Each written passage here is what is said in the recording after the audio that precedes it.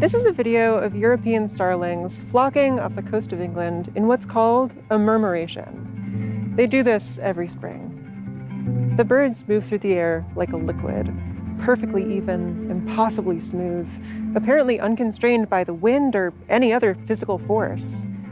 Every so often, droplets of a couple dozen birds tear off, roll around, and rejoin. In fleeting moments, they form shapes. An ocarina accepts new birds and becomes, to my eye, the province of Nova Scotia, then refines into an oval, and then shimmers into nothing.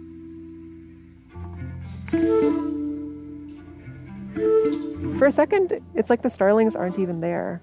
They've been replaced with this light gray haze over the water. Even knowing logically that the flock must be there, it registers more like a ghost. I didn't take this video, a guy named Stephen Royal did.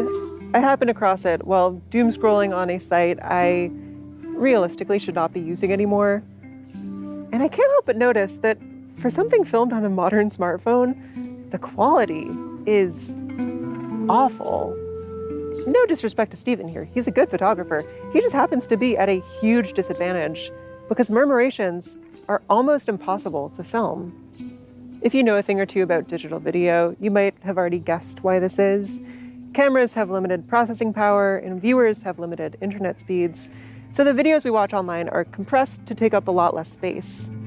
What that means in practice is that a software looks for patterns in a video and then generalizes based on those patterns.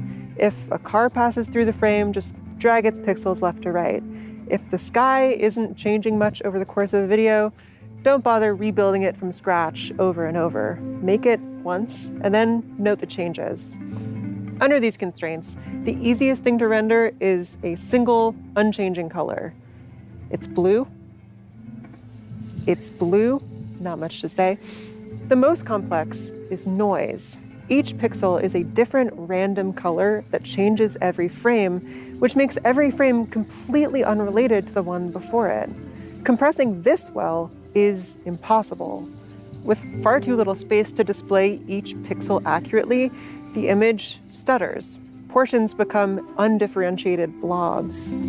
If you zoom in, you'll notice the software is forced to invent little patterns where none exist just to get by. Seen from the right angle, a murmuration comes closer to white noise than almost anything in nature. Just about any video you'll find has moments where it disintegrates into chaos. Big enough flocks turn into something like TV static. Even when they fill up the screen, it's hard to tell they're birds at all. They're pure light, new every frame, moving by some logic we're utterly blind to. This is what makes murmurations a common object of wonder. That intense feeling of recognition that comes when we're faced with something much greater than ourselves, often something we don't understand. Wonder is not inherently positive. It can be tinged with admiration, surprise, or fear. Honestly, watching this video, I feel a bit of all three, and the sketchy video quality only heightens that. The set of technologies that created and then decided to serve me this video are some of the most powerful in the world. Their pull has toppled governments, swallowed millions of human lifespans, and destroyed consensus reality as we once knew it. To see it all brought to its knees by something so simple, I don't know, it's humbling. As a species, humans' relationship with wonder is surprisingly strained. I say surprisingly because, come on, this shit rules. Early Christian thinkers like St. Augustine praised wonder as a pious emotion, a recognition of one's smallness on the backdrop of God's boundless universe. But during the scientific revolution in the 1600s, that idea started getting a lot more pushback. As Lisa Sedaris explains in her book Consecrating Science, my main source for this video, wonder might be content to dwell wherever it was, to marvel and gawk rather than get to work investigating its objects. The term Descartes used to describe this stunned or stalled mental state was astonishment, an excess of wonder. The roots of this word suggest turning to stone.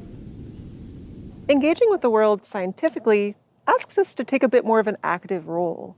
It's not enough just to admire. We should work to understand the world. Wonder has long been linked with ignorance, which puts it in tension with that goal. Some of today's most famous scientists view wonder at nature as indulgent, foolish, and to be avoided as much as possible. The biggest champion of this idea is Richard Dawkins, the professional atheist slash theoretically biologist who, despite having written several books with wonder in the title, seems more interested in curiosity. In Dawkins' work, wonder's only value is that it gets us asking questions. Why, for example, do birds swarm so intensely? He reasons that when we answer that question, our ignorance on the topic disappears, and with it goes that mouth agape feeling that got it all started. The hope is that this process makes us aware of new things we don't understand. We may even get to feel another little spark of wonder at the unknown and be compelled to dig even deeper. But that spark is not the point. Destroying it is the point. Lisa Sedaris calls this approach serial wonder. I'm sure it's useful for scientists, but for the rest of us, it's a weirdly hostile stance on the world. Dawkins doesn't want this, or this, or this to mean anything. He wants us to acknowledge it and then move on as quickly as possible. You have to keep going. You have to learn it all. Banish mystery. You know, like TikTok. I'm dipping nuggets you've never heard of into sources you could never understand. And I'm not talking about nuggets. Right now, the prevailing strategy for blowing up on social media is to leave people guessing. A lot of the content I get served seems explicitly designed to confuse and disorient me. Snippets of arguments I'm not privy to, posts in languages I don't speak, movie clips that start smack in the middle of a scene. We live in the era of the vague post. When we spend a couple minutes trying to parse what a post means, read every comment in search of answers, or visit the account's page for context, that's engagement, baby. It ticks all the algorithm's boxes. In turn, the post is shown to more users who will see a higher view count on the post and assume there must be something they're missing. Posts can go viral this way, even if not a single viewer knows what they mean. Actually, even if they don't mean anything. This feedback loop often amplifies totally mundane content that just happens to be vague. Random people are thrust into the spotlight by a video they made for like 2 friends, and then frustrated viewers storm the comments demanding context. I don't think anybody likes vague posts. A whole genre of meme has emerged to call them out. But they just work on us so well. When platforms stopped showing us mostly people we follow and moved toward algorithmic feeds, hey, what's that bell doing there? Wonder what that does. They became vastly more popular. More people joined and started spending more time there. Why is that? What's being gained in that changeover? Vagueness. Choosing not to show people context means you can serve them only the good stuff, the most immediately striking moments without any lead up. Doing so builds intrigue. Each video gestures at a brand new perspective, a whole bizarre world into which the app might be a window.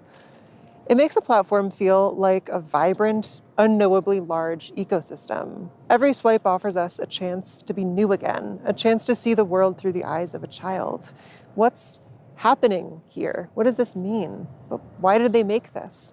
But why? But why? But why? It's so easy to encounter things that seem like nothing you've ever seen before, things none of your rules or logics can be applied to. That ignorance primes us to experience wonder, or at least to think wonder might be achieved if we stay on the platform. So we investigate, and we find that we've been had. More often than not, there was nothing special there in the first place. This is the process of serial wonder in a nutshell. You find something that amazes you, demystify it, lose interest, and then start looking for the next source of amazement. This cycle trains us to find wonder only in the gaps of our knowledge and in the process of acquiring that knowledge. For Richard Dawkins, that process might be science, but for the rest of us, it's probably our phones. It's an approach to wonder that relies entirely on a thing being unknown, which means that it's not even about what we're looking at. It can be applied just as easily to a supernova as a petty gripe about a TV show. These things are not the same, but they're both new, and that's all that serial wonder really has as value. Engaging with the world this way makes me sad. I love learning. It's my favorite part of this job, to find fascinating things and share them with people. But for the first time, Dawkins has made that feel fraught. I mean, when I research a topic, I'm not setting out to destroy the feeling that made me care about it. I'd hoped the feeling could be maintained, even shared with others. But as someone who spends a lot of time on her phone, I have to admit that knowledge does seem to take some of the magic out of a thing. If we have a choice between St. Augustine and Richard Dawkins, between ignorant wonder and knowing disillusion, I guess I'll go with disillusion, but I resent being made to choose. I guess I thought eventually I'd find something that was still sacred up close.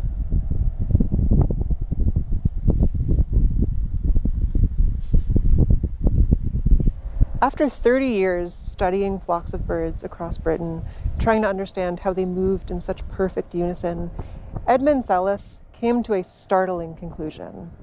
He collected his hundreds of pages of notes, taken while observing starlings, goldfinches, rooks, terns, puffins, and more, and organized them into a book that would introduce the world to his groundbreaking theory. In 1931, that book was published. Thought Transference, or What, in Birds. He thought they were reading each other's minds. Now this guy, mind you, was not some hack. Thought Transference, or What, was, by my count, his 19th nature book, 7th just about birds. He had genuinely considered every prior theory of bird flocking and was convinced that all of them were wrong. He saw no way it could rely on things like vision or communication. Movement so graceful, so unlike anything else, had to have, at its heart, a system working beyond the limits of existing science. Each mass of them turned, wheeled, reversed the order of their flight, changed in one shimmer from brown to grey, from dark to light, as though all the individuals composing them had been component parts of one individual organism. For myself, I cannot see how, on ordinary principles of psychology, these simultaneous movements of a whole flock of birds are brought about. The facts as given do not allow of ordinary sense action unless we suppose a speed of this kind so great as to make the real sequences invisible to the eye. But this, I think, is against the general evidence. He was wrong, of course. Birds cannot read each other's... You don't need me to explain this. But people today, when faced with a murmuration, still think along the same lines.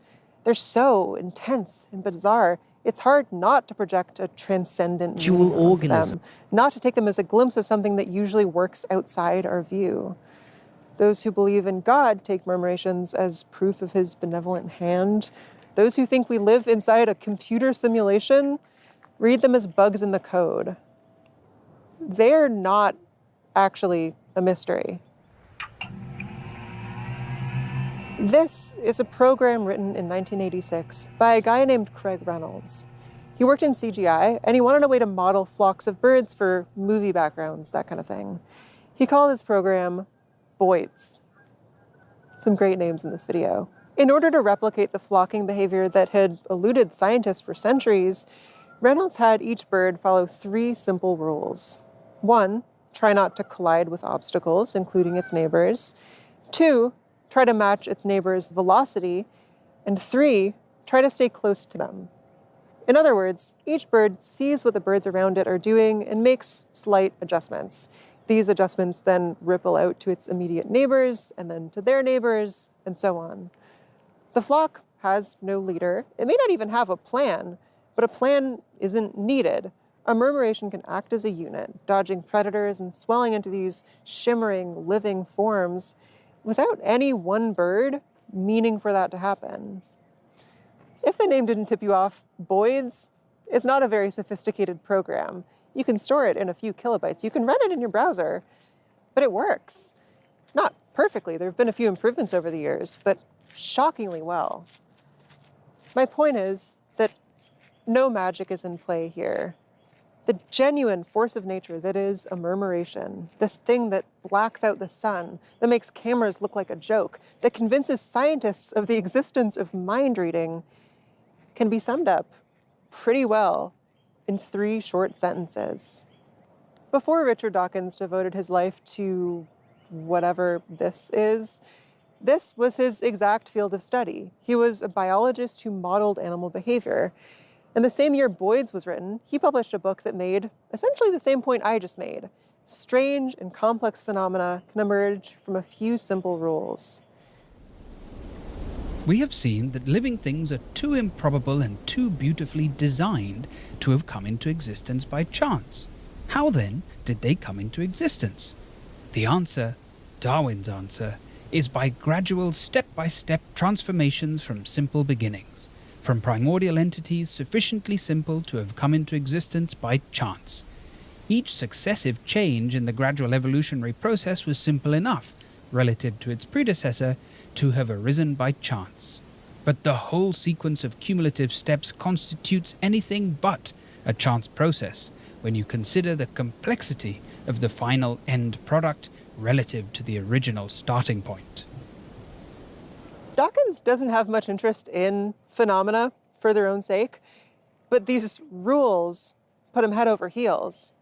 The goal of a lot of his writing is to take the wonder we feel at nature and help us understand it, not to appreciate its power, but to depreciate it. He thinks the really beautiful things are algorithms, equations, human knowledge, and that anyone who learns about them will naturally find the same conclusion. Now, I am not a fan of Richard Dawkins. I was, and then I turned 14. But until recently, my thinking on this topic was strikingly similar. While I've never been anti-wonder in this way, I did figure that as humans learn more about the world, wonder was on a steady, irreversible decline.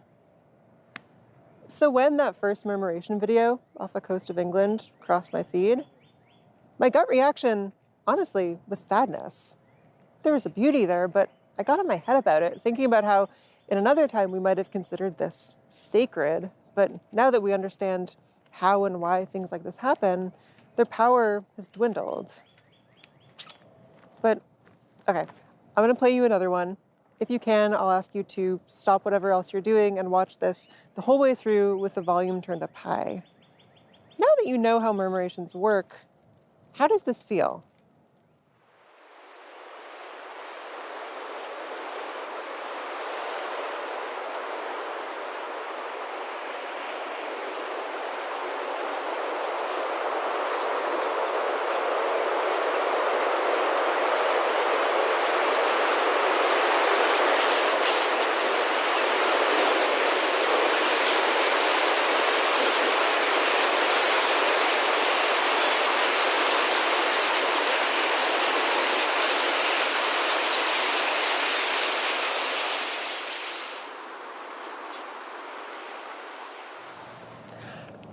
I can't speak for you, sound off in the comments, but for me, it turns out it feels the same.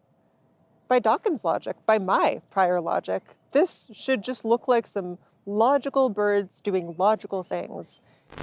I wanted to air this because I got sent this and I saw this and I watched most of it. I didn't see it all this morning. It's like 30 minutes long, but I watched part of it. And the guy's saying he's criticizing me because you do that, you don't get banned by the algorithm. And he's just one surfer coming on the waves we created.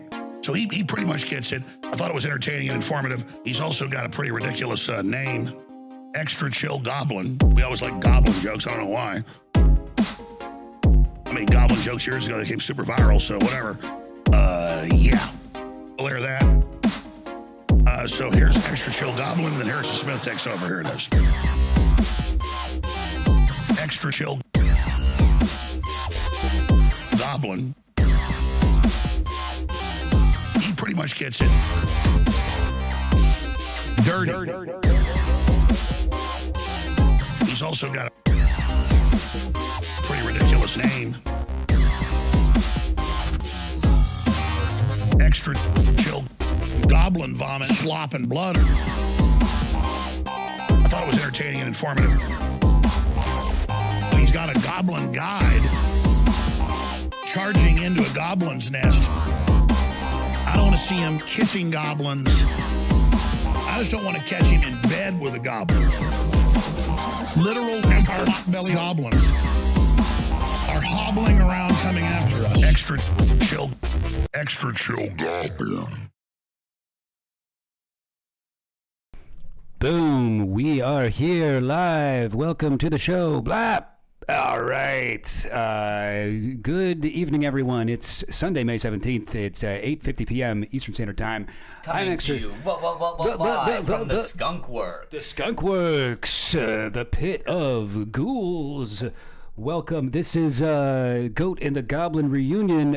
With me is We're in Hell, my friend Sam. Star of stage and screen. Star of stage and screen, as seen on TV. Call now to receive your first order of Sam absolutely free. What's going on with you, dude? Not much, man. I mean, like, we're here to settle our beef. We're trying to squash the beef. That's been going on. Yeah. Yesterday, I've been hanging out at Chill Goblin's undisclosed location. I was sitting at home, and I was like drinking some water, and then the room started to spin, and I woke up here, and now I'm here to talk about Chill Goblin and I've been hanging out for the last couple of days, and It's true. Yeah, not yesterday. The day We've been before, having a mediation. the day before yesterday. Some might call it Friday. Yeah, that's what they want you to. Yeah, believe, that's what they would the want. mainstream media. That's what they want you to say. Joe Goblin said to me that I don't dress punk. Yeah, I did say that, and I meant it as an insult. Yeah, and you know, I was you know, today. You don't think I was dressing punk today? We went to a park.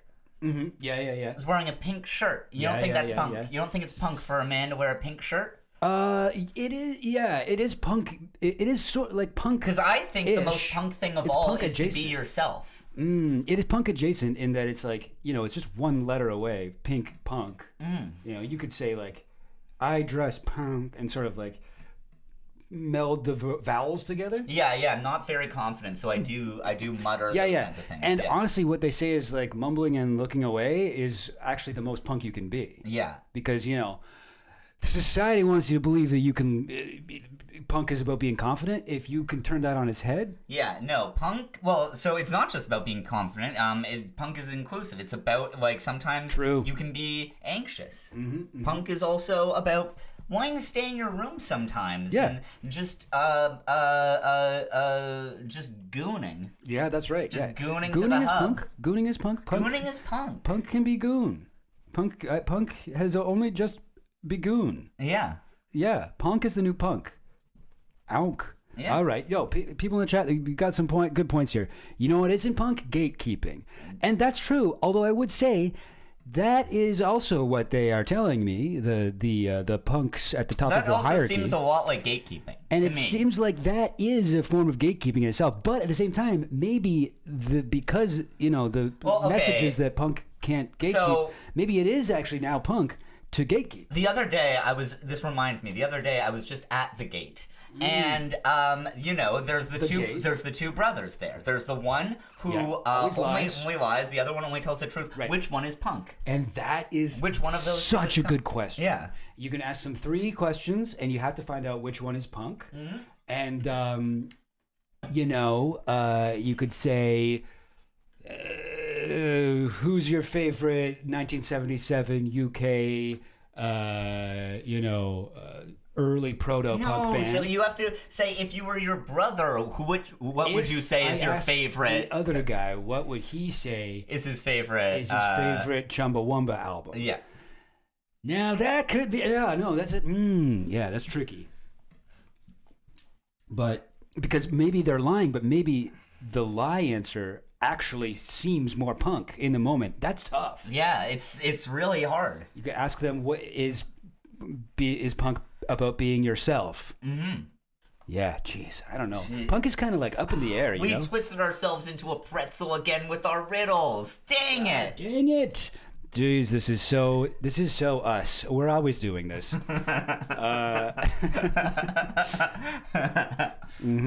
most punk thing would be to piss on the gate and just kind of linger around it. That's true. If somebody asks you a riddle, they'll never be able to say you're wrong if you just piss on all of the objects in the thought experiment itself. Yeah. Do you think it's a good bit? I feel like just like in a lull in conversation, just be like, oh, time. I just figured out the riddle. Yeah, that's a good bit. A candle. Of course. But then it's like they're like, oh, you've been thinking about this for a while. What was it? And it's like, what's made of wax with a string in it that lights on fire? What gets smaller the older it is? That's my biggest pet peeve, bro. Pisses me the fuck off when there's a riddle and the answer is time or some variation of it. Oh yeah? Yeah. Like what's an example of that? I mean, Is this like a hack type of riddle? The candle is like an example where it's like, it's like, oh, because you have to think about the passage. It's a metaphor for the passage of time. It's like, shut the fuck up. So wait. Sorry, listen. The older I get, the smaller I become, or something like that. Like one of those things where it's like, because it's like it's about time. It's not like a pencil is like that too. Yeah, pencil gets so older and smaller. Yeah. We get when we get old, we shrink down too. I would count any of the riddles. I would count this as a genre of riddle that's about time. Like the one that's like when I am born, I walk on 4 feet. When I when I'm middle age, I walk on like 2 feet, and then I walk on 3 feet. If you were and different points in the spoil or right. Yeah. What is that? What is that from? Some like Greek? It's this riddle of the Sphinx, right? Oh, that was it? Yeah. That was Oedipus. Oedipus. So you're like, if you were Oedipus and Sphinx was giving you that, you'd be like, that's fucking hack, dude. You think I haven't heard this time shit? I mean, this better not be about the passage of time. First time, though.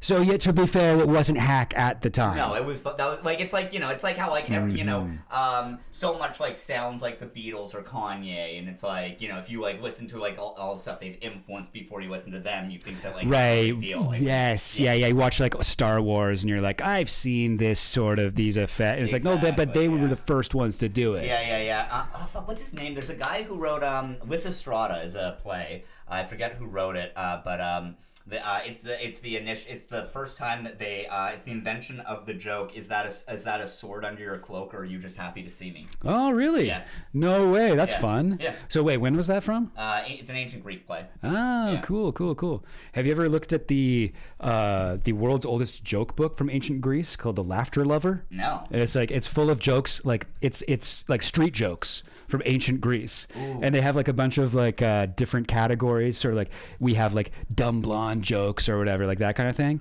But they're like, they have all these jokes about philosophers. That's one of their kind of like archetypes. And all of the jokes are like the philosopher does something is like very book smart, but an idiot in everyday life. And there's a bunch of jokes about eunuchs, like eunuchs were the butt of a. What's the stereotype of eunuchs? Well, they don't have dicks. There's several of them. Several of the jokes are just like it's straight. Like it was so funny to them that they repeated it. Like it's the only joke in that entire book, I think, where there's like 4 variations of it that are not different at all. And it's just like one time a eunuch got a hernia. Okay. That's the whole joke. It holds up. That's the joke. It holds up. It's funny because he doesn't have a dick, but his intestines falling out and it looks like a dick. Oh, yeah. So it's like, but to ancient Greeks, they were like, oh my God, put that in again. That's too funny to just be in there once. They might skim over it. No, it's a thinker. They'll get that on the way home. They'll get it. I forget what else there are. I think there's like a bunch. The Laughter Lover.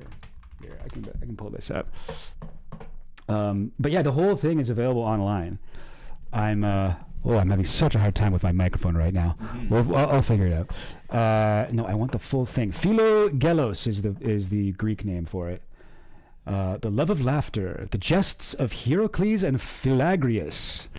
Published in late antiquity, the oldest known surviving collection of jokes. It's so cool. Yes, I think this is like the entire thing here on Internet Archive. But yeah, it's fun, and there's like so many different translations of it. This is crazy. We're going deep comedy nerd Let's go. territory here, but It's perfect because we will be soon talking about another big Another comedy nerd, another big classic. influence on us. what's this one? What the hell is this? Who told you that? Who told you that? Okay, I don't know what this is. Oh, this is like a bunch of different. Oh, okay. I've never seen this version of it, but it's just supposed to be a list of jokes. The Leftovers Diary. Wait, is this right? No, this is not right. This is not right. I don't know what the hell this is. Sorry. The Leftovers. Oh, Philogalos. Leftover. Come on. World Lotus Joke Book PDF. This has got to be it. No, I don't care. Who's this guy? Oh yeah, this is it. This is it. Oh, the audio sounds blurry. You guys saying? It sounds blurry. Okay. Hang on. Let's put it. What's going on? Hello? Check. Hello. Hello. Oh, Mine sounds crazy. Oh, I'm gonna turn. Yours sounds I'm gonna bad. turn the gain down on mine. Oh, but that one's really quiet. Okay. This is rough. Okay, wait. Maybe I'll turn you down a little bit, but then I'll turn it up on here. Check. Okay. Check. Still Check. Hello. Whoop. Whoop. That's odd. Wait. Has it sounded like this the whole time, or did it just suddenly start like this? Gob sounds hot. Okay. It's because I have my gain up then, yeah? Boom. Okay. God, I wish I knew how to do this better. Way better, my Darkling? Okay, great. But okay, yes. No, this is... Guys, let me know if the audio still sounds scuffed, and we'll fix it. But yeah, I think this will be kind of funny to go over just a little bit. I have talked about this on stream before, but I've never actually gone through it. So these are like, it's categorized in different things. So yeah, this translation, they call it the university dunce, but that's like the philosopher one. Can you turn off the game? Oh, turn. No, sorry. Yeah. The monitor. Monitor. Yeah, sorry. Yeah, we're hearing Just ourselves twice, talk, yeah. and it's like, very weird. But yeah, it didn't bother you at all. Yeah, no, I like hearing my own voice. It's like, it's so disorienting for me, and you're just like completely fine. Yeah, sorry. Yeah, you do feel like you're kind of in like a well or something. Yeah. Like an echo chamber. But the university dunce is like how they translated philosopher. So this is like them like roasting like Socrates and shit. Yeah. Preface. Sorry. Goblin Queen, you say something? No, I don't know. Sometimes I hear her talk from outside, and I gotta ask. What is all this stuff? These are not the jokes. They're too long. Okay, here we go. Yeah. All right, so they're quite short jokes, right? But here it is. Okay, the university dunce. A student dunce orders a lamp from the silversmith. How big a lamp do you want me to make? Asked the man. Big. Oh, the chat's froze. All right, froze? That'll happen. I don't know how to stop it from doing that, but sometimes that'll happen, and I just got to refresh on here. And now it's back. Okay, great. All right. A student dunce orders a lamp from the silversmith. How big a lamp you want me to make? Asks the man. Big enough for 8 people to see by, responds the dunce. Okay. That's sort of like, yeah. So the joke is, so remember I was saying like the philosopher, the joke is they're really book smart, but they lack common sense kind of thing. Right. So it's like this guy's like, he doesn't understand how lamps work, I guess is the joke. You know, it's not that good, but okay. No, yeah. A student dunce goes to the doctor and says, "Doctor, when I wake up, I'm all..." Like, this sounds like a modern joke. Yeah. When I wake up, I'm all dizzy. Then after a half hour, I'm okay. Well, wait a half hour before waking up, advises the doctor. That's funny. I feel like in that one, the doctor is the dunce. Well, the doctor's like being a smartass. The doctor is... Oh, he is? Okay, the doctor's I think like a little bit. You know, it's a bit of a smart alecky response. Gotcha. A student dunce tries to sell a horse. Someone asks if it's thrown its first set of teeth. 2 sets of teeth, actually, says the dunce. How's that? Well, comes the answer, he threw mine once and my father's once. Okay. Like he... Yeah, kicked its kicked teeth out. in the face? Okay, cool. Yeah. All right, so those are those ones. For sure. Yeah, what else we got? There's a lot of student dunce. They really hated philosophers, I guess. Mm-hmm. Yeah, this is Wong. Yeah, I love that this was like I don't know. There's something so cool about this to me. Like this is such just an interesting way. Like you can read so much about ancient Greece, right? But like to read this like compilation of like street jokes, I feel like it's like just like you get to understand what life was like in this in a totally different way than you do from like most academia. Gobbs literally said, "Yes, Queen." Yeah, this is what I call Goblin Queen all the time. Yes. So, here, you want to read some of these about the truly greedy? I would love to. Yeah. Nice. Okay. Sure. Let's hear these ones. Miser writes as well and names himself as the heir. Yeah. No, it's like pretty straightforward. Pretty straightforward. Sure. A miser. Is this like? There's like. Now I know there was like anti-Semitism in ancient Greece, but I feel like it was like not like this, right? I have no idea. This is just about greedy people. I have no idea. Or I mean, I don't know. How, who knows? Yeah. But yeah, interesting. The truly greedy is what they've translated this section as. Right. Translators just say shit. There was a whole documentary about this translation, I think. I remember, or not a whole documentary. It was like a 10-minute video about it. And yeah, it's not a whole documentary. It's not a whole documentary. I don't know why. That's very generous. Oh, that's so good. But they had like that's like, yeah. Have you ever done the thing where you're like, I've caught myself thinking this is like I'll be like listening to a podcast and I'll be like, yeah, my friend told me. I do that. I do that. And you know what's weird is I used to lie and say, "Oh, I read this somewhere," and now I'm more embarrassed about reading. So I'm like, if I did read something somewhere, I'm like, I think I saw it on like a TikTok or something. Like I try to downplay it because I don't want to be like. By the way, I read. Is trying to help fuel the crisis of reading. Yeah, anti-academic, whatever. Yeah. So this is Joel Goblin is all about Joel Goblin is all about keeping men illiterate. Yes, that is the ultimate goal here. This was like a British comedian dude that helped with the translation, I think. And in the documentary, he like reads some of these jokes at a stand-up night, and some of them actually kind of hold up, but a lot of them not really. But some of them quite do. And so these are about Abderites. What the fuck is that? Apparently, that was like one of their like stock characters. Okay, let's just look this up. Abderite. Sorry, we won't spend much longer on this. I know this is a little weird, but an inhabitant of Abdera in Thrace. Oh, gotcha. Yeah, Abderites. Obviously. People associated with the ancient city of Abdera, Thrace. Okay, it's part of Greece. Yeah. In classical antiquity, it was a major Greek polis. What does that mean? Like a group of people? City. Oh, right. On the Thracian coast. Okay, so it's a city. Yeah. So it's sort of like the Canadian jokes, maybe making fun of like Newfoundlanders or whatever. I dare not speak the slur, the N word. Yeah.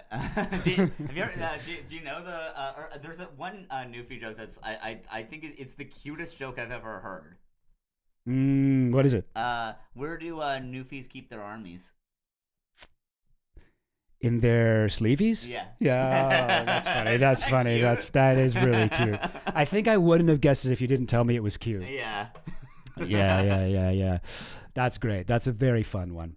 But okay, let's see. So we know Abdera is a city, but like, what did Greeks think of Abderites?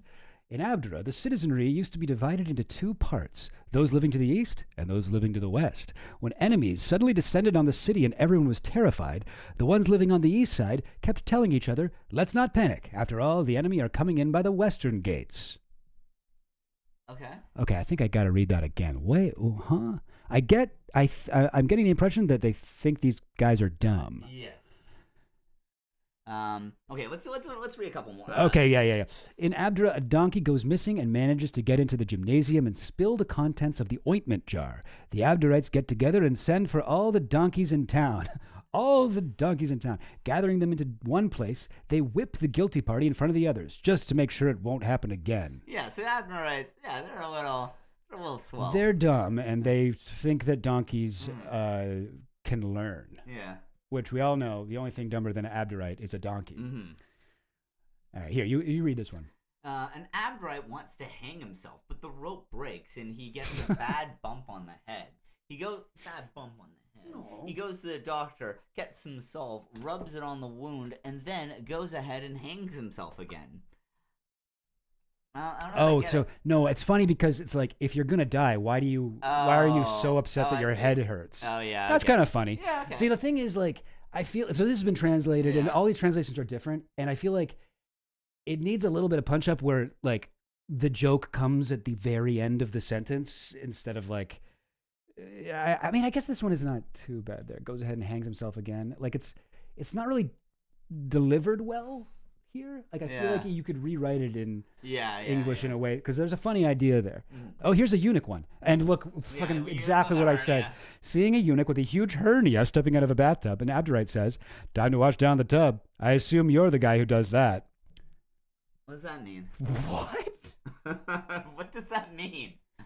Because it's also like it's clear. I think I get it. Okay. But wait, what were you saying? Well, I was just gonna say that, like, it's weird. Maybe we're just dumb because, like, I'm just not getting this, because, like, this clearly has been written into modern English in a way that's like clearly, like, I assume you're the guy who does that is not like a literal one-to-one translation. Like, they did some massaging already, and, like, we're just dumb for not getting it, because it's not like they aren't using, like, archaic language. No, this is in, like, modern English, but, like, because I've read a bunch of read a bunch of different versions of this book, and they're always different, and I get so frustrated because some of the translations are much better than others. Like, I think they should call them philosophers or the academic dunce. But they're like, well, maybe they won't get that they're supposed to be dumb. We got to say they're academic dunce. But I think philosophers is funnier now because we know about, like, ancient Greek philosophers are one of the few things that everyone kind of knows about. Anyway, but no, I think the joke here is the eunuch who doesn't have a dick has a hernia that looks like a dick, and it's a huge hernia. So an Abderite who is not only dumb, I think they're also gross, these guys. And he's at the baths or whatever, the sauna, whatever they had in ancient Greece, and he sees a eunuch with a huge hernia, which he thinks is a huge dick, and he's like, oh, that guy probably just pees in the tub to wash it. So it's a joke that about how Abderites pee on things to wash them. Okay. I think that's I feel like Rip Van Winkle. Yeah. What do you mean? You've been asleep? You've been asleep? Yeah, come on, you're behind the times here. People don't say because of woke. You can't say I feel like Rip Van Winkle anymore. You're asleep. They won't let you do that. The PC police will cancel you if you say that you feel like Rip Van Winkle. Whoa! How long has the longest you've ever been asleep? I don't think you have the lived experience to compare do Oppression Olympics with Rip Van Winkle. Okay, another one with a eunuch. An Abderite. It's the loneliest man in the world. The loneliest man alive. An Abderite sees a eunuch and asks him how many children he has. Okay, already a dumb thing for Abderite to ask. The guy explains that you need testicles to be able to make babies. Well, rejoins the Abderite, you can always buy a pair at the butcher shop. Oh, no. Go on. Do you have, like, a soundboard thing? Oh, yeah, I do. Do you not have a badumts on it? Oh, I don't. I should have that. God. Oh, what do I have that we could do? We're fucked forever. Nice. What do I got? I got this one. I thought it was entertaining and informative. Okay. You know what? You're right, though. Good. I should have just, like, noises. You should do a snare drum. You should get the Seinfeld soundtrack. The Seinfeld? Oh, like... Yeah. These Abderites, am I right, folks? Okay. Oh, you're from out of town? Oh, you're from Abdera. Oh, I thought I smelled urine. Oh, I thought somebody washes their clothes and pee. No, I love Abderites. Who let the herniated eunuchs in? Are you? Is that a eunuch with a hernia, or are you just happy to see me? The silly Sidonian, another area. Silly Sidonian, that's good. Another area. That already sounds fun. The Sidonian prefect was traveling in a carriage. When the mules were exhausted and unable to go any further, the driver unhitched them so they might graze and rest up a bit. Now, as soon as they were released, they ran off. The prefect said to the driver, "Idiot! You see now that the mules are running just fine, and it's the carriage that's stuck and can't move." That's good. So the prefect is so Sidonians. I'm getting the impression that they are also supposed to be dumb. Is there anything that means that this one couldn't be an Abderite? Although I guess maybe are Sidonians maybe supposed to be rich? This is it's a prefect traveling in a carriage, but he's also dumb. Yeah. Let's just see. Sorry. Okay. This is maybe. It's a lot of ancient Greek. This is a lot of probably history. not. Oh, Lebanon. Oh. Sidon. Okay. Phoenician name Sidon. Fishing town. Okay, biblical Hebrew. Wait, is this the same thing? Sidonians? Yeah, I guess so. Well, anyway. A lawyer from Sidon, a Sidonian professor. Yeah, I'm getting the sense that these guys are just as dumb as the Abderites, but they're like richer. Yeah. Hey, you want to read one? Yeah. A Sidonian professor enters the public bath as soon as it opens. Finding no one else there, he comments to his slaves, "It looks to me as if the bath isn't working." Oh, yeah, it's just slaves who casually are there as like another people. It looks to me as a... Wait, huh? I don't know. I don't know if I get this one. Is it... Maybe I just need to know more about the public bath situation. Yeah. I wonder if ancient Greece had their own Rodney Dangerfield. Yeah, I mean, like, you know, like these are like the thing that blows my mind here is, even this one, which I don't quite get. I can see that there is modern joke construction at play here, right? Like this is kind of like a Dangerfield sort of style joke, right? Like it's, you know what I mean? Like I don't get it, but I know that no respect. I get no respect. Oh, the other day I had a public bath. No one else was there. Told my slaves it looks to me the bath isn't working. No respect at all. Yeah, I don't even know if it's a pun. I think we don't get it because we don't know what public baths were like when they opened. Like I don't know if maybe his thing is. I tried to sleep with my wife. She said, "You look like a eunuch with a hernia." Oh, I got no respect at all. My wife's cheated on me with a eunuch. I said, "Oh, no respect." Student dunce. We got a crossover here. A student dunce from Sidon. Okay, that makes sense. That those ones work together. Has a farm that's many miles away. To bring it closer, he knocks down 7 milestones. Oh, I see. Like milestones on the road. Oh, yeah. So he thought that would change the thing. Yeah. Okay. Okay, sorry. Okay, this is probably enough. Although I kind of wanted to read some of the eunuch ones, but what did it say where they were in here? Okay, we will move on from this so soon. That's okay. Hotheads, no-brainers, silly Sidonians, the quick study, chicken shits, slow studies, the green-eyed monster, more chicken shits, gluttons, drunks, halitosis, the longest joke in the book, final grab bag. Oh, they didn't have a eunuch section? Okay, whatever. I'll just search Philolagos eunuch jokes.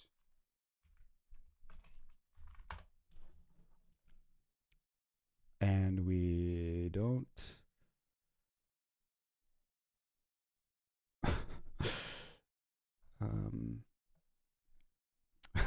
I didn't realize that there were all these modern eunuch jokes. I literally did. But I wanted them specifically from this thing. Yeah. Philolagos. None? Oh, maybe did I spell it wrong? Probably. Okay, whatever. Yeah. Okay, 45 jokes from the laughter lover.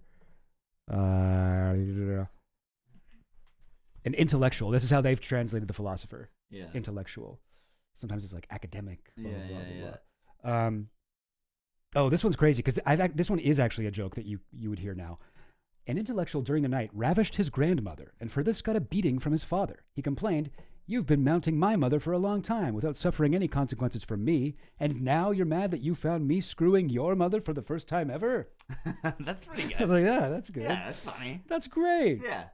Yeah, there's I've seen Gilbert Gottfried tell that. Like literally, this is like a 2,000-year-old joke that like still kind of works. Yeah.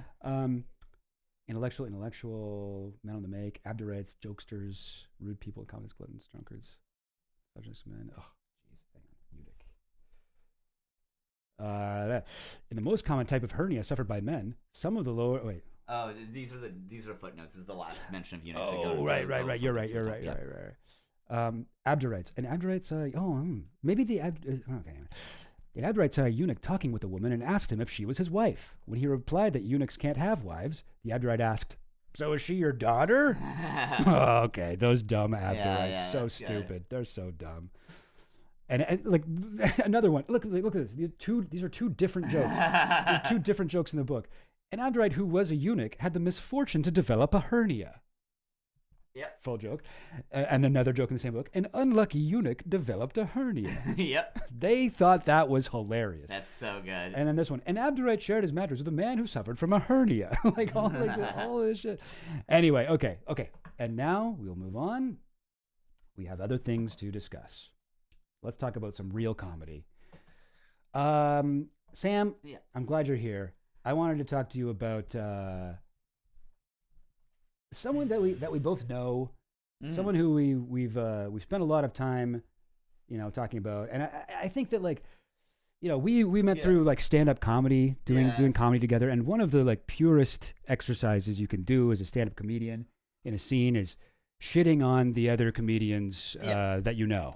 He's sitting at the back of the room, being like, "This guy's fucking." Did you hear that? Did you hear that he's gonna be at the Winnipeg Comedy Festival? Yo, he's like showcasing for JFL. Fucking. Can you believe that? Yep. He's been doing comedy for 1 year, man. Oh, come on, man. Oh, this is bullshit. Already past Wednesdays at Yucks. Past Wednesdays at Yucks. It's total bullshit. And I could do it. It's just I'm bad at like reaching out to people. Yeah, I'm way funnier than him, but like that's what it's all. Like that's my problem. Is it's all about who you know. You know what I mean? Yeah. It's like this guy's like fucking doesn't even have.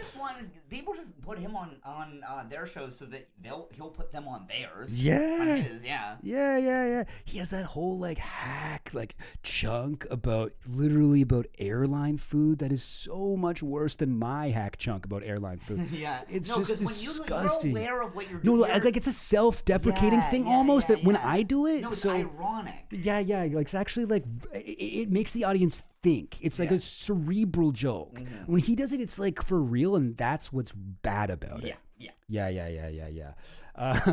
But no. So we know this guy. Ben Bankus. You may be familiar with him from this video. We watched it on stream the other week, but I'll play it again, or at least a little bit of it, so you guys can see. So this is Ben Bankus, Toronto, Yucks. Does he live in? I thought he had moved to Austin. Is he? I'm not comfortable doxing him. I don't know where yet. I don't want to dox his city, although he does bring it up all the time in his comedy. But I'm not sure if he moved there or if he just spent some time there. But anyway, he's back in Toronto. He did a show, and this little clip went viral. Let's check in. Let's see how it went. Are you triggered? Perfect. I thought that would happen quicker, to be honest, when I looked at you in the beginning.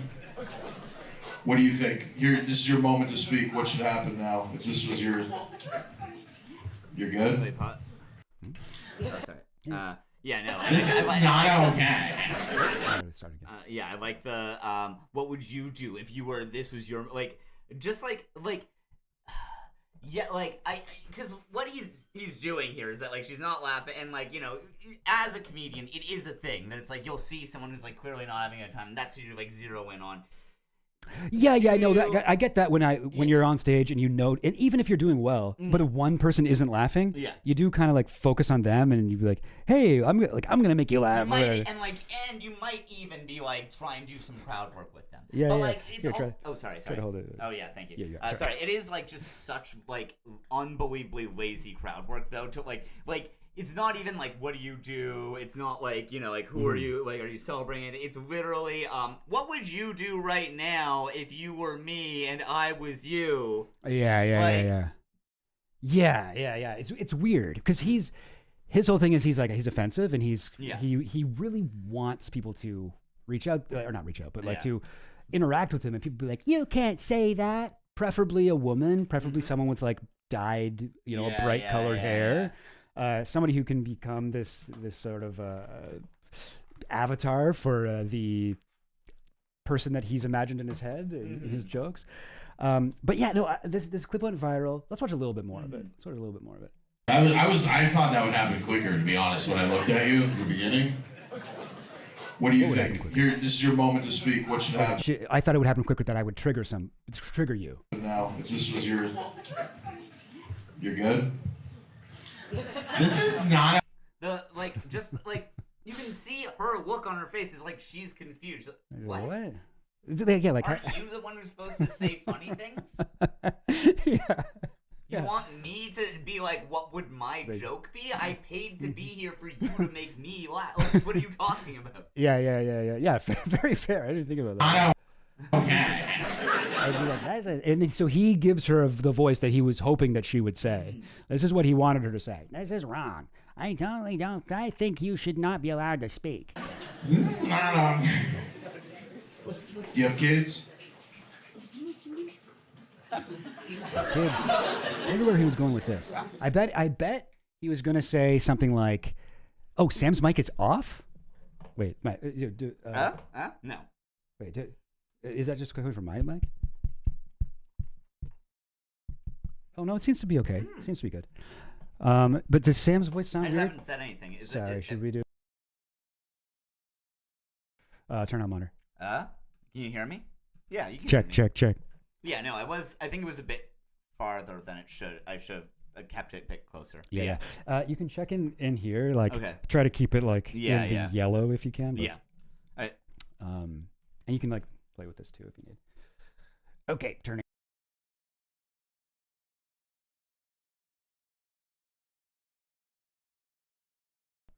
There we go. Yes. So we covered him already, but we have some updates here. So like we'll just watch a little bit more so I can have him on screen. Mm-hmm. Look, we can do this the easy way.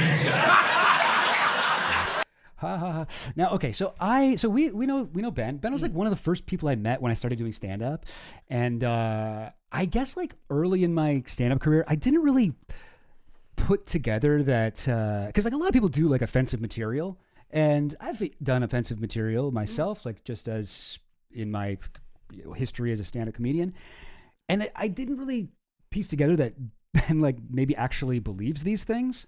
Yeah, so let's give it like a bit more background. I guess like we knew this guy, and like I would say I would never really like say that he was like great, but like he would like kill, I would say. Yeah. And he definitely had like a lot of like offensive material. He did like a lot of like sort of like racist accents and stuff. There's always like a little sexist, not like crazy, but like you're kind of like, it's all right. It's on the edge, but a lot of comedians do that, and I do think he's good at voices. He has some genuinely funny voices. So he was like doing that stuff, and then a friend of ours told me about like how like when COVID happened, a friend of mine was like, yeah, Bankus is like going nuts. He's like being like, this is the end of Western civilization, like going kind of insane. And then like we were talking about this the other night, how there's this thing with like COVID where like there's all these people who are sort of like you would kind of be like, oh yeah, they've got like some like offensive jokes, but like their hearts are probably in the right place, and you'd see so many of these people be like, oh no, like actual like Nazi crazy shit. Yeah, I mean like Ben is like not just a comedian. I would say he's like an activist. Yeah, he is like a full on like super far right conservative activist. Yeah, like is his thing. He is like. Remember, he would do like PPC rallies, the far right political party in Canada. Yeah, he's done he has he has a joke. I can even maybe find like his thing was that he was like, yeah, like Canada's like crack down on immigration. I don't like it because the point of like cracking down on immigration for me is I want to see like an Indian guy get like pulled out of a cab at gunpoint. Like. Right. He's that's his joke. Like there's no punchline, to be clear here. Like this is the other thing that now we see with Ben. Sorry, I'm like going a bit all over the place here. But like he used to have jokes. Like he genuinely did. Now it is like it's just conservative clapter where there's no punchline and it's literally just like getting claps instead of laughs because you're saying something that the audience agrees with. I think that used to be like much more associated with like left-wing comedians, but now is Yeah.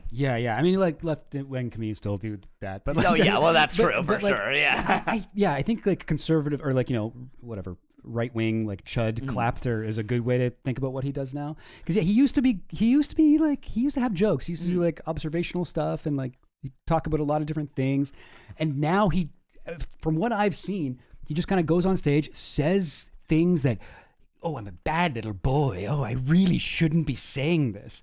And I suppose like there is a bit of a reversal of expectations there where it's like, oh, a comedian goes on stage at a comedy club. Oh, he's probably going to say something funny.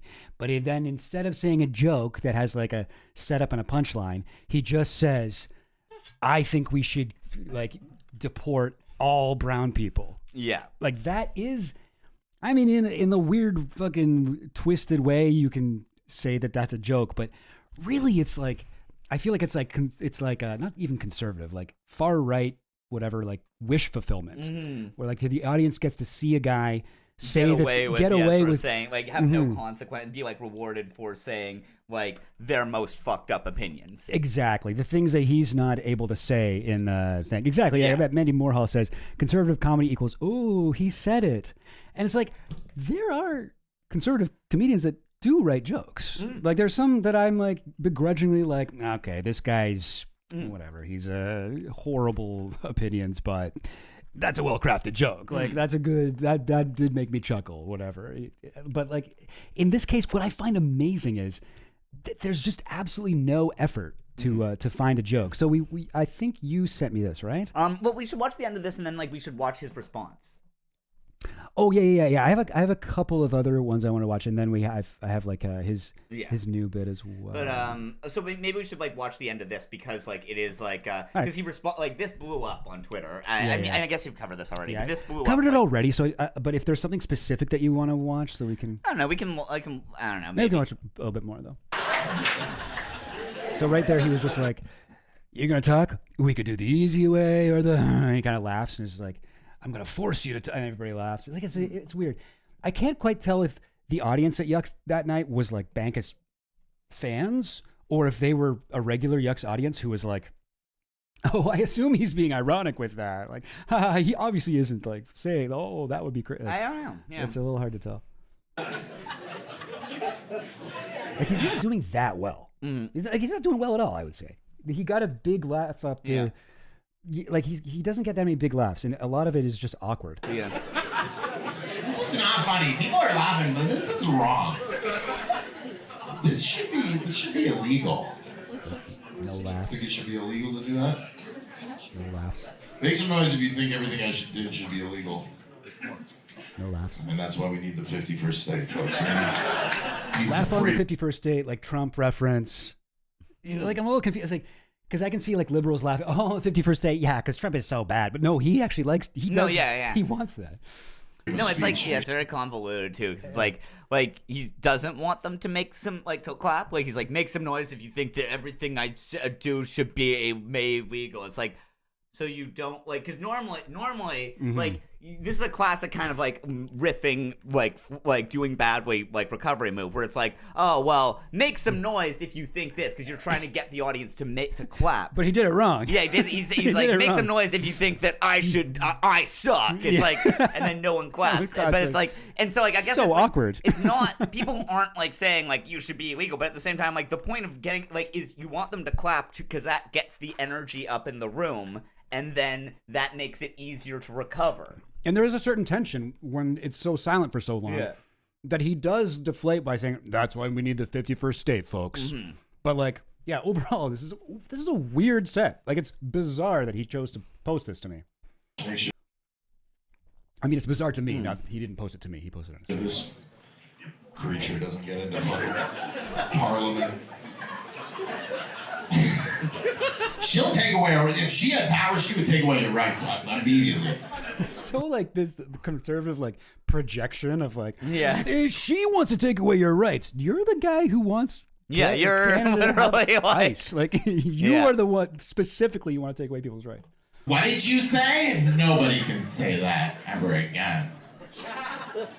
Like if she could freeze my bank account right now, she would freeze my bank account. Like if she had the power to do it, she might actually. She kind of looks like. It's literally like the way that she's looking around is so awesome. Like she's like, "What the fuck are you? I'm literally not doing anything." Yeah. What are you? She looks like she works at RBC. What does that even mean? Yeah. What is that stereotype? And I wanted to shout out Mandy Moorhall had a good bit here. Sorry, where was it? Oh yeah.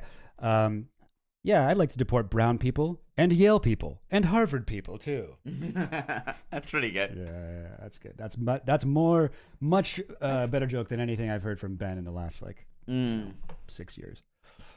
Looks like she works at RBC. So she might... Someone really liked that. You hear that that Muppet laugh?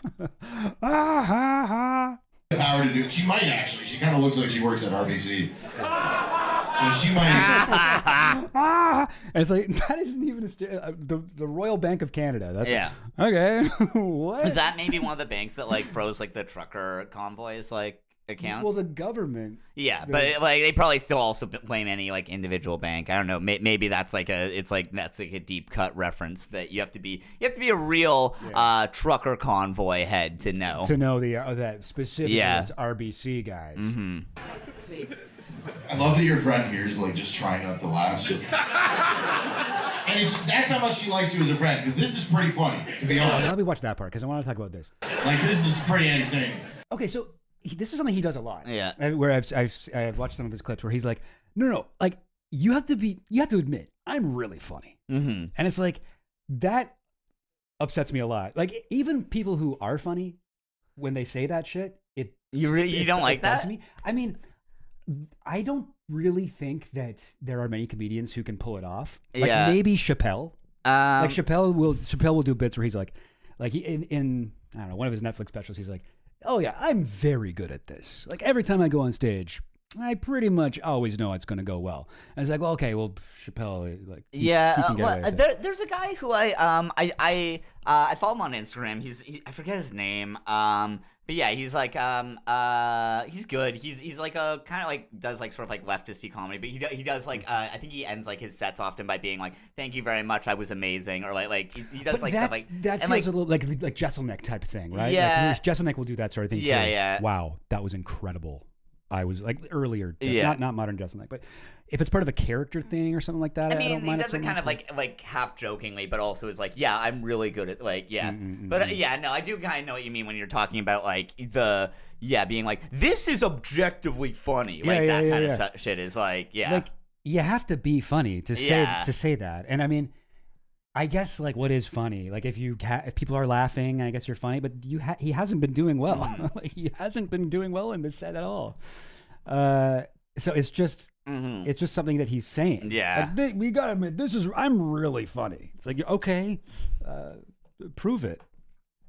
I don't know. I guess I think comedy is much more comfortable in a self-deprecating sort of way where people are not bigging themselves up, but it can work, but I think this is just such a fucking weird way to use it. But I think it also fits in with who that target audience is of the guy, the living vicariously through a famous racist guy who's you can't stop me because I actually am funny. He's oh man, that's so cool that he gets away with saying this stuff because he's so funny, he's undeniable. But it's a fucking reality distortion field. It's not true. But you're upset, and she's I can't laugh because she wants you to have a good night. And I think you will have a good night. You got a see-through shirt on, tits out. I mean, go to King Street. You'll end up on the 80th floor of some building with a bunch of Arab dudes in no time. Do you think that's a stock line that he uses, or was that a riff? Was that something that he I bet no, thought it's of on the spot? I think that he's got a bunch of pieces in his head that he can sort of rearrange at will. You know what I mean? So I think that King Street Arab dudes. Yeah, no, I think that is telling a woman that she'll get raped by Arab dudes is a stock thing that in his head. And I think he'll be which city am I in? King Street. Yeah. 100%. Yeah, so Ian XT7JY brings up a good point. I don't think this blew up on Twitter from people thinking it's funny. No, absolutely it didn't. Yeah. It was, and you're right. It was a bunch of people with the same energy as the guy who just went, ha ha, just desperate. Okay, so actually, no, I disagree. I think that it went on No, it blew up because it was like so bad. This is So like it mostly was leftist sharing. this is like leftist, but like even there's like a lot of conservatives in the replies too, being like, "This is really bad." Like, It's like, dude, I am no liberal, but blah blah blah blah blah. yeah, like there's so few like there's so many people who are just like this. There's no joke here. Anyway, okay. But yeah, no, I saw many of those comments as well.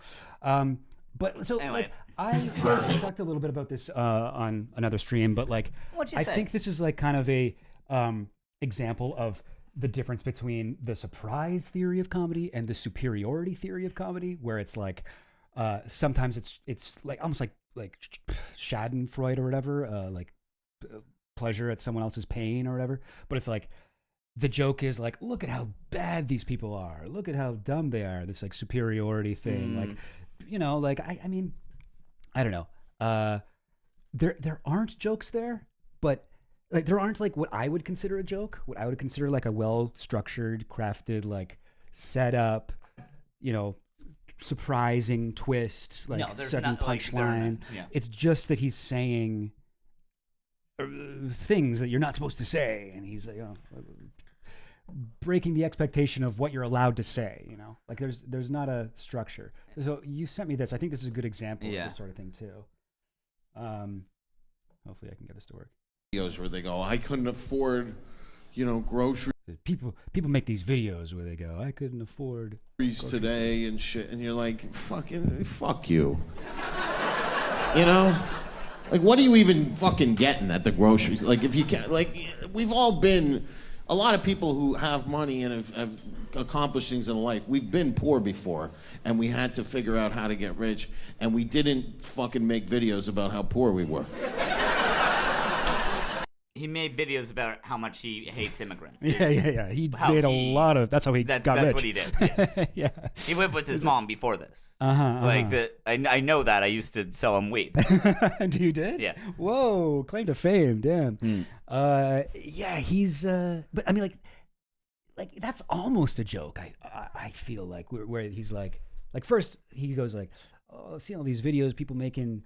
Talking about how they can't afford groceries or whatever. Like I don't even really. This is another thing about him. He's extremely online and has like a very specific TikTok algorithm like that. I don't know if I've seen all the things that he's seen. Also, sorry, I just want he says he's rich. He probably he makes a ton of money. I mean, sure. he's very successful. I think people underestimate that. If you've just seen his Twitter, I don't know clip. about rich or what you define as rich. But I don't think he's got he can just sit back. He has to be on tour doing. But he's for sure making a lot of money. Yeah. He's doing quite well. His comedy career is very successful.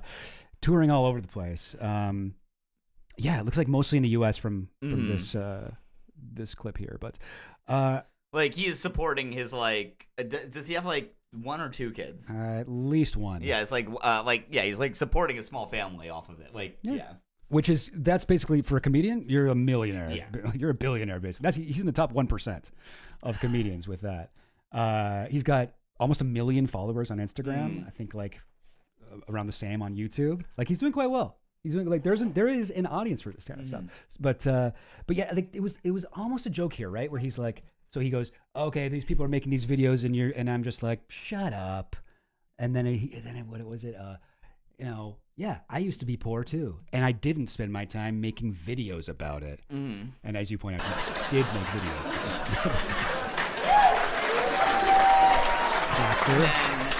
There's no laugh. It's just this is like the same sort of thing as when Seth Meyers is like, Donald Trump, you are a liar, and gets a big round of applause at the audience. Yeah. Seth Meyers was the guy who coined the term clapter. That was his. He made up that word when he was the SNL head writer. Oh, and then it's kind of interesting how the turns of tables. Yeah, because his show, I think he's decently funny, but his show has a lot of clapter in it. The closer look segments.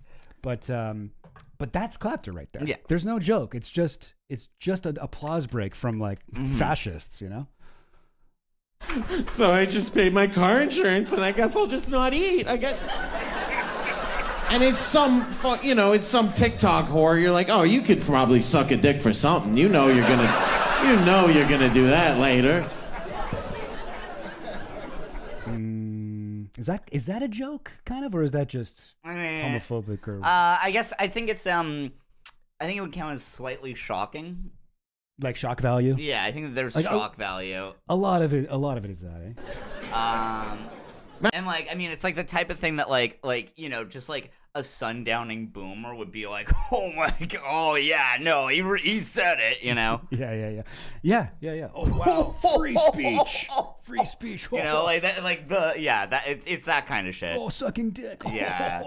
The last two neurons rubbing together to make some heat, and you go,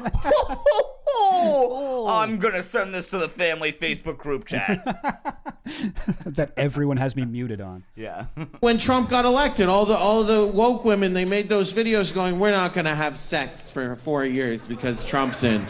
Yeah, how long that? I don't think that was a thing. There was like a thing that was like, yeah, and then like it kind of went viral and like was never like taken seriously, and everyone was like, what the fuck are you talking about? But like it was a thing. Yeah. Okay, so they weren't gonna have sex for 4 years because of Trump? What the hell? Yeah, there was like, I don't think it was ever like taken like a serious thing, but yeah, there was like women were talking about a sex strike. Really? Yeah. Okay, well, I like the energy, ladies, but that doesn't seem like an effective strategy. To figure out a different way to organize. That lasts like 30 seconds, you fucking sluts. What? I was doing no dick for Trump, and then I got drunk, and then I sucked a Republican's dick. Then I found out he was a Republican, and then I reported it to police. You can go far with funny voices. Yeah. I think that is a key to his success. Because when he does these funny voices, it almost seems like he is making a joke. Yeah, it's so strange to me because it's like, sure, like we've talked, like you're like saying, like there are Republican or like, you know, conservatives who are like can do good comedy. How is like, are there like literally like are there no enterprising young conservative comedians who are like seeing this and being like, I can do better than that? Like, right, yeah. Literally, like surely there must be someone with reprehensible politics who can write a punchline. Yeah. Really? Yeah. None. Like, there's no one. Yeah. What's that scene looking like? Are people like literally being like, oh, how could I ever get up to Ben Bankus level? I'm just too clever. I need to hit my head with a rock more so that I could write a joke like that. Oh no, I accidentally wrote a misdirection into this. Yeah. Oh wait, let me just scratch that out, and I'll just say that she sucked dicks like a slut. Yeah. No, Bankus is next level. That guy's never even touched a book. Can you believe he never writes anything down? That's all off the top of his head, dude. That dude doesn't even know how to write. Whoa, dude, that guy never learned to write or read, dude. He's just up there saying things that occur to him. Yeah. He looks around the room, points at a marginalized person, and says why they're going to hell. It's awesome. I'm a good person. And like you can see a lot, right? Like all of his comedy is based on this caricature of a triggered liberal. Or whatever, like woke, whatever communist, where he's like, and that's what the girl in the audience was to him. Because this clip, as comedy, it's inferior to a clip where he actually gets a real person to become the live version of this like caricature of the cringe soy liberal. Like he's. It's fucking 2026, and he's like, remember when Trump got inaugurated in 2016 and all the liberals were blah, blah, blah? Yeah. It's like... this is the thing. In South Korea, there's a serious movement to not have sex or marry. Right. And that stuff. And people in the U.S. float the idea for, exactly. It's like the 4Bs movement or something, something like that, yeah. In South Korea, yeah. Which I think it's kind of rad femme and not... great, but anyway, I don't know too much about it, but yeah, no, but when he's just doing it by himself, right? When there's no heckler to like deal with, his audience gets to like just sort just of imagine a guy and get mad. Like, oh yeah, maybe imagine if there was a liberal that was hearing him doing that. Oh, They would probably call the police, and then the police would be like, what are you doing? And we'd all be like, they're dumb, and then the cop would shoot her. Sure. And then they'd freeze his bank account because they're also bad sometimes when we want them to be. But no, the cop would shoot him because the law protects us but oppresses them. And the cop's woke too, and the cop has dyed hair and a septum piercing. Yeah. And then a hero cop comes in and shoots that cop. Yeah. And then the hero cop's good, and the hero cop doesn't have a septum piercing, and he's nice, and he's cool, and he's friendly, and he likes to smoke weed like me. Yeah, me and Ben Bankers are cool. Yeah. Yeah. That's what a lot of it is. But when he does get someone triggered in the audience, it just elevates it brings his comedy from like jokeless, like, conservative clapter to like, oh, here is the actual like manifestation of the imaginary situation that we want, like this is not what he would love. So he wants like one of those like the meme of the triggered liberal when Trump got elected, like screaming into the sky. Like he wants that, and he sort of kind of forces it to happen with the thing that went viral. But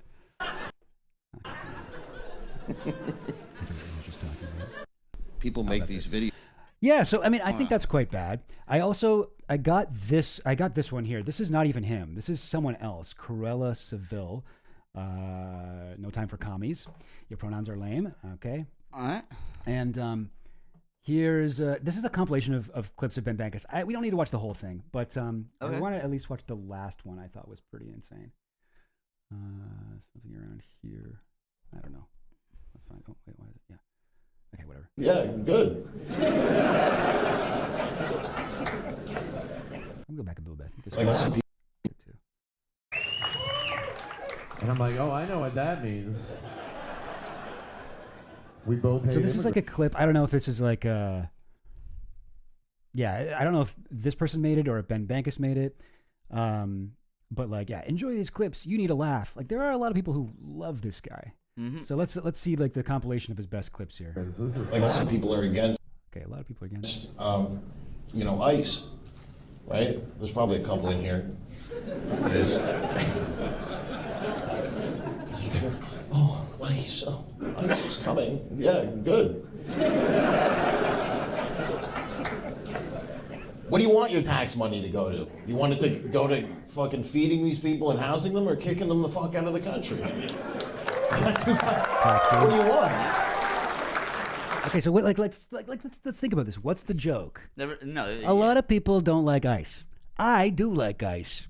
I think it's a good use of taxpayer money. I don't think that he thinks that that's like a joke. I think that like he knows that it's like, I know that I'm sure he like is like here's the thing. I think that he has like I think that he takes himself very seriously in the way where he's like, I'm like a thinking man's comic. I'm not just making them laugh. I'm making them think. And so like I think that he's like taking these moments to like, I think he's like self-aware enough to like realize this isn't a joke. I think that he's like taking these moments to, like, this is Carlin moment. You know? Yeah. Come on, you're gonna fucking radicalize me and turn me into the Joe Rogan of the right. Yeah. And it's fucked up because I'm an immigrant. Like, I'm Canadian, but like I'm an American. I'm an immigrant, but I'm walking around like, you got to get rid of these people. I will say that is maybe the closest one to a joke, where he's like, I'm an immigrant, but I think we got to get rid of these people. It's not really a joke, but it is at least like a bit of a.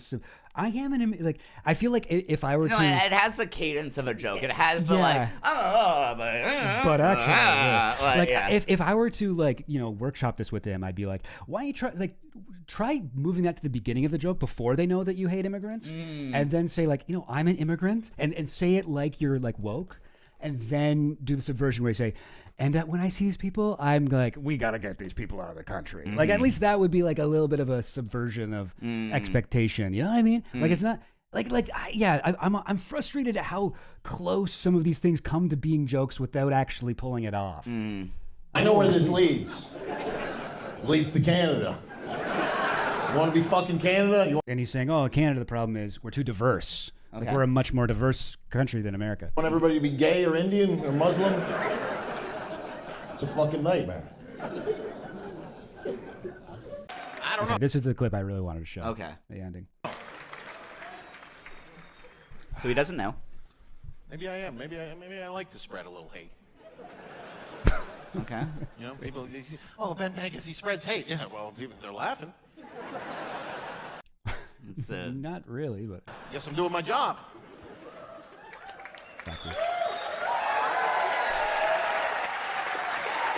So fucking fat. Comedy is supposed to spread good things. Fuck that shit. And if anybody, if you tell somebody I'm a fan of Ben Bankus and they go, oh, you're racist. You're not racist. You're normal. You're fucking normal.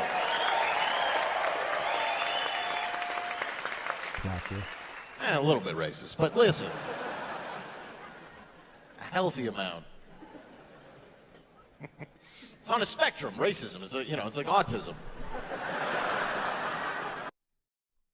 Anyway, isn't that nuts? Yeah, it's pretty. Like, I mean, like, I know, like, it's gonna seem like I'm like, can you believe he said he's racist?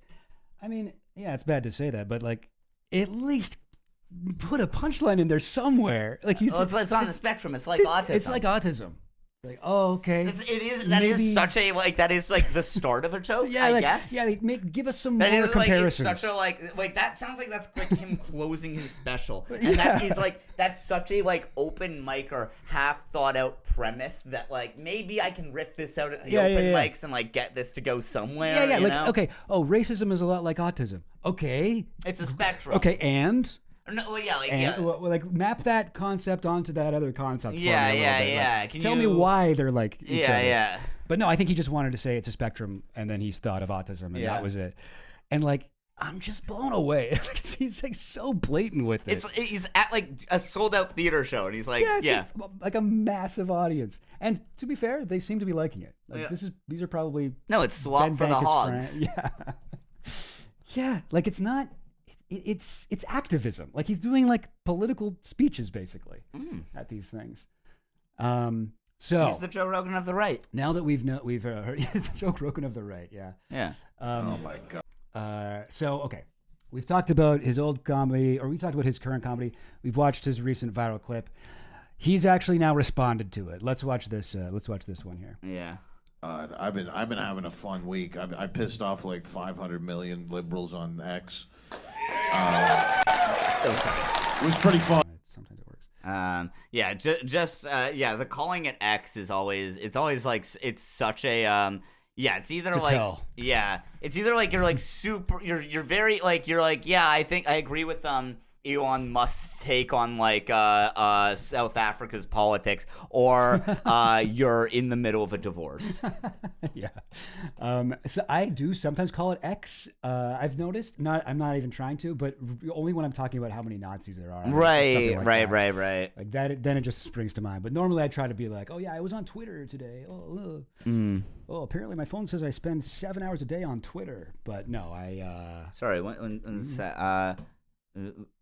You mean for saving stand-up? We'll never forgive Rogan for ruining stand-up. What do you mean? He's one of the greats. He's like amazing. Listen, you don't get to be on the wall of fame at the comedy mothership without being one of the greats. Right up there next to Lenny Bruce. I think that if he wasn't one of the greats, he wouldn't be up there.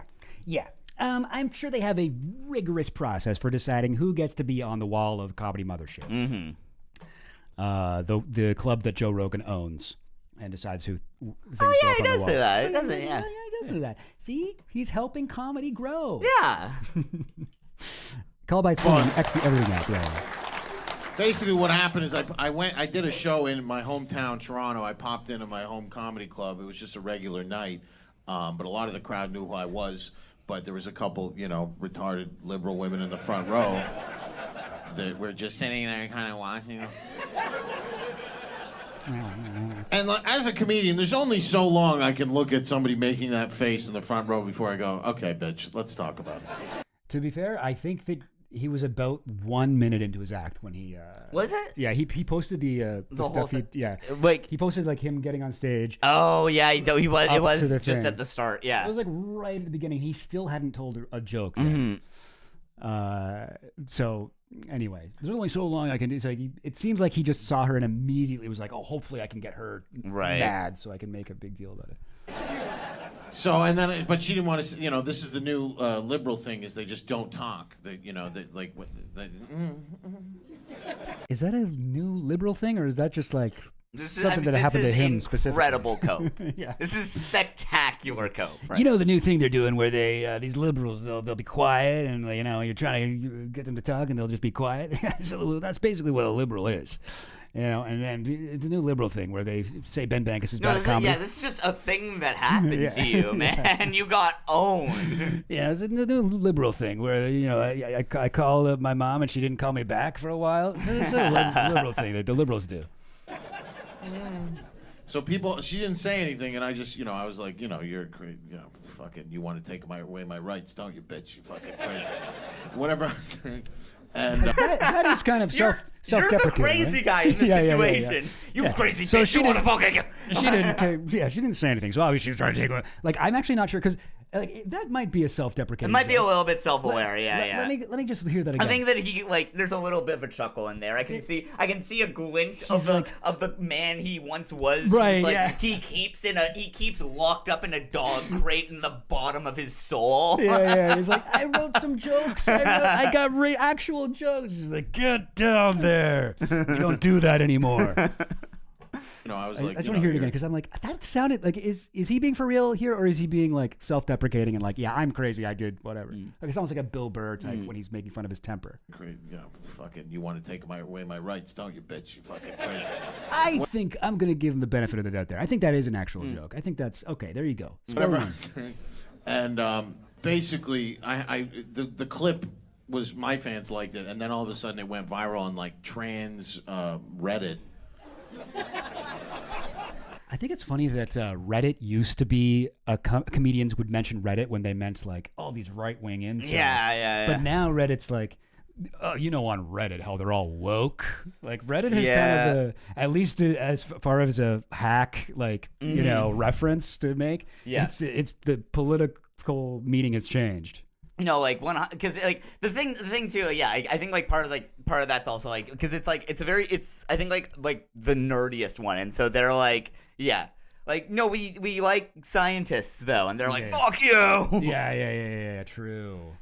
Which they always did like scientists, but now they're like, yeah, maybe that was a COVID shift where they're like, no, like the COVID was not man-made by Anthony Fauci, guys. Yeah. Like, come on, I don't know.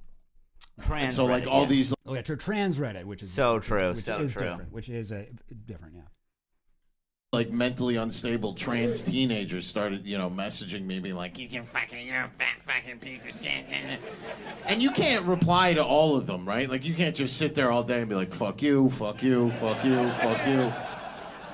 You ignore it, right? But eventually, sometimes, you know, you wake up, you know, you didn't smoke a joint, you didn't have a coffee, you're like, you know what, I'm going to indulge in this one. Oh. And so I thought he was conservative. Yeah, wait, what?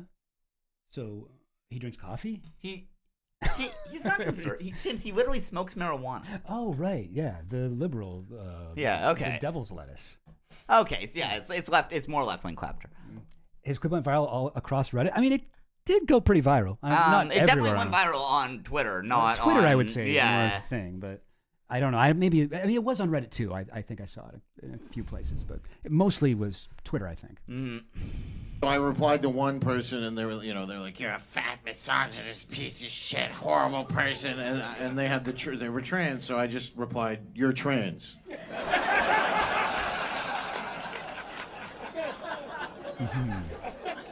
And then they go, "Oh, a typical comedian. You think you're so creative? That's all you got?" And then I just write, "Trans" with a bunch of A's. Trans. Yeah. So this is like it is it's superiority theory of joke writing where it's like, oh, you're misogynist, racist, and it's like, yeah, but you're trans, and it is, I guess, like a punchline. Like it's not very funny. It's not, but really. Well, like because like it's closer. It's closer to one than a lot of his other stuff. But yeah, it is at the end of the day about you're inferior and I get to be the winner here just because of your identity. Yeah, and it's not that funny, but it is one of the closest things to a joke I've heard him say in a while. Yeah, it's rough. Yeah, and this is like, yeah, that's all he got. I mean, it's like it's so embarrassing because this was his biggest moment, like right now. Yeah. This is his biggest moment where he's like, has so many eyes on him. He's got the opportunity to come out. Like, this is the sort of thing. It's almost like if you're in like a rap beef or something like that. You're like, fuck, this is my moment. I got to do content like this. I got to do a set where I talk about it and I can post it right away. You know, this is a time where you can call up your friends and be like, can you think of anything I can say? Can I send you my material? Yeah. This is like, well, I mean, to be fair, I don't think that it matters that much For to him, him. Like, I don't think so. But at the same time, like, obviously, this is like, you know, especially if you're like, you know, conservative comedian on X, the everything app, it is for sure like it's useful if you can be like, I'm gonna go viral, I'm gonna turn all these like haters into like followers or whatever. Like, I'm sure you could make money off of that, but Change that out for any other identity group. It's not a joke. Completely embarrassing. Yeah, I mean, it's not funny. It's not. I don't find it funny. But people who hate trans people probably would be like, you actually said that? Oh, I'm sure that pissed them off a lot. Yeah, that's sort of what all of his. That's the joke value for most of his stuff, right? Imagining an angry person, who you disagree with politically. I think that there's sort of a joke in the like intentionally how stupid his response is, being like that's kind of a joke, but it's that's true. It's almost like, and the juxtaposition of the person messaging him, you're this. Oh wow, you're not clever and blah blah blah. And then he just has one word. Yeah. You know, like that's sort of funny in a way where he's sort of punching down. And you know, like the other thing about like punching up versus punching down, like to Ben Bankus, he is punching up because he thinks that the real oppressed class are like, you know, like what's it called? Like legacy Canadians or whatever. Like white Canadians who are being oppressed by all the immigrants and is that a term, people. Legacy Canadians? Yeah, or I think legacy Americans. Oh wow! I'm sure people have said it here, but yeah, it's like a Gross. White nationalist kind of. It's a nice way of saying I think we should do ethnic cleansing here. Wow. Anyway, a little more time. Anyway, I won that one. Pick your battles, folks. I won the battle, but the war's still raging on. He's very like he does have the cadence of a comedian who's telling actual jokes. Yeah, I think that's part of why it tricks the brain a little bit, because he's like, you know, like he's got this sort of confidence and the way he's delivering jokes. Like if you didn't speak English and you were listening to it, you'd be like, oh yeah, this guy's a comedian. Yeah, this guy's probably really funny. It's probably he's really worked over this punchline for years or whatever. But no, there's nothing there. Yep. Yeah, I don't know. What are people saying about this? People like it? I used to enjoy hitting them with the old septum ring check. See, like, well, there you go. Like, same type of thing. I got piled on by an army of Redditor teens for this image I drew. Wait, what the fuck is this? Why don't they respect civil dialogue? This guy's like a Boy Scout. He's got like a sash with badges. Wow, this is you clearly didn't draw that. You very lazily photoshopped it. What the fuck are you? I mean, maybe he drew it. I don't know. Have you seen this before? Like, maybe well, I mean, like letters to fascists, like all the like posters and stuff are clearly like photoshopped in and stuff. I assume We the People. I assume he drew the guy. Maybe, well, maybe I don't know, but like he says he drew it. Why don't they respect civil dialogue? And then this person's vomiting. Like the girl in The Exorcist, and is a demon, I guess. Pink hair. Awesome. They're really obsessed with pink hair. Yeah. That's crazy. And sorry, what did this person say? This image I drew, most of them proudly sided with the demonic figure. I mean... So I know where Ben is coming from. That's fucked up. People proudly side with the demonic. That... Yeah. Okay, do they not see that they have horns? They are evil. They are a demon. Why wouldn't you side with the loser, dude? There's puke on our monitor. What the fuck are you? She's getting puke on her keyboard, and that is not going to come out easily. No. You can't. Also, she doesn't understand how typing works. She thinks you can just puke at her screen and it'll go. Anyway, okay. But, yeah. I do notice that since a lot of people dunked on him for like his weight and his kind of... Yeah. Pregnant beer belly, he has changed up his wardrobe a little bit. Yeah, definitely better fitting shirts from here on in. Yeah, I mean, maybe, but no, he's gonna be like, that triggers them. That triggers them. Yeah. I don't Yeah. like to see a It's real like, man's belly. A real man in his 10th trimester. At yeah, VidCon, I saw a Dream at a party, and he had very clearly done the looks maxing thing after like being like made fun of for his face or whatever. Yeah.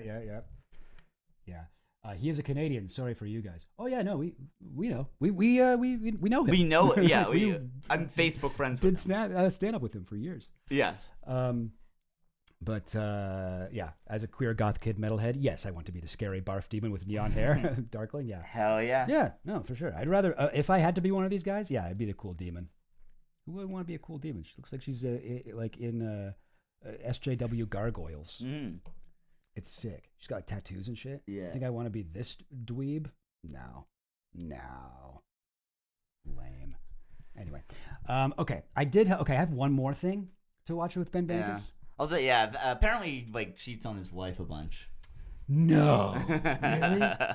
Wow, it's always the guys you least expect. Yeah. Okay, so this, I know, Trigonometry, the worst podcast in existence. Wait, which podcast? Who's it's these guys? Constantine. Free speech, Kissin? I believe in speech. Sorry, hang on. Constantine Kissin and the other one. Who are these? You don't know these guys? No, I thought this was a diary of the CEO for a second. No, this is Trigonometry. They're two British stand-ups, which already means they're not funny. But they're like right-wing British stand-ups who have become kind of, I don't know, like... The guy on the left has sort of tried to become like a debate streamer guy. He like debates people about just whatever, right-wing talking point of the day he feels like he needs to. And the other guy just kind of sucks. Like nobody really knows. Yeah, I don't even know this guy's name. But yeah, it's called Trigonometry. It's brutal. It's Joe Rogan for idiots. Yeah, I feel like we've watched it, but yeah. I'm sure you must have seen this. I'm surprised you don't remember. But I wanted to show you a couple clips from this. I listened to this whole thing the other day while I was doing errands. And there's something I noticed about this where I was like, oh, that's interesting. So I want to play like a couple of clips. Here's one. Oh, wait. Yeah. That's what free speech is for. But it's also just not the fact that what you're saying aren't opinions. This is what really annoys me. You're a comedian. You do comedy. The purpose of comedy by its nature is that you don't take it seriously. I don't know if that's the purpose of comedy by its nature. I'm sorry, I'm just mesmerized by how this freak's face moves. Are you kidding? He looks he looks like a Pixar villain. He looks like a not quite finished like animatronic like Disney World.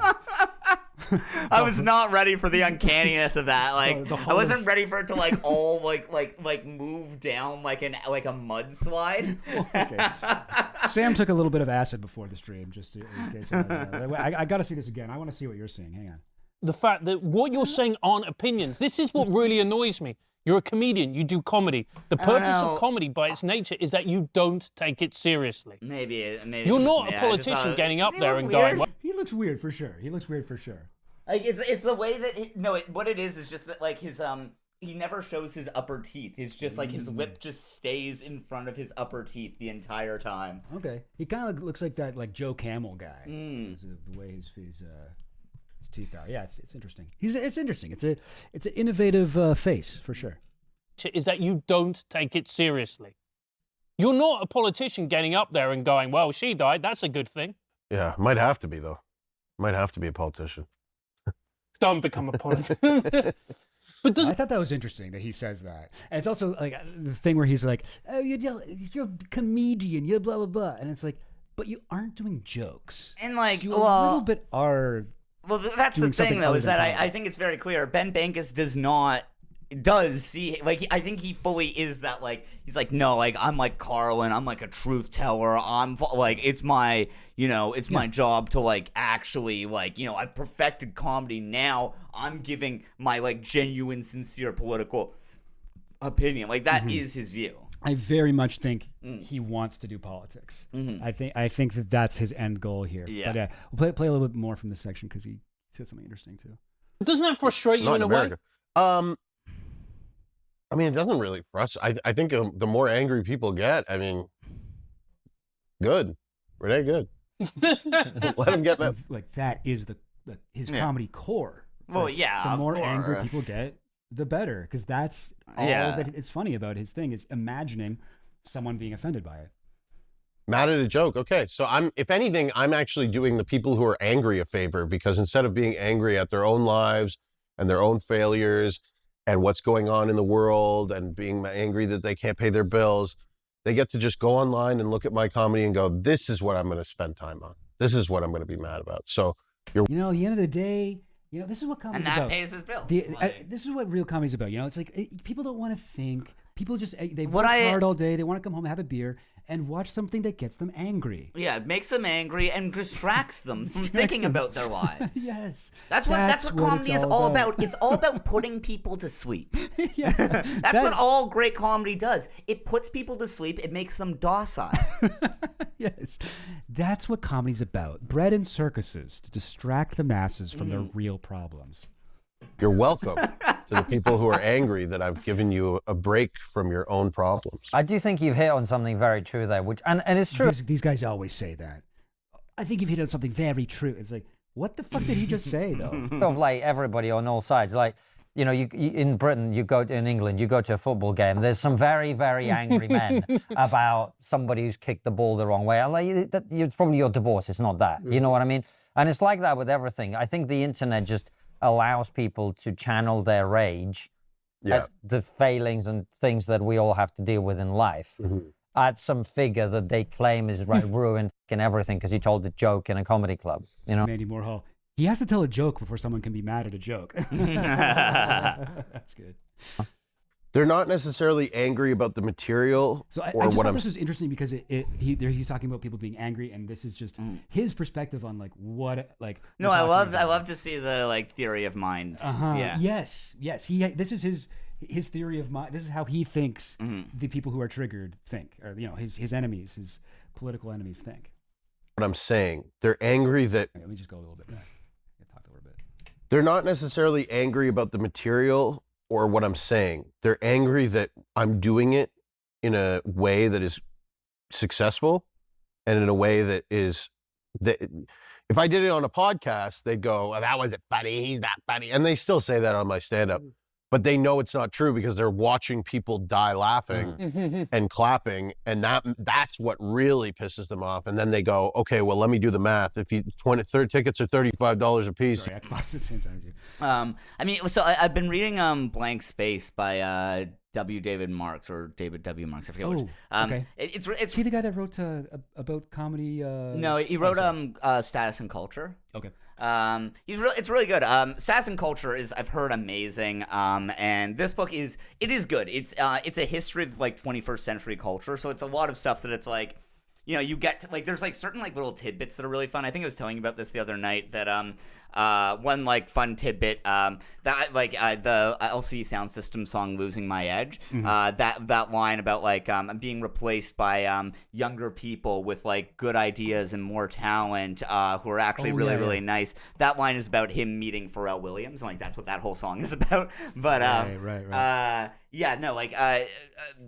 one of the things he sort of gets into is one of the consequences of poptimism is he has a point of poptimism is the point where music blogs like Pitchfork and all these people were no, we should embrace pop music. We should not be snobs about oh, indie music is better, blah blah. It's no, if this is if everyone likes this, it must be great. Is sort of the kind of an underlying philosophy of that.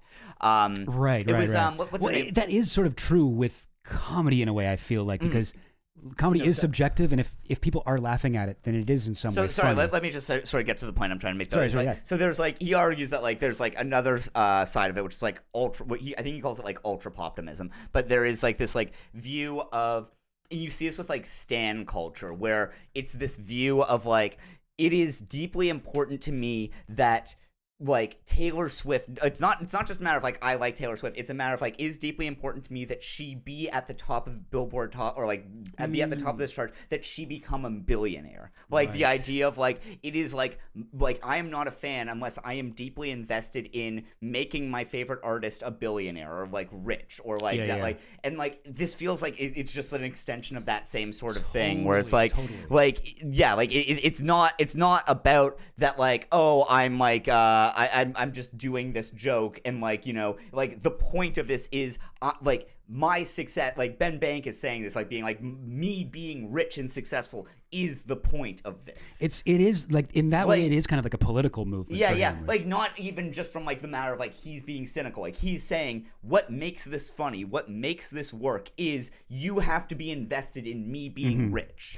Like there are way funnier right-wing comedians than him, but they don't say as extreme things as him. And people who are like, they want this to become mainstream, see him as a vessel to be like, look at how many people are laughing at this. It's funny too. Like I remember, I once like watched I've had like a morbid fascination with this man for so long. I once watched like this man Bankus? Ben Bankus. Oh yeah, like you and I are always of course, both texting each other. Dude, did you see this clip? Like I remember I was like watched like one of his he did a podcast or he did an interview with Aaron Burr. Oh, okay, Aaron Burr, yeah. Canadian, another Canadian. Yeah, it was like piece of shit. But Canadian chud comic, Yeah, so he. I would say Aaron Burr can write a joke though. Yes. Oh no, like he 100% can. But yeah. But he one of the things that he was like he was like complaining about how like Canadians don't support people, and what's his name? He's like the right wing comedian who's like he goes on like Rogan. He's like he's like the gay guy who seems really straight, who is actually funny. But JJ Lieberman? No, he's like a big like American comedian. Gay guy who seems straight. Yeah. He's like a conspiracy guy. He's been on like InfoWars. He's been on like been on InfoWars. Tim Dillon. Aaron Burr's been on InfoWars. Oh, Tim Dillon. Yeah.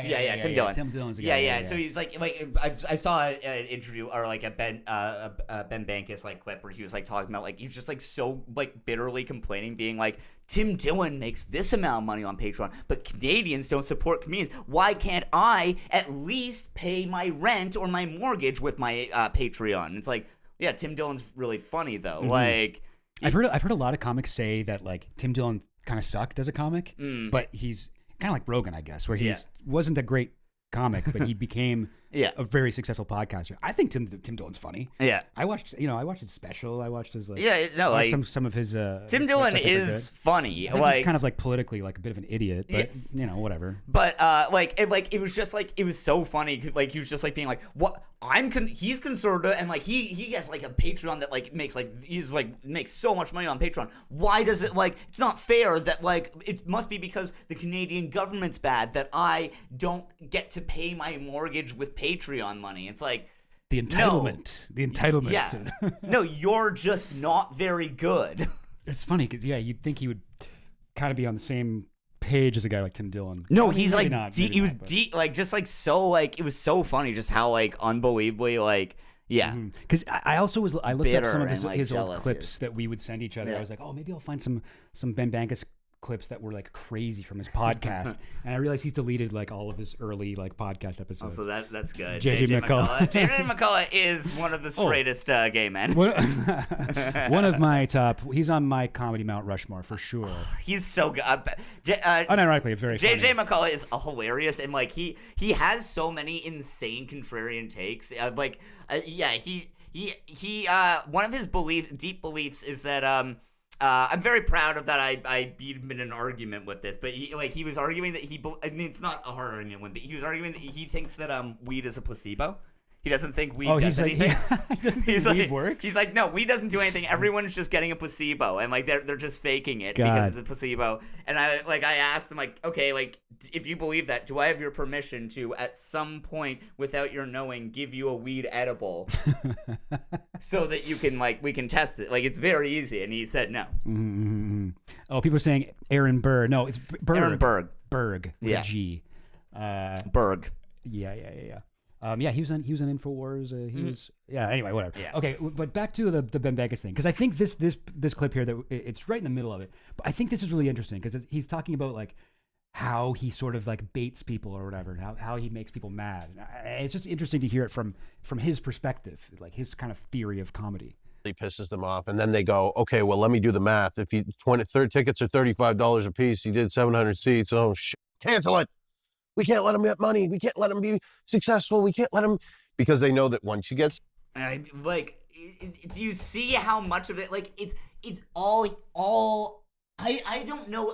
It's so rare. I mean, it's honestly kind of refreshing. It's so rare to see like a comedian who is like fully just like breaking down the cost of like theater tickets versus like bookings and stuff. But for him, that is the entire point. I will admit though, like that does cross my mind a little bit. Like when we saw the clip earlier where he's in that stadium, or not the stadium, it seemed like a big concert hall.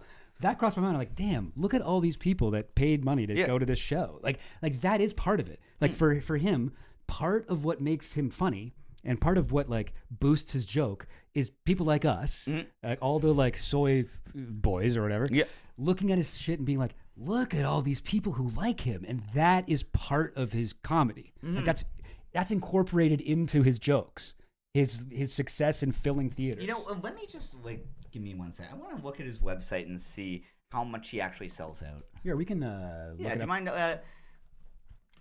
Actually, wait. Let's do that in 1 second. But I just want to finish this one clip. But we'll do that. I think that's a good call. get successful, once you have money, your words mean a lot more, and that's a much better form of protest than standing outside in the rain with a sign screaming with a whistle. Is to get that's all good, but how about I just get rich and then say what I want? That's scary for people, because when you're rich and you have some heat behind you, people are gonna listen. And like you said, it's comedy. I'm trying to make people laugh, and when they laugh, that is a threat to the left. So this is what I thought was interesting. This part here. I'll play that again. He goes, hang on. People are gonna listen, and like you said, it's comedy. I'm trying to make people laugh. It's comedy. I'm trying to make people laugh, but... And when they laugh, that is a threat to the left, because they are anti-humor right now. So isn't that interesting? Like it's comedy, I'm trying to make people laugh, and when they laugh, that laughter is a threat to the left. Yeah. No, like, I agree with that. Yeah, I don't but the thing is, I don't think that I don't even think that he really believes. It seems like he kind of contradicts it, the whole and it's a threat to the left because the left hates humor. It's no, it's a threat because you're showing a bunch of people being yeah, I want to kill every immigrant. You know what I mean? He's I am racist. Yeah, I want to you like show. Me, you are racist too. The point of my show is to give people an excuse to be racist, and then we will show people here's 100 people who are not afraid to be racist. Yes, that is the point of his comedy. Cheers. It gets that is a threat.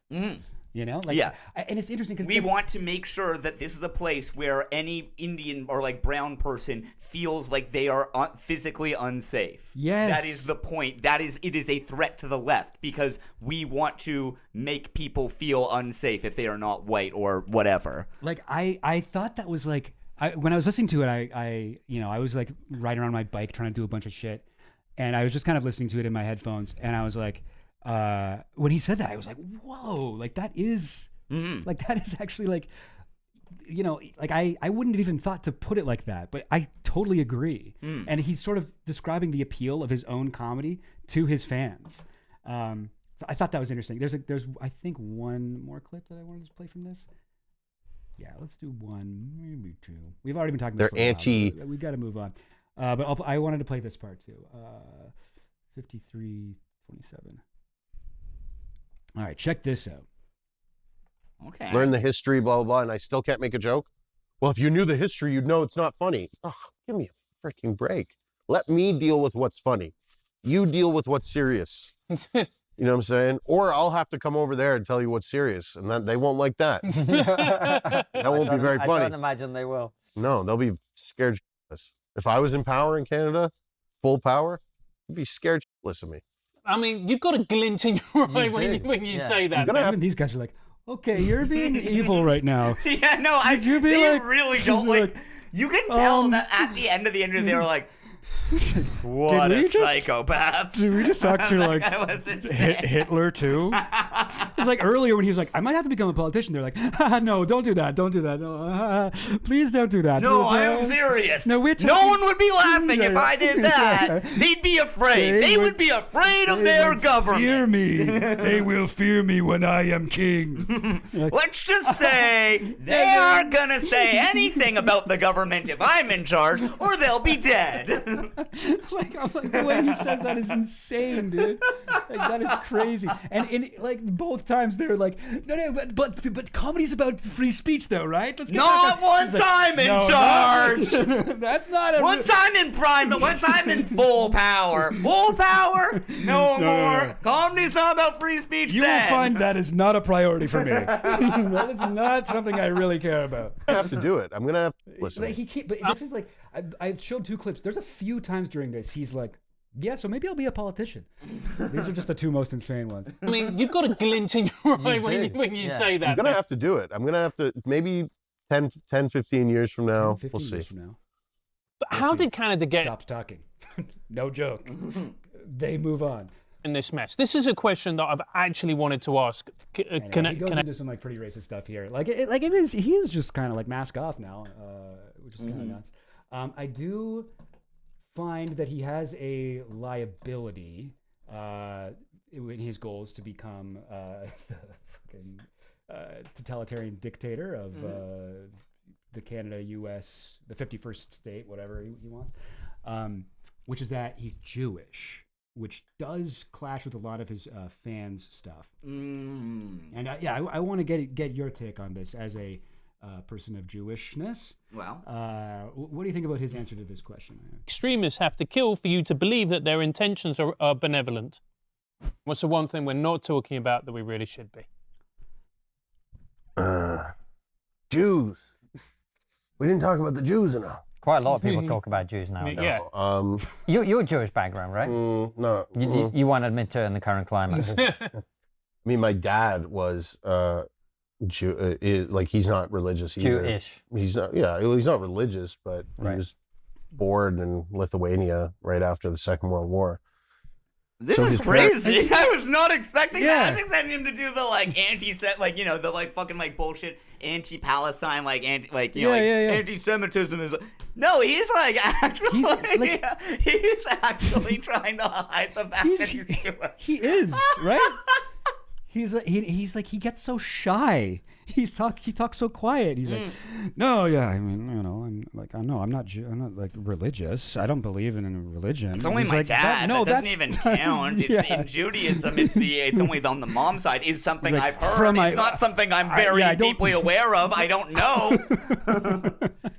No, it's not. But it's like I was like blown away by this because it's such a change in tone for me. Parents used to be. Probably a little bit more than bored. And he's like, oh, no, you mean religion? No, I'm not. And my parents aren't religious either. But maybe some people back in their thing believed. But it's just like.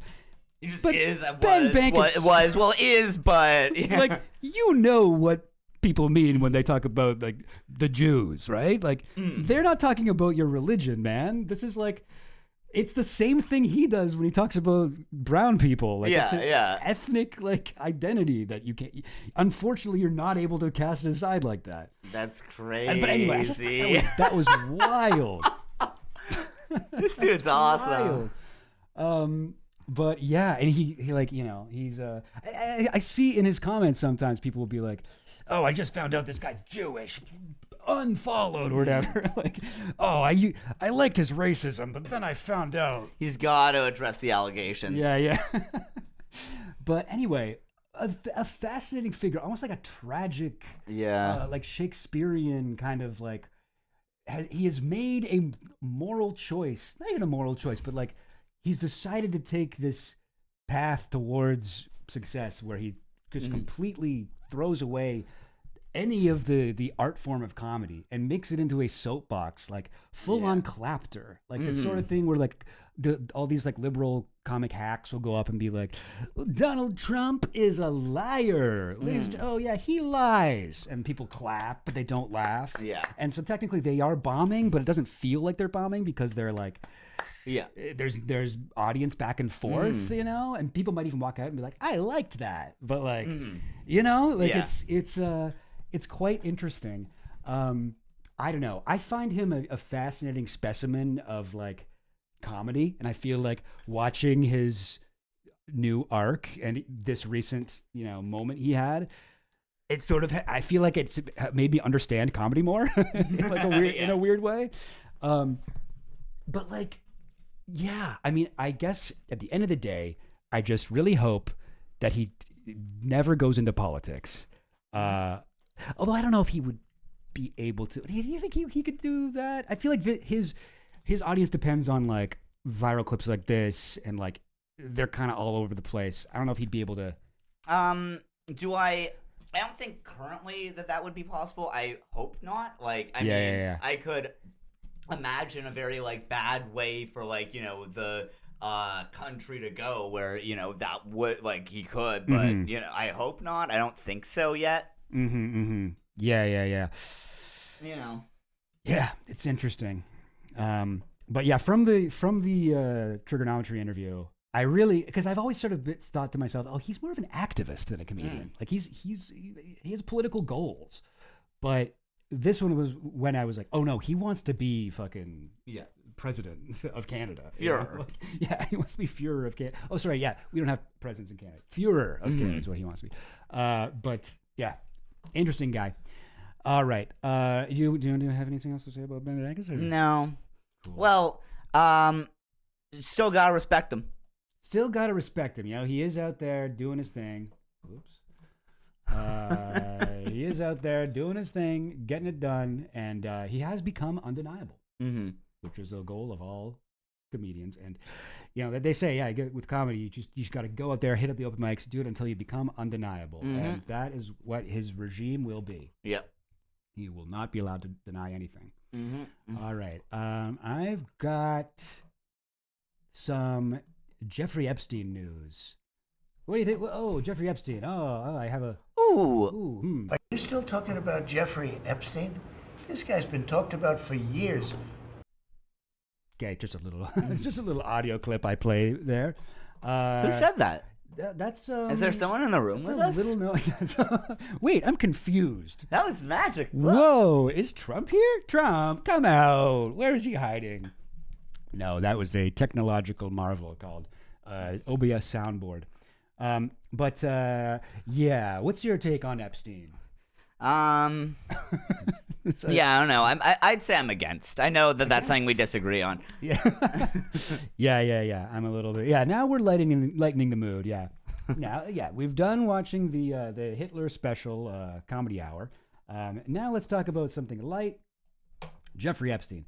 So there's been some kind of intense news about Epstein over the last week or so, and that is about a civil court document obtained by the pugilist from the Epstein files and trial archive reveals a survivor of Jeffrey Epstein's trafficking network gave sworn testimony in 2009, naming 4 powerful New Mexico politicians as possessing knowledge of Epstein's finances and the sexual exploitation of minor girls.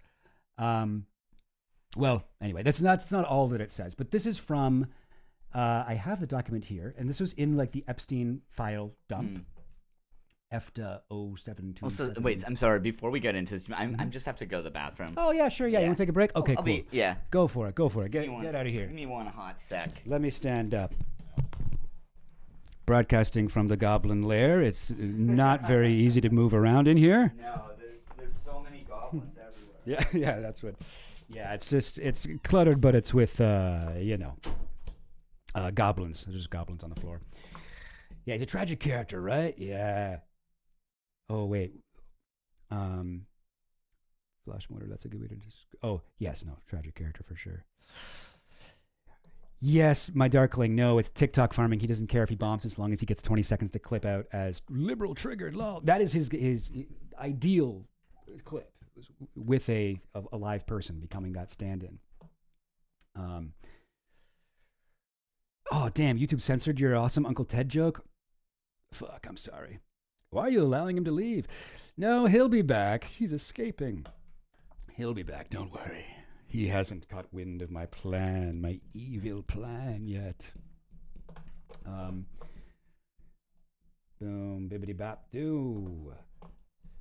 Yo. Oh, I guess you're seeing like quite a bit of my laptop at the bottom of the screen.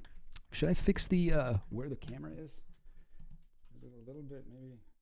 Oh God. Every time I move it, it gets completely. Oh no, that seems maybe I could move it a little bit over it. Wait, so I can try not to. Yeah. There, something like that, maybe. Well, now you're seeing another computer screen. Do you guys know I have two screens? Can you believe that? Okay, something like that we'll have to do. Oy vey. A reactivist. Okay, that's good. That's good. Like reactionary activist. Whip, wop, whoop, weebly boop. Epimastine.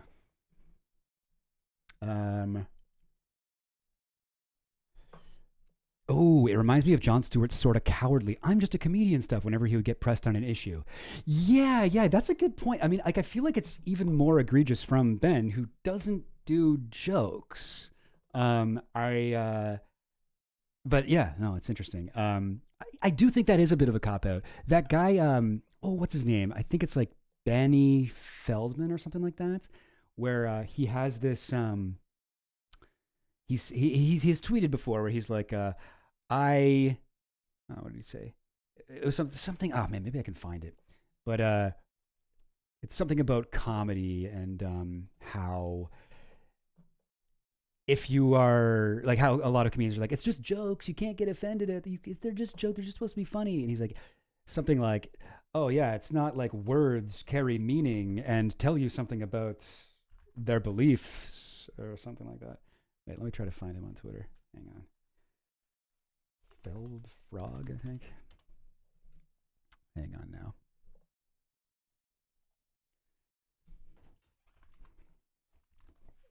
Feld Frog.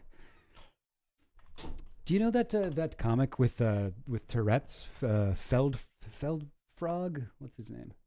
No. Benny Feldman? You know this guy, right? No. Oh, really? No. Oh, he's awesome. Oh. But he does like one-liners. Oh. But he had a quote that I liked about comedy that's like, let me see if I can find it. Oh, God. I think he's probably talked about this a lot, but words, ideas, jokes. Damn it. Jokes, ideas. Dang it. Okay, I'm never going to find this. Oh, now there's tons. Oh, this sounds like it's part of the same thing. Oh, jeez. Now he's not being funny. He's just talking about stuff.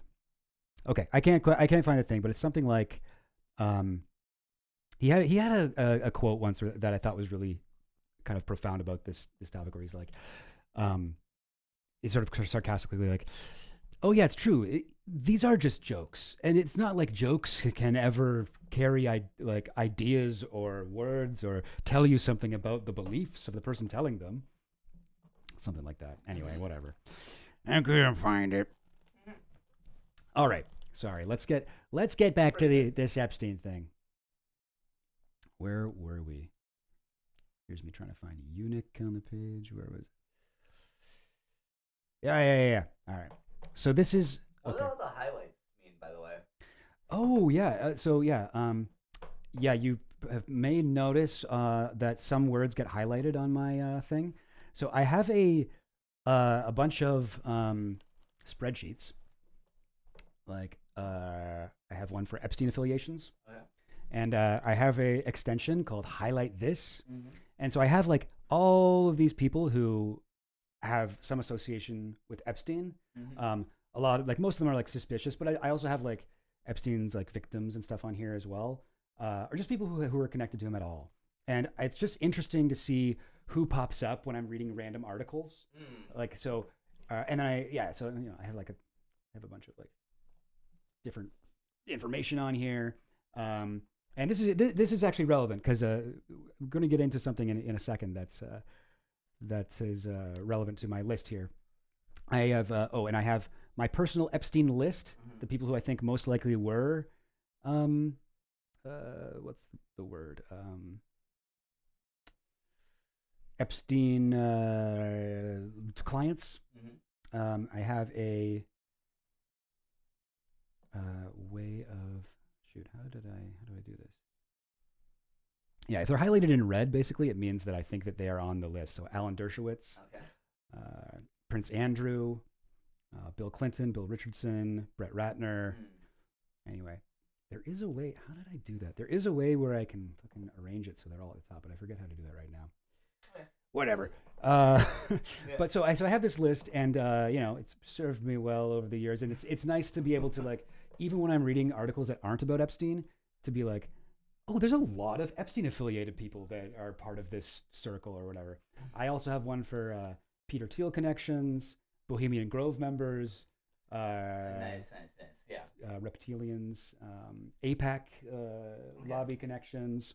Anyway, so it's cool. So, and they all get highlighted in different colors. My Google Sheets are like taxes. Wow, man, that is irresponsible.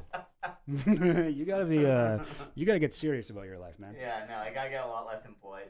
Yeah. So Bill Richardson's highlighted with yellow and red, which is like the pizza colors. Yeah. And Epstein is also on the Epstein list, but he's right now he's green because he's also connected to Peter Thiel. Oh, okay. Who's green? He's the color of Peter Thiel. Anyways, oh my God, am I in Goblin Hell right now? That's right. Sam bin Obsidian Pill. No, No? You tried it though. I have Obsidian. There's one video that I tried to write by like doing Obsidian, and I kind of just spent like a day or two making this like big like mind map, and then I was like, this doesn't actually help me write at all. I'm just gonna use a pen and paper. Oh yeah, this is all out of order and there's no clear. Like, this is all very cool. I don't know what it tells me to like be like, here's all the different things I want to talk about and that they all tie to Palantir. Okay, that doesn't help me structure an essay. You unfortunately an essay has to be written in linear time. You can't have a 4-dimensional video essay. Yeah. When are you gonna be on the Horseshoe Theory, James? The Horseshoe Theory podcast? Yeah. When are y'all going to be on Horseshoe Theory? Well, you have been on Horseshoe Theory. I've been on Horseshoe Theory, I think twice. I would go on it. Yeah. I ain't got nothing against going on Horseshoe Theory. I'm going to go on it, and I'm going to... I don't think they're doing many... There's an unreleased Horseshoe Theory that I was on that I don't know if it's ever coming out. It's me mediating a debate between Alex Avil and CJ the X, but that... Oh, right. Yeah. They never put that one out, eh? No, they're just like... bully them for it. If you want to hear those two debate art, it's pretty interesting. Yeah. Okay, yeah, that sounds interesting. But yeah, we all are on Vyvanse. So you guys are all you're focused. All just like chewing They're chewing. Okay. But yeah, that was fun. But I bully them into releasing it. But anyway, yeah, sorry. I think that they're now gonna stop doing it with guests. Yeah, that's a smart move. It's hard to get guests. They just don't. They keep inviting very clouded people to Toronto and being like, they're like, so did you want me to be on the podcast? And they're like, no. Like, what? No, we want you to get out of here for the next 2 hours while we record it. No, we have to film this podcast. No, we're gonna talk about Brogan's AI psychosis again. Oh, geez. Wow, Brogan's gone oh my God, full I've on. been holding a mic for this whole time. Oh, you haven't. Oh, whoops. Oh, has that been an issue at all? Wow, nobody seemed to notice. All right. Gob, have you had any interaction with Matt Leck? I find your channel because he recommended your JFK video during an MR episode. Oh, that's cool. Yeah, I talked to Matt Leck. I was on the Majority Report a couple years ago now when I did a video about JFK, and I talked to Emma and Matt about it. Yeah. Matt's great. They're all great. I like the Majority Report. You ever watch them? Not much. No, I think they do good analysis. That's like the kind of like current news channel I watch the most for sure. Yeah, seems like they're bad at recording sometimes. Wait, what? Sam sounds the same and there's no microphone. Yeah, I do talk loud. Yeah. Oh, interesting. We can hear you. We all noticed. Oh, okay. We all noticed. Okay, I'm not sure what to believe. Well, fair. Sam's mic is working though, right? Yeah. Oh, it's 100% working. It must be working. Yeah. But if you look up like Chill Goblin JFK on, or if you just look up Chill Goblin on the Majority Report channel, I'm sure you can find a couple clips of me. But it was great. Yeah, I like those guys. I loved Michael Brooks' show, R.I.P. That was that guy was awesome. That was probably my all-time favorite YouTube leftist commentator. Yeah. He's great. Yeah, he was awesome. Yeah, I don't watch enough commentary, current event stuff. Oh yeah? Yeah, I feel like you're a lot better at that than me. I was waiting for you to say that. Yeah. I've been waiting all these years. Oh, that's why I sounded so. You sounded slightly quiet without a mic, and now you have your normal loud voice. Yeah. You have some quality of your voice that just carries. Yeah, no, I know. Yes. No, it's cool. It's good. Thank you. It's good. It's cool. Yeah, I don't think I really have that. I can yell if I want. I can project if I need to.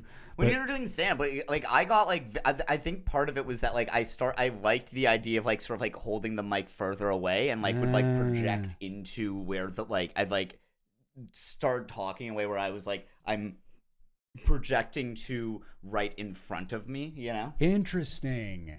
Yeah. So you get, it's mic technique that made you do that. Yeah.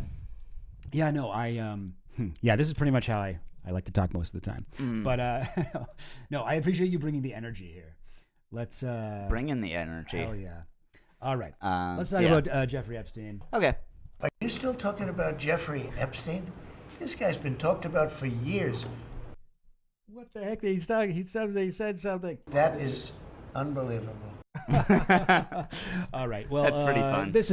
I'm basically a shock jock, drive time radio hour commute. But okay, so this is a big news. There's a lot of Jeffrey Epstein stuff where they're a lot of the Blue Anon guys will be oh, there's been a crazy new Trump allegation in the Epstein files, and it'll be some FBI phone call message with an unknown person who was Donald Trump came to my house and he forced me to watch a movie about him, and then he did a bunch of evil stuff to my cats, and he said he hates cats, and it's just and then you'll have Senator Ted Lieu be no one's talking about this. And you're they shouldn't be talking about that. That one is nothing. There's real stuff, but that one you should ignore. But this one I feel this one's actually noteworthy. There has been people have been talking about this new document. I guess it's been out for a while, but there's been so many documents to go through. And it's a interview with a victim, and it's from 2008. Okay. Which is old. Yeah. Epstein didn't really enter public, consciousness until 2018-ish. That's 2019 when he died. People knew a little bit about it around this time. Virginia Giuffre had I think done an interview, but it largely everything was kind of a mystery. And this is a interview with this defendant, Jane Doe number 2. So we don't know who this is. I also say some of the redactions in this document are ridiculous. So this is the I'm pointing at the screen you guys can see, but it's this square on the top left here is the victim, with the assistance of my attorney, Redacted Edwards, Esquire, and that's obviously Brad Edwards, the lawyer for all the Epstein victims.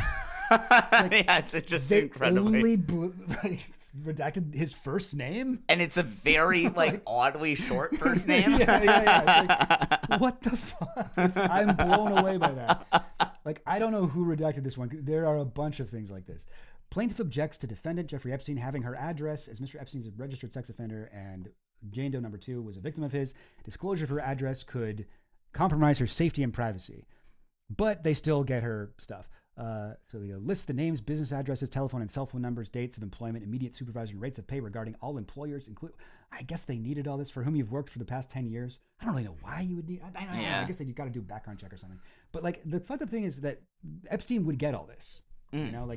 By answering this question, which she did answer, although they redacted it, which is good. And she says here, she does not want to give her address because she doesn't want Epstein having it, and she doesn't want to do it. And they're great, noted. We'll put that in the record. Now, please tell us everything that Epstein could possibly use against you. So she does. All redacted.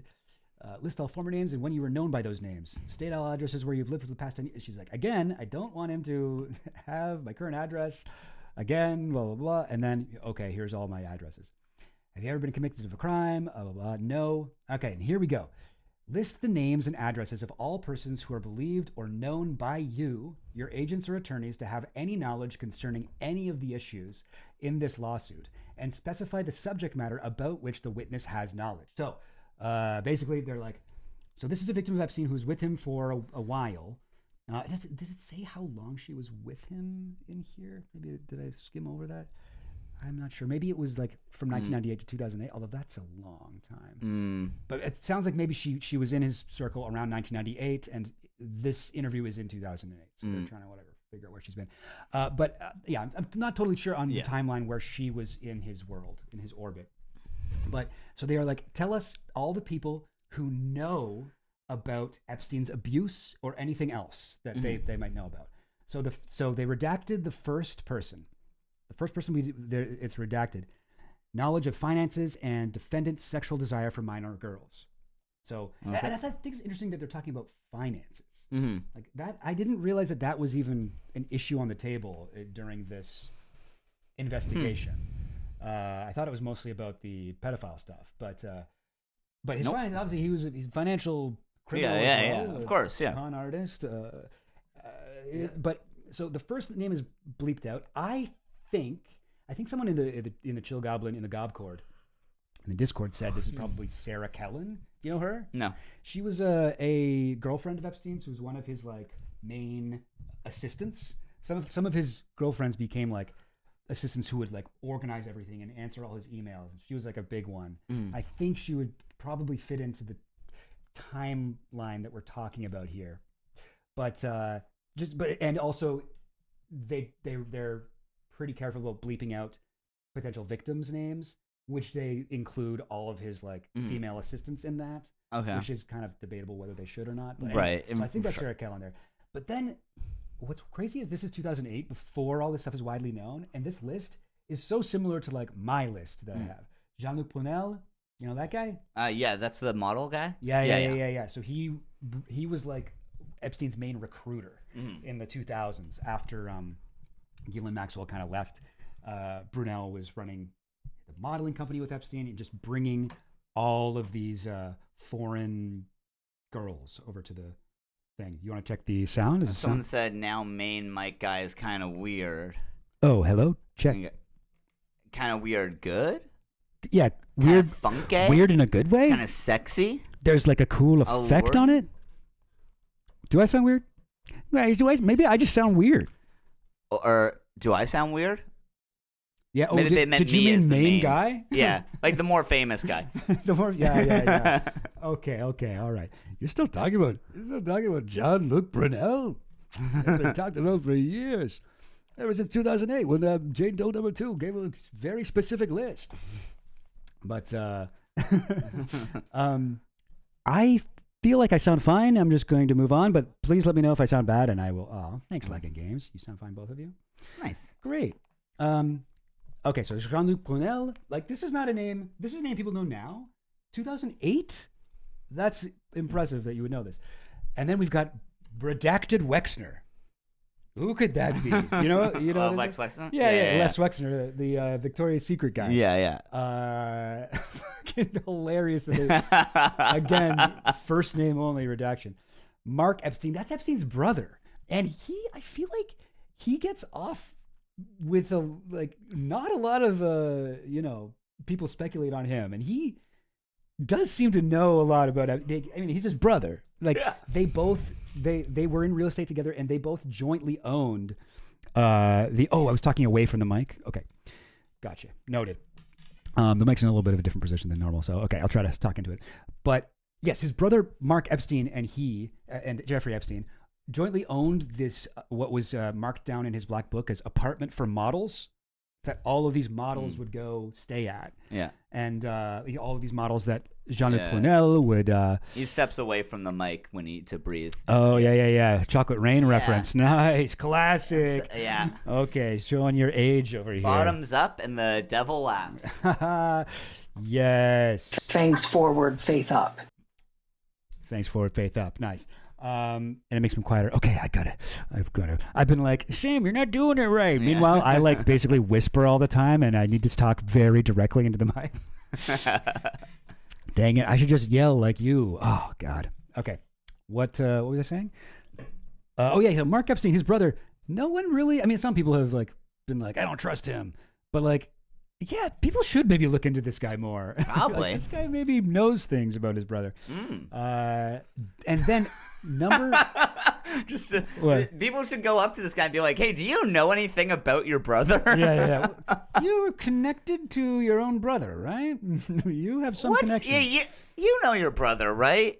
What's he like? Just like a bulletin board, like, you know, cork board, like mapping your way to the truth with red string, but it's just Mark Epstein's name and then the name Epstein circled a bunch of times.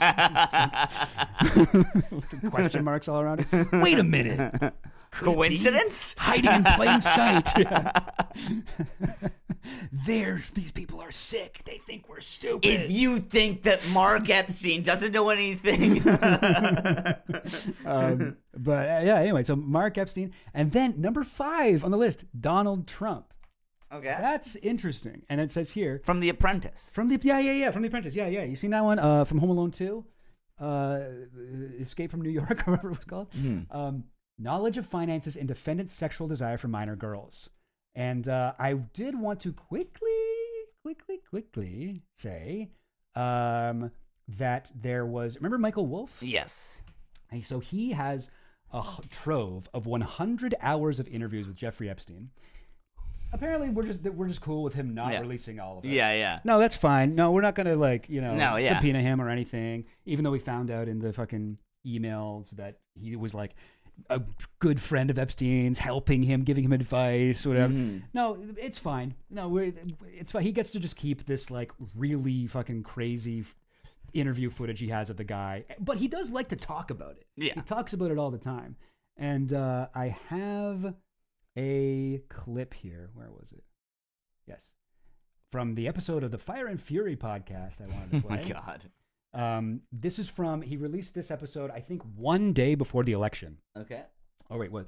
October 31st, 2024. So the election was like November 2nd or something. Like, so it was just like very close to when the election was. He was like, oh, by the way, I have like 100 hours of interviews with Jeffrey Epstein about what a great friend Donald Trump was to him.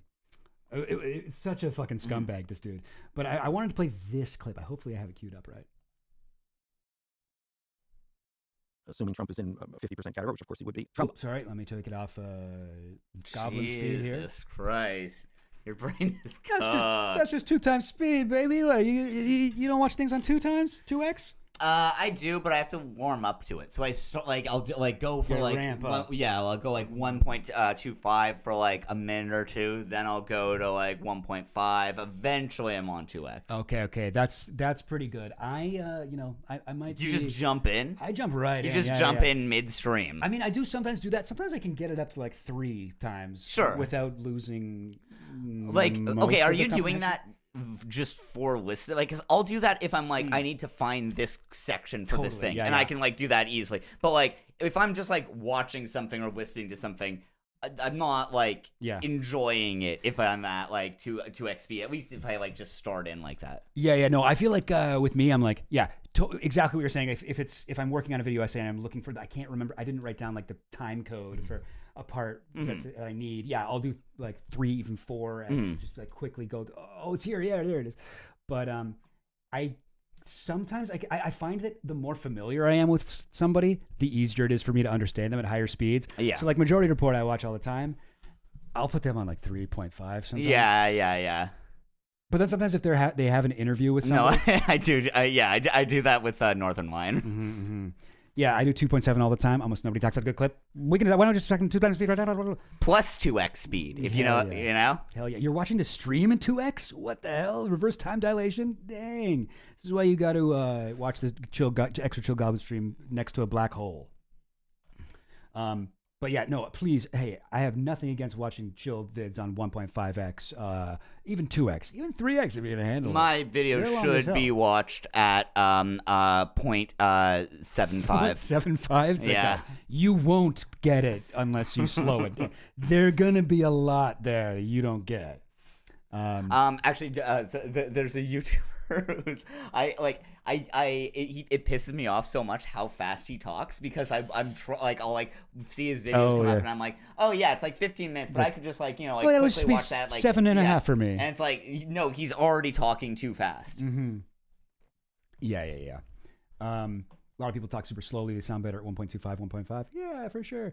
Yeah, I was telling Sam earlier, but Goblin Queen like edits my videos, and she does that on like presses L twice on the Premiere to get it to like I don't know what it is 2.5x speed, so she can quickly edit it. And I came in one time to like talk to her and tell her about something, and I was kind of monologuing, and she without thinking pressed L on the keyboard to speed me up like L in real is life. speed up on Premiere. Yeah. So that was a funny little moment that also made me feel a little bad.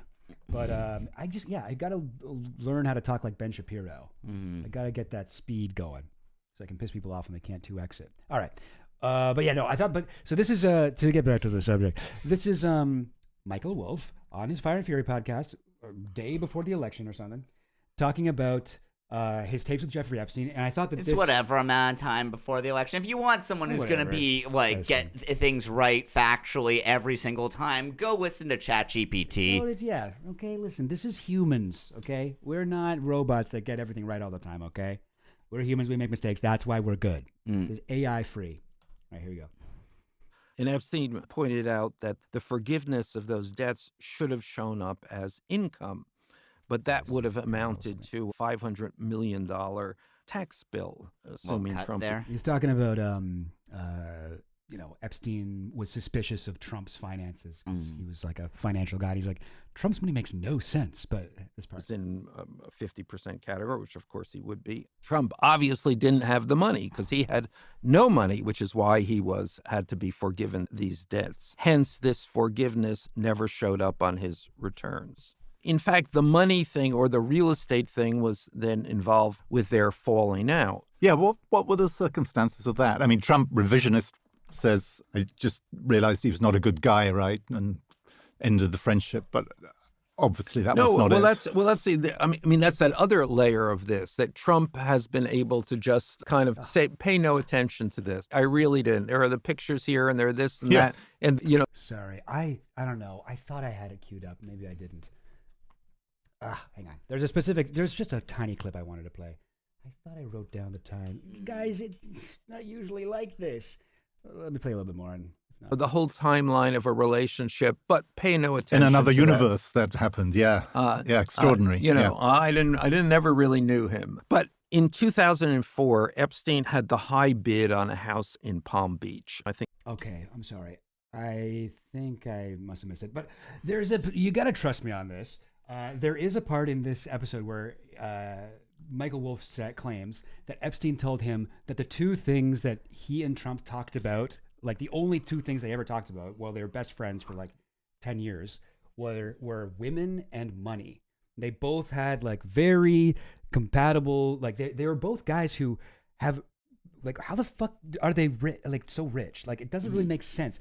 Donald Trump goes bankrupt again and again and again, and he somehow is able to continue on living this like lavish lifestyle. How is he able to buy this house in Palm Beach on the ocean front just like when he was supposed to be completely broke? He drops like 500 or whatever it was, millions of dollars on Les Wexner's old house, and then like a year later sells it to a Russian oligarch for like $1 billion or something. Doesn't make sense. It doesn't make sense. Like it seems like he's doing like money laundering with like, the Russian, I don't know, mob or something like that. And Epstein was sort of like, this is something you see in the emails too, Epstein being like, you gotta look into Trump's ties to this. Here's a bunch of ways that he was able to launder his money and stuff. But the thing that I mostly wanted to get out of that was that I did write it down. Wait, no, I can find it. Yes, this is when I was looking through this back in whenever it was, 2025. Epstein's perspective on Trump's money, 21-24. Okay. Oh, guys, it's not over. I can still show you this tiny little clip that isn't really that important. Here we go. This will be it. Guys, you guys are going to love this. You guys are going to love it. Theory about Trump's hidden tax returns was that during the 1990s, when Trump was in extremis and the banks forgave him liabilities of almost $1 billion. And Epstein pointed out that the forgiveness of those debts should have shown up as income, but that would have amounted to a $500 million tax bill, assuming Trump is in a 50% category, which of course he would be. Trump obviously didn't have the money because he had... Sorry, fuck, that's the same thing we just played. Okay, Yeah. whatever. I guess I had the wrong time code. It doesn't matter. I'm moving on. But I just thought that it was interesting because they both are sketchy with women and they're sketchy with money. They talked about it all the time. And then here is this thing that says that Donald Trump had knowledge of finances and defendant sexual desire for minor girls. And to me, what makes this different than like a lot of the other kind of like anonymous FBI reports that get shown around a lot of, oh, Donald Trump threw a bunch of puppies in a river, like literally stuff like that, is that this person in 2008 clearly knew shit about Epstein that was not public. He's talking about David Copperfield. This was like, David Copperfield is also someone who Alfredo Rodriguez, one of Epstein's staff, who stole his address book and circled people who were, you know, he said circled people who knew about Epstein's crimes with young girls. Copperfield was on there. Copperfield was like had like stars next to his name. Like this guy definitely. But okay, that it could have been magical stars. Maybe it was maybe David Copperfield made those stars appear with his own magic. Maybe that was going to be a trick of his. I could see that. And now I will make myself appear in the because he made like the Statue of Liberty disappear. He made the Statue of Liberty disappear. Do That you guy know? could do magic. Do you know about Uri Geller's island? No. Uri Geller, the Israeli spoonbender, owns a private island where he Israeli spoonbender sounds like a horrible slur. Yeah. It sounds like really, really offensive. Yeah. It's one no, of those Israeli it's a spoonbenders. Ben Bankus joke. But So it applies specifically to like the exact ethnic group that his father belongs to. He hasn't been spoons anymore. Uri Geller, yeah, no, he owns a private island where he claims that real magic happens. I meant to search Uri Geller. Uri I just- Spoonbender. That's fucked up, man. That's not. That's not cool. You're not allowed to say That was a that. subconscious thing, dude. I didn't realize I was doing that. And with the R too at the end. God. I know spoonbender. That's what it's supposed to be.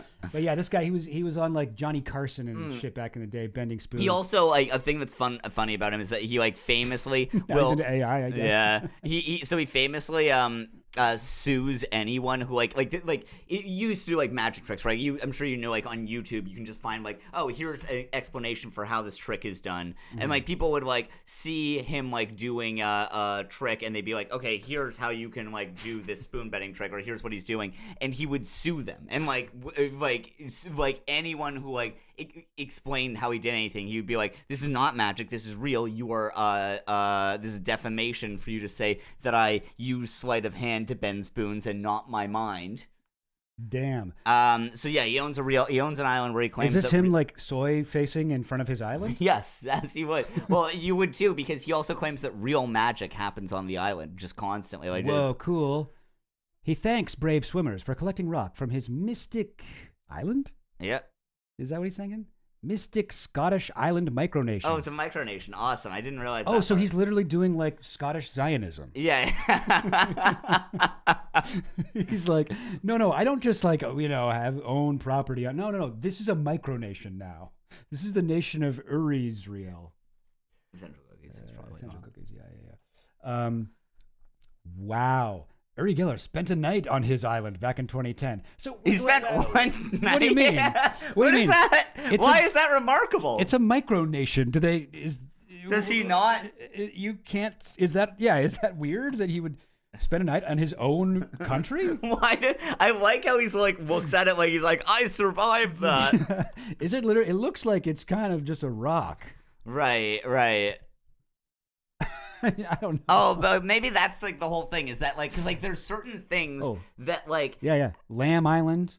That is the name of it, I guess. No, so the way like micronations work is that like there's certain things that if you are your own country, there's certain privileges that like gives you like in international like in tax law type things that you can sell to people who want that like tax stuff or like sort of like passport type things or whatever. Uh-huh. And so there's like a lot of these like micronations where it's like owned by like a guy or a family or whatever, and the way that they sort of like passive income is that they just like sell citizenships to this country that has various like wealth criminal benefits, right?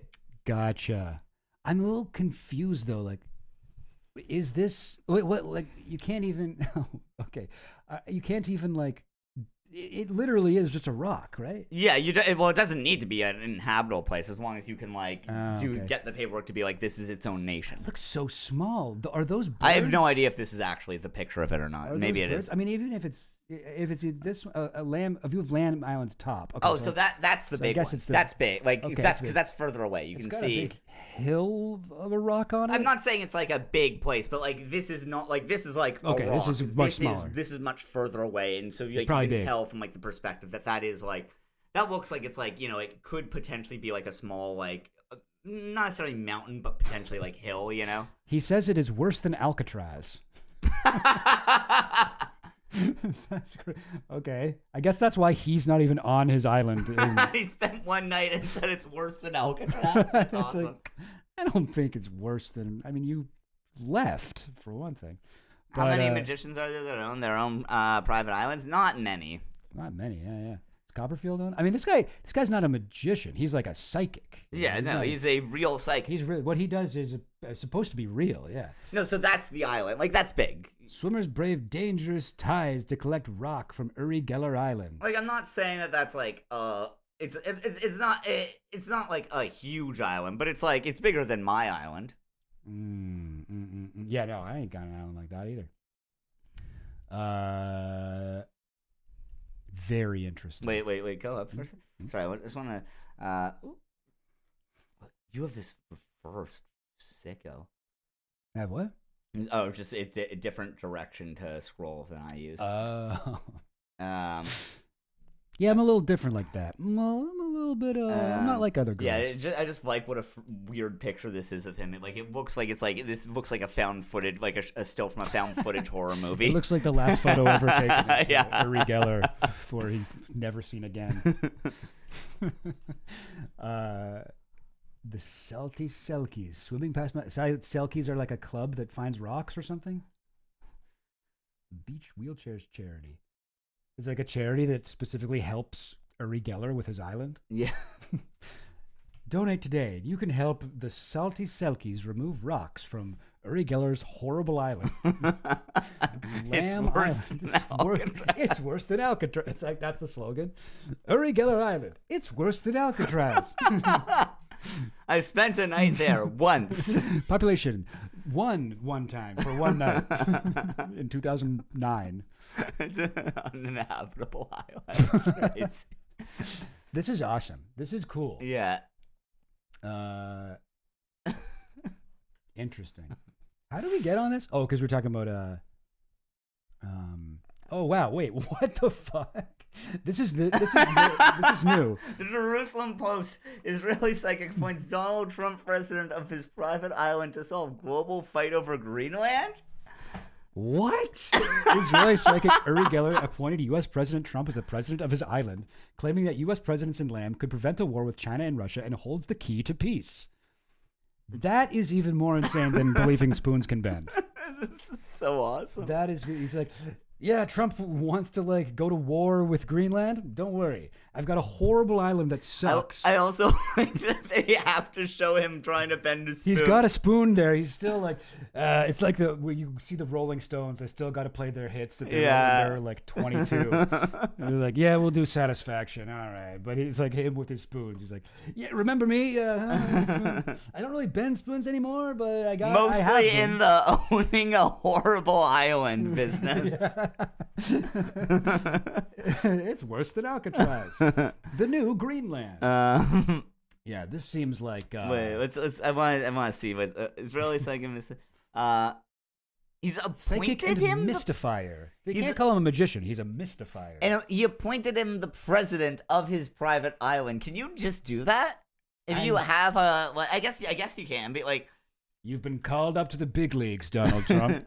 You're also now the president of my micronation. My fellow Americans, That's I must so now. funny. I must advocate my position as president of the United States to take on a much higher calling. President Wouldn't of that be good? Uri Geller's spoon bending island. If you were like if you were if you owned a micronation, would you like just to fuck with someone be like, I've appointed you the president? Yeah, that would actually suck, right? Like you just like someone gets in the like you get a letter in the mail being like, you are now the president of Lamb Island. Everything that's going on there is on you. So you are expected to be at the UN summit this Wait, this weekend? yeah, go back up. I So- want, that happens. I am convinced Greenland issue can be resolved peacefully. He wrote, okay. If the island becomes America's 51st state, he's convinced the Greenland issue can be. It sounds like you just wanted to be in the news.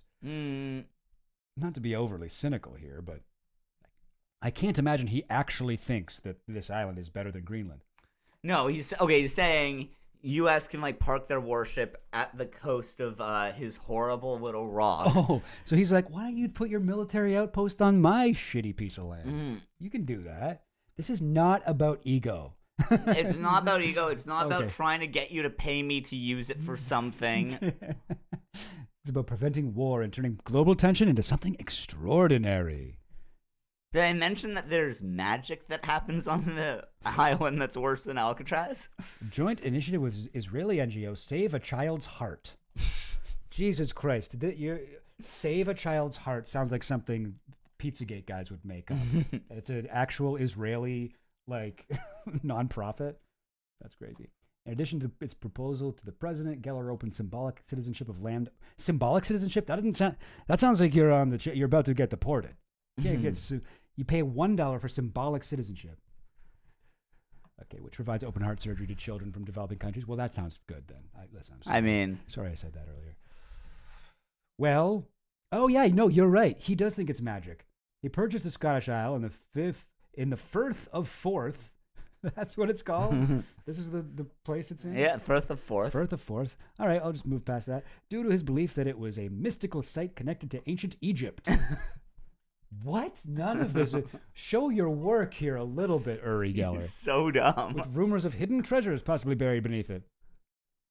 Why would... Okay. It only has a virtual population. So it's like the metaverse, but it's kind of real. Well, it's open to anyone who sends positive thoughts. Oh, it has its own anthem. My Island. And even a football team, the Lambies? Wait, we have to listen to them. We have to listen to the national anthem. My Island. Uri Geller, My Island. Is it him singing, do you think? I hope so. Yep. The world's newest country. Oh, he put the Illuminati eye on it?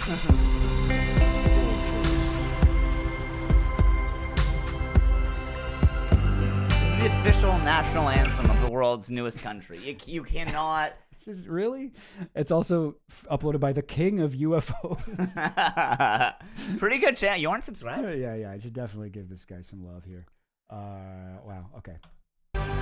Cold from afar to this ancient land. Legend. It is Scottish Zionism. It is that. Yeah. It is Scottish. He's like, it's connected to Egypt. He's got this whole like mythical, like biblical past to it. He's like, no, this is great. Tell tales I do not understand. What the hell is going on with the video here? He's superimposed a video of him looking coyly over his shoulder. Put the, like, what do you call that? That effect where It's like the sort of like blurs papyrus? the side. It's like a... No, vignette. Yeah. Yeah. Is the national anthem automatically fair use? I hope so. If I got copyright struck for this, I'm going to be pissed. But to be fair, it might be. And then behind it is the music, I guess. But it all looks like old, papyrus. Like, it's all like sepia tone. Yeah. It looks like a dead wife flashback for Uri Geller on this island. Pharaohs and kings. No, yeah, it's him on the way to his island. Like he's got this like these like hiking whatever. I don't know what these straps are. He's got a like heavy duty coat, and I was like, oh, he must be like climbing. No, he's on a really nice coat. We gotta listen to this a bit. Yeah. Their treasures do reveal with spells of the witches. The witches? Sorry, I need to look up the lyrics to this. What's it called? My Island? My Island, Yuri Geller lyrics. Yeah. That's okay. He definitely said witches, right? Yes. Lyrics. Okay, this is nuts. This is so much more insane than I thought at first. Song lyrics. Shazam? Does that even have it? Oh, okay. Wait. Lyrics on demand. Grow Wiki. I don't know if you do have it. Oh no, okay, we do have the lyrics here. All right, hang on. I almost would rather maybe here's what I just realized you can do this. One sec. You can put you can do like a dual split screen, yeah. Shit, yeah. How do you do it? Oh, there. So here I'll just kind of nice scroll around. Can you zoom out in that and then Yeah. Where did it go? Where are those lyrics? What the heck? They disappeared. Lyrics. Yeah. There we go. Yeah. Calling from afar to this ancient land, legends tell tales I do not understand. Pharaohs and kings their treasures to reveal with spells of the witches. The fates have been okay. There's witches. Yeah. Let's listen to it. Yeah. No, just catching us up to 45 seconds. Okay. Yeah. And now we're good. Now we can go. And let me also adjust the OBS so it can be read. Actually, wait. No, I can fix it. Here we go. Boom. All right. Now we can do it. Here we go. Fates have been seen. Pharaohs, kings, witches. Held by the tide, the iridescent sea. Secrets of old, beguiling mystery. Folklore trace, a past of mystery. Do you think that's actually Uri Geller's voice? Yes. Yeah. I do think so. And it's also like I just love how like he's so excited. He's really enjoying this like trip and like discovering the island, and then smash cut to him pointing at being like it's worse than Alcatraz. Yeah. I spent one night on it, and I mean, like I sort of just look at this. Like I look at Uri Geller as like just a complete flim-flam man, right? Like he's total like charlatan. Yeah. He knows he's not bending spoons. He's literally doing like magic tricks that you can like people know how he did it. Yeah. And he was going on TV and being like, "No, I actually am psychic. I have telekinesis for spoons." Let me show you this shit. He had a whole beef with like James Randi trying to prove he was like the real thing. Yeah. Like this guy's a complete charlatan and a fraud. And I figured at first like, this is probably more of that type of thing. But now I'm like, no, I think he's actually lost his mind. He is insane enough where he believes this stuff. Like he's bought his own shit because it's like not only was he like, this fucking island is secretly Egyptian hiding in Scotland. He then buys the island, goes to it, calls it worse than Alcatraz, but he still is like, this is also the promised land too. Like, No, I still think that there's witches there and stuff.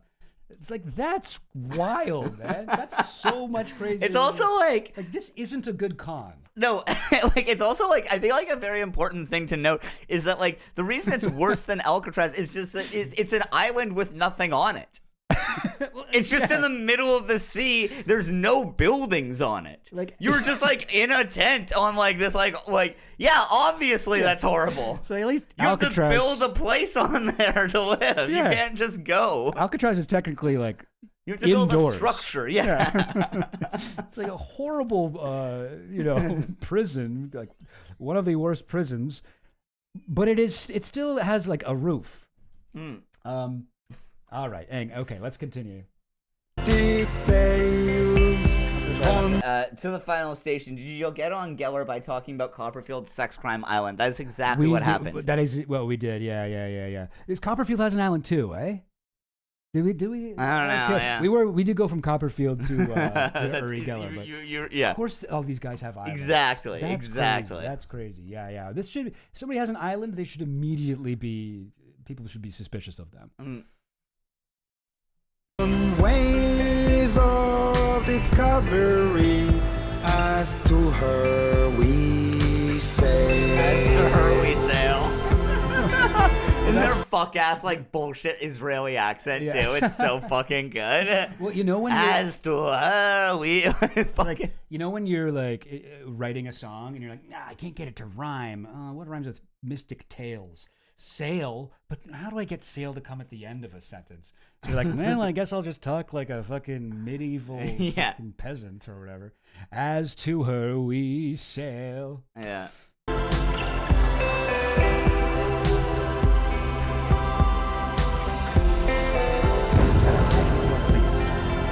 That was near. What did he say? It's near. So this island he's singing by the island while he goes to it. I mean, yeah. There's like some like wait. I think like something like drop or something. That was near. I don't know. He just said that. I don't know why. That was near. Yeah. That just was a weird near. ad lib. Ad lib thing. Wait, what did he say before that? As to her.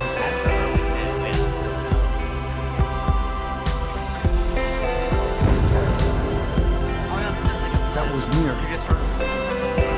There's like oh, that was near. It's like the thunder. It's getting closer. Exactly. Yeah. What? He's taking us on a journey. Okay.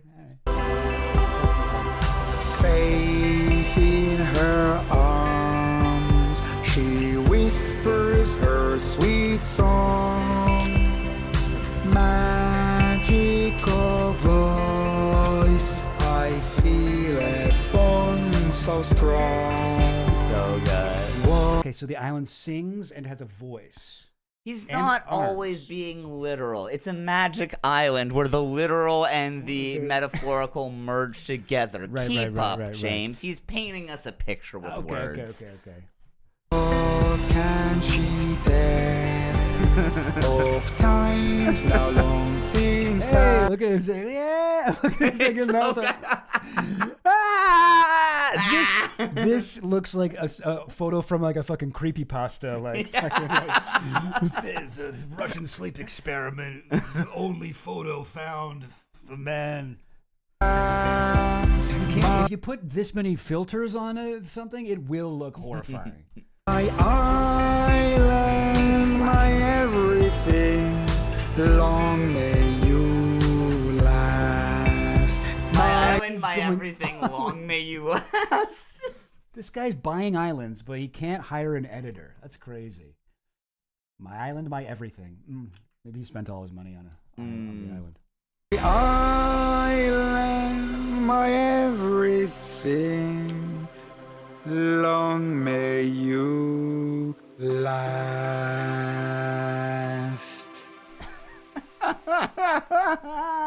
And this is the symbol. Is this like the flag? Wait, go to urigeller.com/wham. Okay.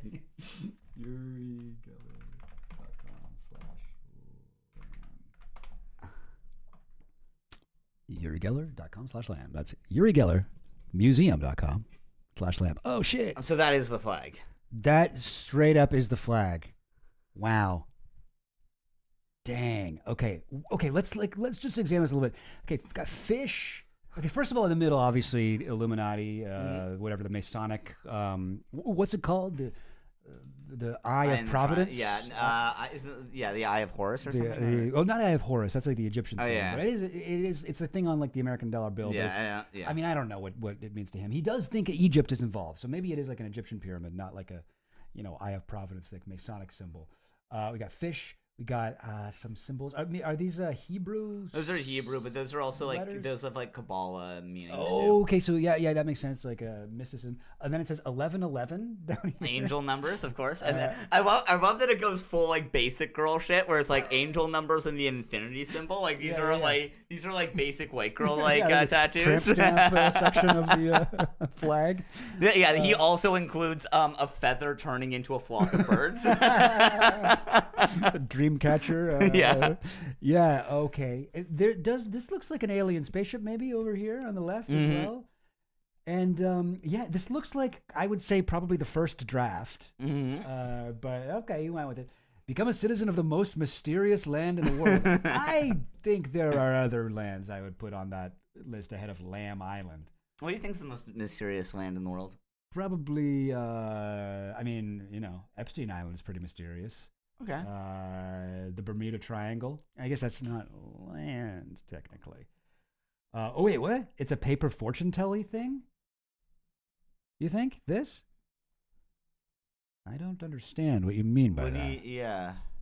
Oh, sorry, not a UFO, UIP. You're right. Thank you, Finland. Thank you for keeping me honest. This is nuts. Okay, most mysterious land in the world. It only costs $1, which is also... That also makes me think it's not a con. Wait, I need to see. Does he mail that to you, or is it just? Oh, you download your certificate, best in landscape mode, and you print it off yourself. I mean, I still kind of want. Sorry to say, I could just right-click save image as and print this off. Yeah, you can just do that. He did just put a blank. Like I could just put my name on this. Like I don't. Anyway, okay. I always wanted to own all caps. I always wanted to own an island, and in 2009 I got the chance. Now you can be part of it too. That's so great. I love how it's like, yeah, my dream was always to own an island. Wait, you're scrolling past this way too fast. I know. So I was just checking like how long is I this? see. It's really long. Okay. Oh, they've got a constitution. All right. Okay. You want to go through this bit by bit though? A bit. Okay, yeah. so this looks like. I just wanted to see if there's like if he lists any of the magic stuff first of all. All the photos of it are from so far away. Wait. Oh, sorry. Sorry. You take control. I gotta I gotta look at this a bit. I am in Scottish. Very special place, possibly the most mysterious. Mystical. Something drew me. These were confirmed by the incredible connections of the island to the ancient world, the Bible, and many extraordinary legends. It also harbors mysterious powers, sitting on ley lines of energy, linking it directly with historical sites of great intrigue and significance. I felt those ley lines. Okay, that's some bullshit flim flam man stuff. No, it comes up in magic. No, they're real. Oh, it's Magic the Gathering stuff. Oh, okay. What does it mean in Magic? I don't know. It's like a magic-y thing. Oh, gotcha. I feel like it's got to be like lines between like the pyramids and Stonehenge. Maybe, yeah. Those lines that connect the magical energies of the planet Earth. When I camped overnight on the island. Jack, can we get a definition and etymology of the word ley line? Yeah, what are you guys saying? Okay, can you guys help us out with ley line? When I camped okay, here we go. When I camped overnight on the island, and then in brackets says the most insane thing so far, believe it or not, planting there a crystal sphere that belonged to Einstein. Noted occultist Albert Einstein. What the fuck do you mean? It's like, no. Well, stop. Right, let me stop you right there.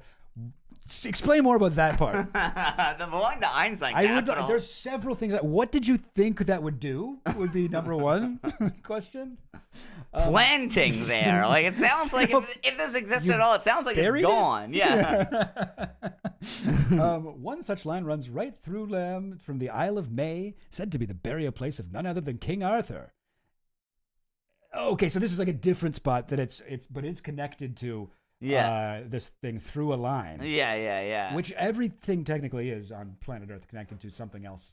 Like we are connected to the place where King Arthur was buried by a line. Yeah, you can draw a straight line. Yeah, sure. Yeah. No, that's the great thing about lines. At one end, and the Hill of Tara, coronation site of Irish kings and gateway to the fabled otherworld.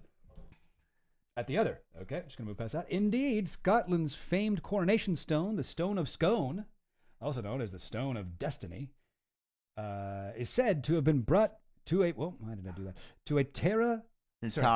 Had been brought to Terra from Jerusalem via Egypt by the biblical prophet Jeremiah and the daughter of the last king of Judah. Okay, a lot of names in here. I think I need to look at that sentence again. The Stone of Scone, the Scotland's famed coronation stone, was brought to Terra, which was what again? I don't. The hill. The coronation site. Okay. Yeah. It was brought to Terra, the coronation site of the kings of Ireland, from Jerusalem. Mm-hmm.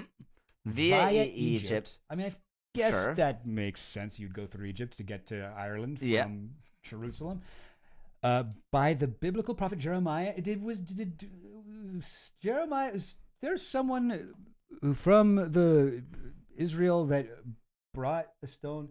Like that could happen, but I don't know. Were people traveling that much during Bible times? I'm suspicious. I don't know. Yeah, Prophet maybe. Jeremiah and the daughter of the last king of Judah. But it's The average guy, no, but yeah, he's a prophet. He's got people listen to that. People listen to him. He's like, no, we must go to Ireland. Okay, talking more about the stupid stone. I don't give a shit. I'm done with the stone. Okay, hang on. I gotta try and pronounce this word. According to the 15th century Scottish chronicle, the Scotic Chronicon. It's a Necronomicon. They sell at like tourist places. Just for Scotland? Okay, it's a real thing. It's a real thing. The 15th century chronicle of the Scottish historian Walter Bauer. Okay. All right, fine. Scotland was founded by Princess Scota, the exiled daughter of the Pharaoh. What? Who oppressed the Israelites in the Bible. Sigmund Freud, my relative. Are killers related to Sigmund Freud? God damn. Let's double check that. Yeah. Wrote a controversial book about Moses and the Pharaoh. What? He's just doing word association now. All right. Scota's boat is, he's like, oh, by the way, this is undiagnosed ADHD, by the way. Yeah. This is what this is. Oh, and my uncle know that guy. Scota's boat is even said to be anchored off Lamb. By who? Uri Geller? Or folklore says she buried treasure. It's quite hard to bury anything on a rock. I guess they could have done it. It's a well-known theory. The pyramid's inexplicably perfect alignment was the result of help from extraterrestrials. Okay, Berwick, where Lamb is, has been a hotspot for UFO sightings. This is nuts. Yeah. I'm going to skip down the page a little bit. The anthem. Oh, he's talking about the anthem here. Okay, wait. Also, like, go up a bit. So this is the whole like. This is the charities. The heart. Save a child's heart. So it's. I don't know if I trust this charity that much. The 3,000th Palestinian child has had a heart operation in Israel through Save a Child's Heart. I don't know if I. Something seems up with that. 3,000th Palestinian child. That's okay. Is it like they're taking the hearts to give to Israeli children? Maybe could that be what they're doing? It didn't say what they were doing with the. They're saving the heart for somebody else. I don't know. Maybe this is a great charity that does amazing work and just has a unfortunately suspicious name. Yeah, and is really being championed by Uri Geller. Yeah, and maybe this is like the one legit thing that he's a fan of. Yeah, for sure.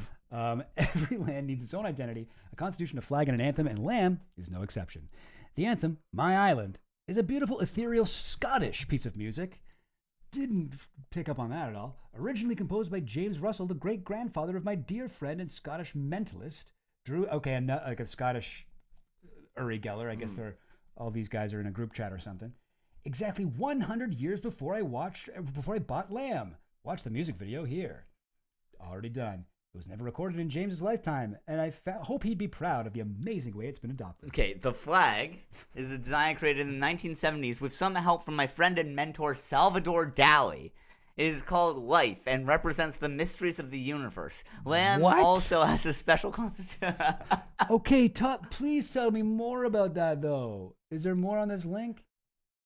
It's just a link to the same page that we're on. It's like, here's a link. Okay, well, I guess it is at the top of the page. But that's crazy. That's not how websites are supposed to be. What's the Constitution? What's the All Constitution? right, let's get to the Constitution. The island is friendly to all countries, peoples, and micronations around the world.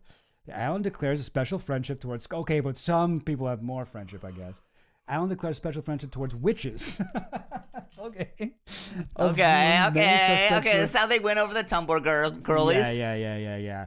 whom many suspects were subjected to cruel trials for alleged. I feel like, the island is friendly to witches. It's also owned by Donald Trump. Donald Trump is the president of it. Oh my, yeah.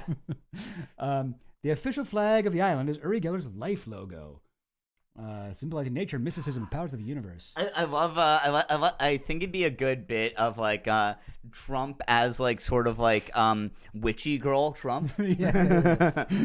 Folks, it was a very bad waxing moon. We were doing lots of shadow work. Folks, it was a left-wing lunatic moon this weekend. We wrote down our intentions on pieces of paper and burned them in the fire. Horrible fire. Wrote the best intentions you've ever seen.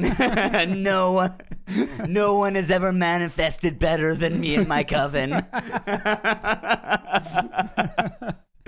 Oh God, this is wow. Oh, it does have a official language. Okay. Do you want to guess what the official language is?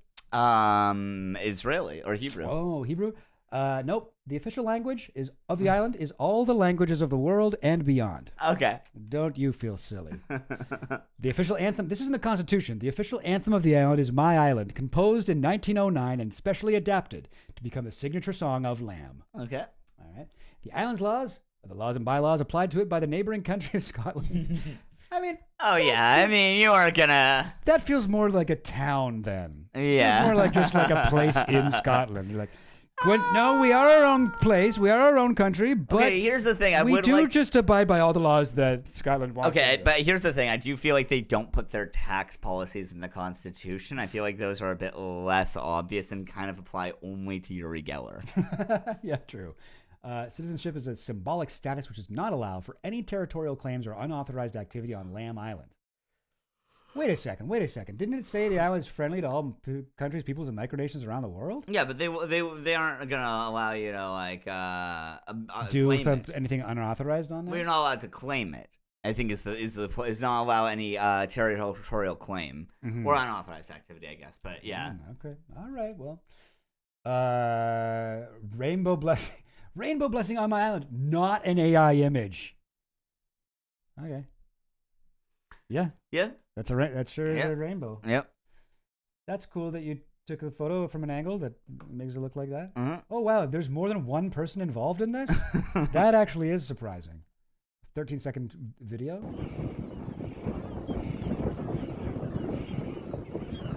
That's not typically how you hold a flag, but they do things differently over Lamb Island. Yeah, Lamb. This is the type of flag that you pin to the ground. All right. Glad that was a video. We got audio of the island. Oh, the flag of Lamb Island. Oh, great. Okay, so we have an explanation of what's going on here. And this is actually a much better quality version of the photo. Yeah, okay. Right up above. All right, okay, this is going to answer my question. The fish, fertility, and children. Okay. Okay. The fish is also the ancient symbol of Jaffa, my home. Yeah. Okay. Aleph. Yeah. The first letter of the Hebrew alphabet, the first letter of my name. Okay. The Hebrew letter Hey, which stands for the name of God. Yep. Okay. 1111, the mystical, supernatural, cosmic number, the gateway to parallel universes. We also honor all the fallen soldiers of all the wars in the world on that date, no matter which country or which religion. Wow. Okay. 1111 is doing a lot of work here. Yep. Double duty as like a magic thing and also Veterans Day, the end of World War I. Infinity means infinity, no end, the most powerful symbol in the world, the state or quality of being endless forever. Okay, cool. Star, sky, the ultimate dome, universe, cosmos, and beyond. Okay, my Hebrew's not very good. Okay. But, so there's the star, but no, like, read to the next one. Okay. The Hebrew letter Shin, which also stands for the name of God. I don't know how that works. So God has many names. One Okay. of them is Shin, and one of them is Hey. No, those are the letters. Like those are like the start. It stands for the yeah, name yeah, of yeah. God. Oh, okay. Shin is the sh sound, and Hey is the H sound. Oh, okay. Well, if I remember right. So he's like, these are two names of God that I think are his favorite or something. But also remember one of them is the first letter of his name. Oh yeah, you're right. That is weird. First letter of God's name, other first letter of God's name, first letter of my name. That is interesting. At least he gave God majority shareholder, percentage here, because he will get outvoted by both of God's names to his one Uri Geller name. Yeah. That's interesting. UFO signifies that I believe we are not alone. I believe in extraterrestrial life. Really? Okay. Red is for energy. Let's take a look at red. Yep. Okay, sure. Green is for all the forests in the world that give us oxygen. Without oxygen, there's no life. Yeah, that's true. Yellow's for the sun. Without the sun, there's no life. Yeah, totally. Oh, yellow. Yeah. Okay. All right. Blue is for all the rivers, seas, and lakes. Without water, guess what? No life. There's no life. Yeah. White is for peace. Which, interestingly, not as important because peace you can have. Without peace, there's still life. Very true. Did he say what the green and forest, the kind of spiky ones? Oh, green. Oh, because it's like, are those supposed to be like trees? I guess. Green represents all the forests without which there's no life. Blue represents all the water without which there's no life. I see. Okay. White is for peace, and is white just the? Oh, at the bottom here, this is like it looks like white. The white one is kind of dripping, eh? It's got like little drips in it. But all right, white is for peace. Heart lying down is for love. Heart lying down. Oh, like this, I guess? Is that the heart? It's like a sideways heart lying down? Wait, zoom out. I mean, that's the only one I can see. Yeah, I have no idea what the fuck he's talking about there. Because this looks like an upside down heart. Yeah, I have absolutely no idea what he's talking about. So what the hell? Why does one of these things have chicken pox? Okay, maybe we'll get to that one, yeah. Pyramid for the... And why is the heart lying down?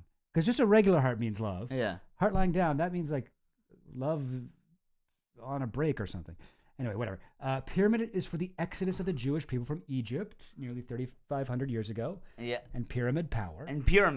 Of course. Yeah. Which is a thing we all know about. Mm-hmm. The eye protects us all. It was Salvador Dali's idea that I paint the eye in the center of the pyramid. Okay, man. The waves under the pyramid are caused by wind. If there's no wind, there's no movement. And if there's no movement, say it with me, folks, there is no life. The waves underneath the pyramid. So that's that. Those are that. Kind of looks like the pyramid's like crying or something, maybe. And it didn't explain what the chicken pox are. No. The Salvador Dali just thought they looked cool. The reds for energy? Yeah. The star? Did he talk about the star? Oh, sky. Yeah. The ultimate dome. That makes him sound like a flat earther. Yeah. He believes in like the firmament. Yeah. Okay. All right, man. Sign up for Lamb Island citizenship. Is there like, you get into like a Discord server or something with this? No. Like, do you get to talk to the other citizens of Lamb Island? Oh, God, I would love that. That might be fun. Lamb in news. Uri Lamb photos. Stop. What's he doing there? If I have Wait, this can you photo... just click it? Oh, no, those are just available. Oh, download high resolution. Wait, and it doesn't have the one that was the thumbnail? That's the one I most wanted to see. Yeah. I guess that photo might be too dangerous. If you look at the photo of Uri Geller raising his arm like that for too long, all of the spoons in your house will bend. Stop! Don't come to Lamb Island. It's worse than Alcatraz. He's got his sunglasses in his hand. This is serious. Island videos. Football, the Lammies. There's an actual football team. Yeah. That's crazy. Football team news? Wants to form a football team. Okay, so the news is that he wants to form a football team. He reveals his new football team with hopes it can reach the World Cup. That would be awesome. Yo, imagine if the Lammies win the World Cup. Also, I feel like the World Cup, they don't have like team names like that. They're just called like do they? Team Canada or something really? Like that. It's not like the Lammies. Oh, okay. I don't know. I thought that they did, but yeah, no, they're not. It's not like it's like the Canadian football boys or something. I don't know. That's the best I can think of. But it's like Canada, Team USA or whatever. It's like the Olympics or something. Oh, okay. How awesome would it be if they went and they won? These guys look like they've got what it takes. Lamb Island. Bend it like Geller. That's good. Bend it like Geller. That actually is good. That's very good. That's really funny. Okay, you know what? Just for that pun, I think they should do it. Yeah. I mean, here's. But does this? I don't see anything Lamb Island related in this photo. Is this just a random football team that he bought? It says he adopts North Berwick team. Like, this is like a regular football team that all of a sudden was like, okay, guys, we're all going to have to get really cool with witches because we just got bought by a insane Israeli man who seems to be trying to start a cult. That's nuts. I don't know. The least information dense show ever. Come on, guys. Listen, you come to the stream for information dense content. You come to the stream for happenstance discoveries about Uri Geller's island. This is not AI. This is really a rainbow. That's actually a pretty cool photo. The rainbow doesn't go to the island, which is. Do like the person who's like watching a live stream being like, come on, stop getting distracted. Yeah, more information. Stop going on tangents. Scotichronicon. Cool. I'm glad that this is a word though. Scotichronicon. Well, okay. Yeah. What do you think? Should we sign up for this island? It's only $1, which really feels like a bargain, even though it's something that could never possibly be useful in any way, and does seem to be an evil scam of some kind. But I mean, I'm just gonna pirate it. But yeah. Yeah. Oh, there is this. What's this? Tilda Rejwan did a cover of the song? Yeah. The Tilda Rejwan? You think Lone Island would consider This is good.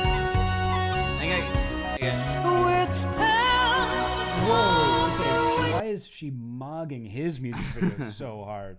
Look, is that Uri Geller? Yeah, that's what he looks like. Why is he like dressed in like a Warhammer like? The fates have been sealed.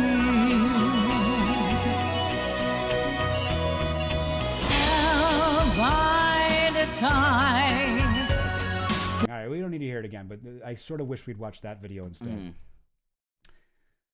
My Island. It's the official thing on his website is also from the King of UFOs. Is the King of UFOs him?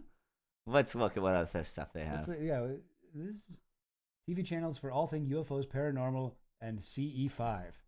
Oh wow, okay. This is nuts. Close Encounters, the movie, the Illuminati movie. So this guy, like, all of these appear to be like very pilled conspiracy. Sorry, go back up. Me, Trump, and the Great UFO Speech in the Sky. Full 75-minute documentary. Okay. Is this, and it's like all a screen recording of the Windows Media Player? What, really?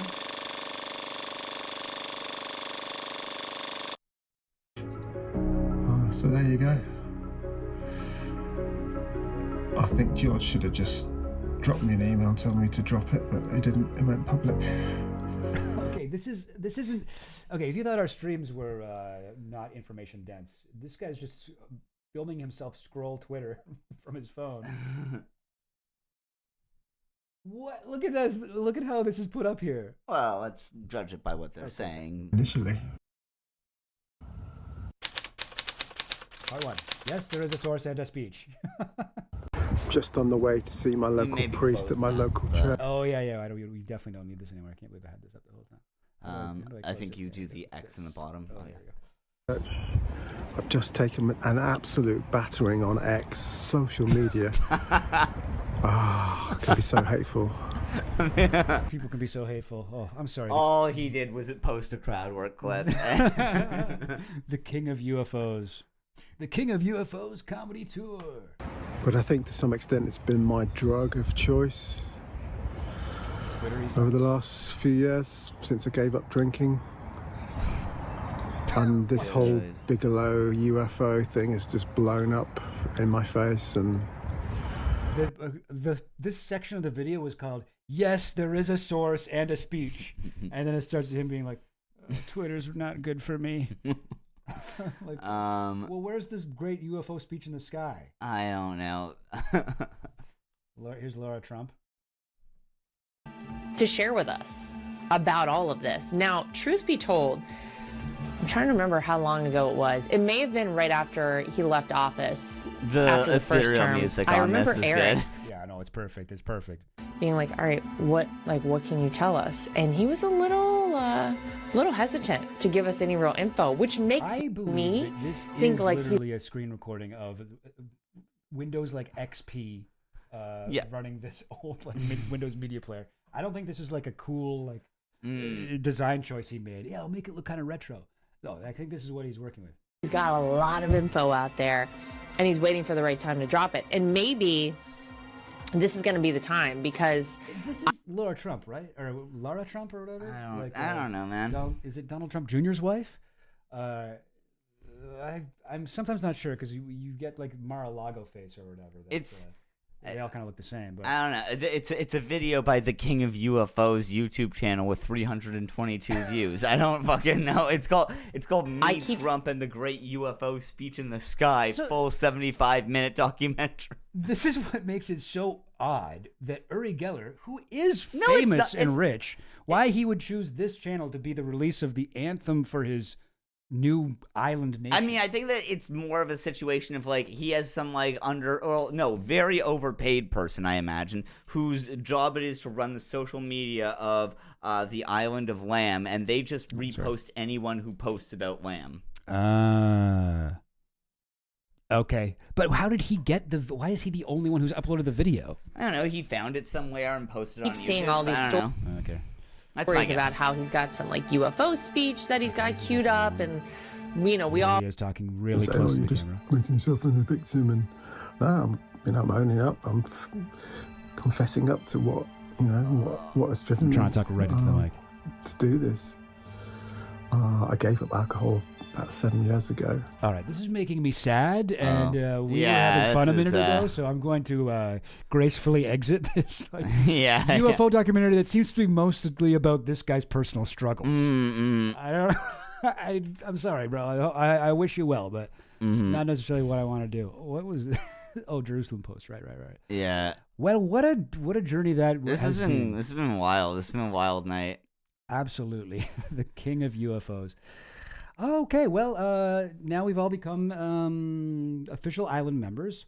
Okay, I do want to finish with this thing with the new list of Epstein guys. We'll cut this up. We'll chop this up in the edit. Yeah. That is Eric's wife. Oh, thank you, Goblin Queen.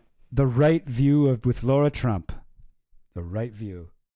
Oh, I hear my phone ringing. But What's okay. up? It's 12 o'clock. That's the alarm. But okay.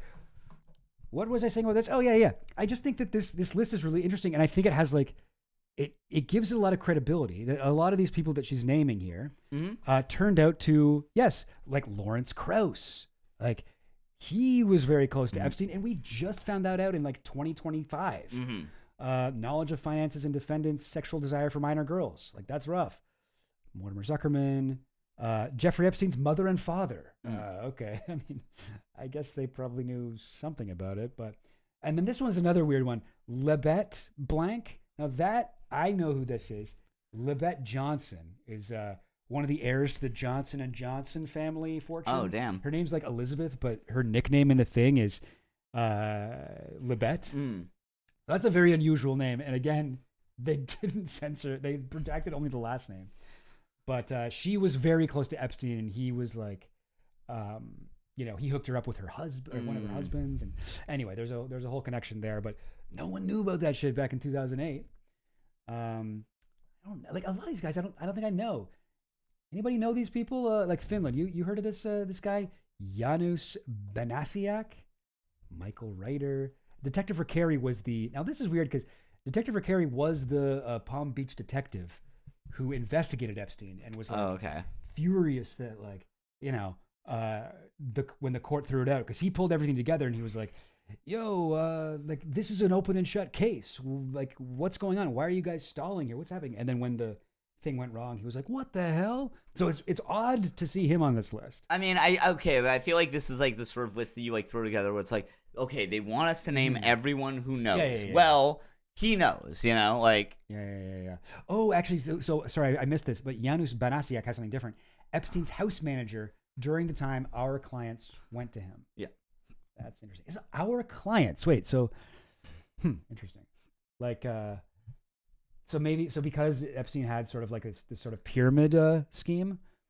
Yeah, it's true. Her nickname is spelled differently, but I imagine. I mean, I've never heard that name or anything like it or anyone else, but yeah, I guess. So it's interesting that it says our clients because it sort of implies that those were the people who were recruited by Jane Doe number 2, the person who's making this list. But that was a thing where you could either come and give me massages, or if you bring somebody to give me a massage, I'll pay you the same. I'll also give you like $200 or whatever. So that was somebody who she went through. So obviously this person knew about the girls and the pyramid scheme they had going. Bob and Todd Meister, knowledge of finances and defendants, sexual desire for young girls. Cecilia Stein, Larry Vashovsky, that was Epstein's pilot. Definitely he would know about the girls at least. Ronald Barron, Glenn Dubin, must be. This is one of the people Virginia Giuffre accused. And I don't think Virginia Giuffre accused Glenn Dubin in 2008. I think that wasn't even well known. Abigail Wexner, Les Wexner's wife. Sandy Berger, Officer Munyon, Officer Mignot. Don't know who these people are. This is his other pilot, David Rogers. Alfredo Rodriguez. This is the guy who would later leak the. Actually, I guess around the same time as when he stole Epstein's book in like Black Book in 2004, but then he got arrested for trying to sell it. So this is a weird one at the bottom. All people who visited defendant in jail. So like, that seems either like bullshit or that this person has like an amount. I mean, it sounds like bullshit in that like I feel like you would have to have an amount of knowledge to that would not make sense or to be like, yeah. I mean, what do you make of that? Some people who visited him in jail definitely. Obviously some, but like, what do you make of that statement? Like, all people who visited him in jail. I mean, it does seem like she's listing people. I don't know, probably all the people who visited him in jail. Like, how do you even know that? Yeah. Like either she's like sort of like I think like being a little like maybe hyperbolic or like you know like and like it got put into this like official statement or wait, sorry, I'm confused. Defendant meaning Epstein, right? Yes. Okay. For some reason, I thought that she was a defendant. No. All the people that visited her, and statements made by they know about the finances, defendants, sexual desire for minor girls, and statements made by defendant. I don't know. What do you make of that? Yeah, I mean, like, what I was just saying, like, I feel like that's either, like, she was like, I don't know, and everyone who, like, visited him in jail, and, like, that got, like, taken into, like, being, like, an official, like, statement in that way, where she probably didn't mean it that literally, or else you would have to have like some type like claiming to have some type of like knowledge that I don't think that it makes any sense that she would have to be like, and I am aware of the like information on every single person who like being like it doesn't make sense. Maybe she did have Jane Doe has that kind of like information, but that doesn't really make that much sense. It doesn't make more sense. Yeah. I mean, a lot of the statements that are from the they all knew about statements made by him. Okay, so Sandy Berger. So Sandy Berger was up here. I couldn't remember who that is, but they are on my list of Epstein affiliations. Let me see if I got any notes on them. Sandy Berger. What do we know about Sandy Berger? Oh, nothing. Okay, so Sandy Berger, you're saying, what's this? Sandy Berger was arrested for smuggling 9/11 documents out of a secure facility in his pants. What? Who's this person? 9/11. Oh, okay. He was security advisor for U.S. President Bill Clinton. I think he visited Epstein in jail, right? Or am I thinking of someone else? Is there any Epstein connection on here? Epstein, no, not on here. But no, I just want to know about that smuggling 9/11 documents. Clinton's NSC director. Interesting. Oh, wow. Okay. An associate of Berger said Berger took one copy of classified documents in September 2003 and 4 copies in October 2003, allegedly by stuffing the documents into his socks and pants. Berger subsequently lied to the investigators when questions about the removal of the documents. Awesome. Mm-hmm. Cool guy. He's like strapping like his whole body with like classified documents, like he's like smuggling coke into Miami or something. Yeah. That's great. Sandy Berger. Hilarious name too. Mm-hmm. Anyway, okay. But yeah, wait, is there more people on this list? Oh wait, all minor females with whom defendant has engaged in sexual activities, including but not limited to those provided in an addendum to NPA. What's that? Non-prosecution agreement. That was the thing in the trial where they're like, we promise not to prosecute anyone else related to Epstein. So those are a lot of the Epstein's assistants, Leslie Groff, Sarah Kellen, Nadia Marchinkova. All plaintiffs with sex abuse claims against defendant, those listed in police reports and documents by Palm Beach Police. Juan Alessi, another one of Epstein's drivers, house managers, guys. Maria Alessi, his wife, Jim Baca, Janus Banasiak. Yeah, a lot of these people I've never heard of. Keith Bloomberg, someone blanked out, blank Campos, Jimmy Kane, that's the guy from Bear Stearns, early in Epstein's career, one of Epstein's early mentors. Like a lot of these names I don't even know, but a lot of them I'm like, wow, this is like spot on. Cecilia, last name unknown at this time, Maximilia Cordero, Ellen Cunningham, Dave, last name unknown, Ryan Dion, blank blank, Michael blank blank blank, Eric Gainey blank Hassie. Sorry, I'll comment if I know who these people are. Right. Oh, Adam Perry Lang was Epstein's chef. You know about this guy, right? Yeah. He was Epstein's chef, and he worked a lot at Zorro Ranch. He's like New Mexico ranch, and he got really good at like barbecue. And now he's like a celebrity chef. Yeah. He runs a bunch of like really popular barbecue restaurants. And he talks about, I worked for a wealthy billionaire and all I had to do was make barbecue, and I learned the New Mexico. But he just doesn't mention. You may have actually heard of this guy. Like, yeah.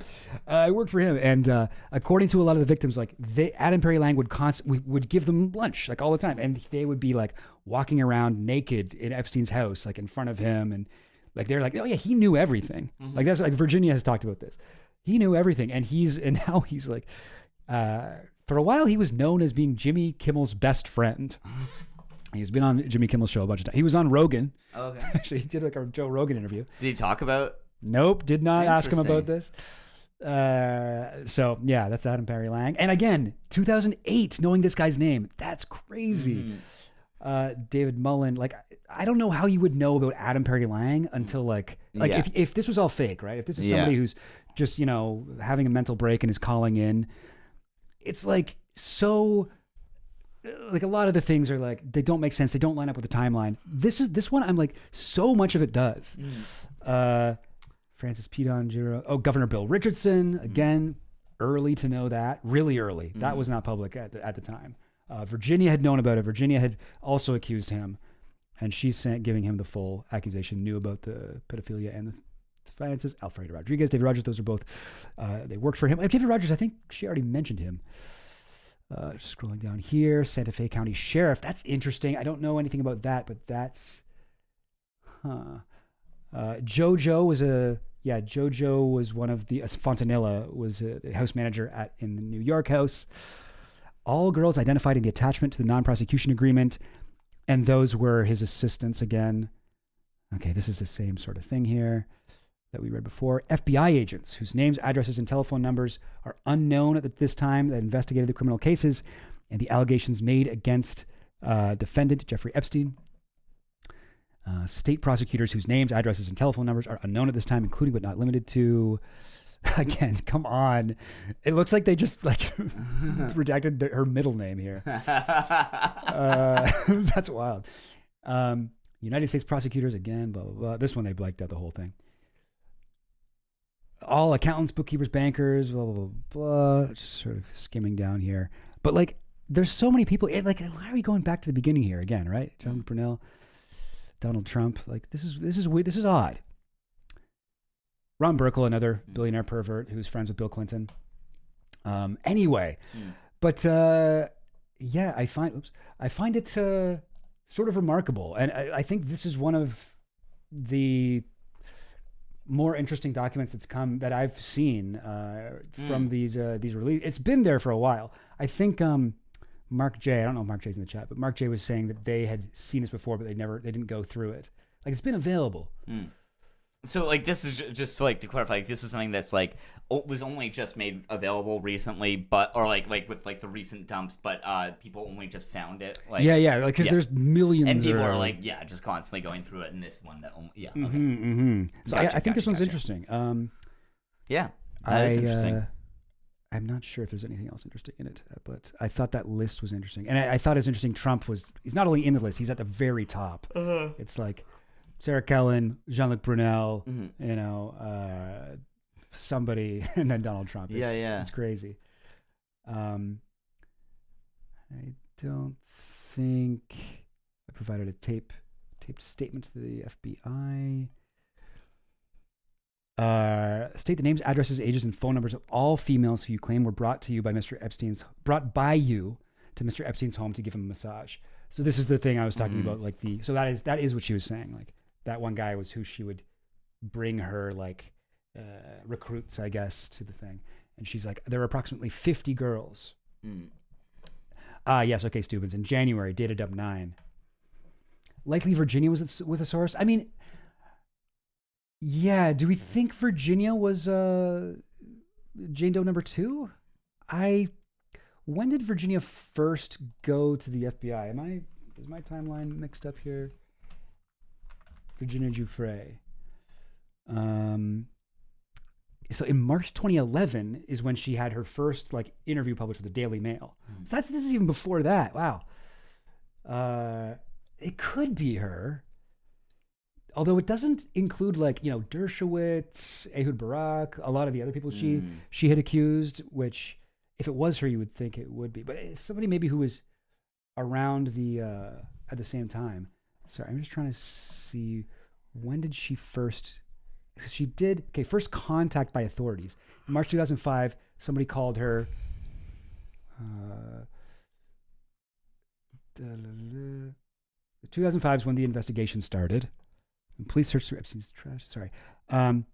Okay, in 2019, Giuffre told the Miami Herald she received a series of phone calls in rapid succession over 3 days in 2007.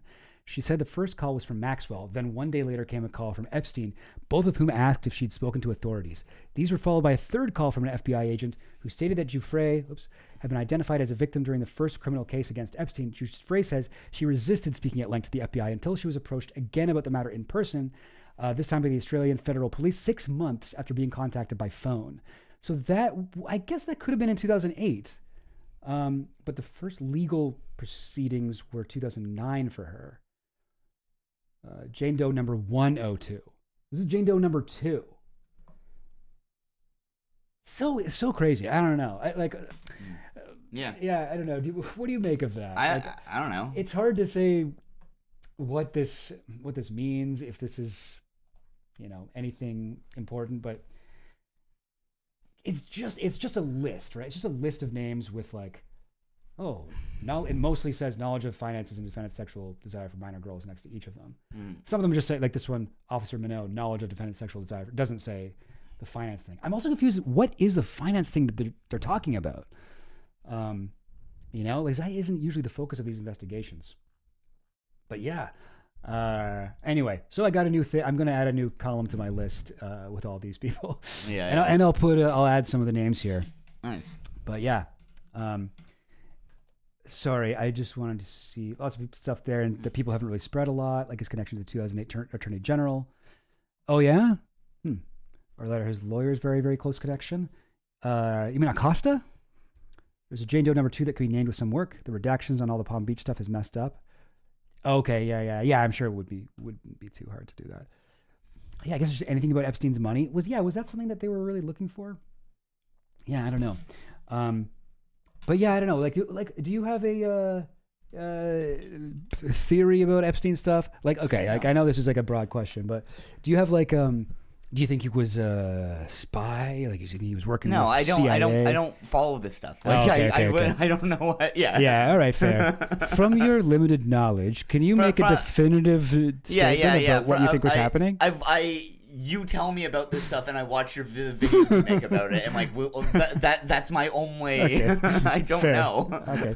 Well, then I want to know if you have the correct opinion that I have also. Yeah. There's a lot of like weirdness about it. I feel like with Epstein stuff, I'm always very I think I lean towards being skeptical of any conspiracy theory, right? And I think sometimes that has steered me down the wrong path.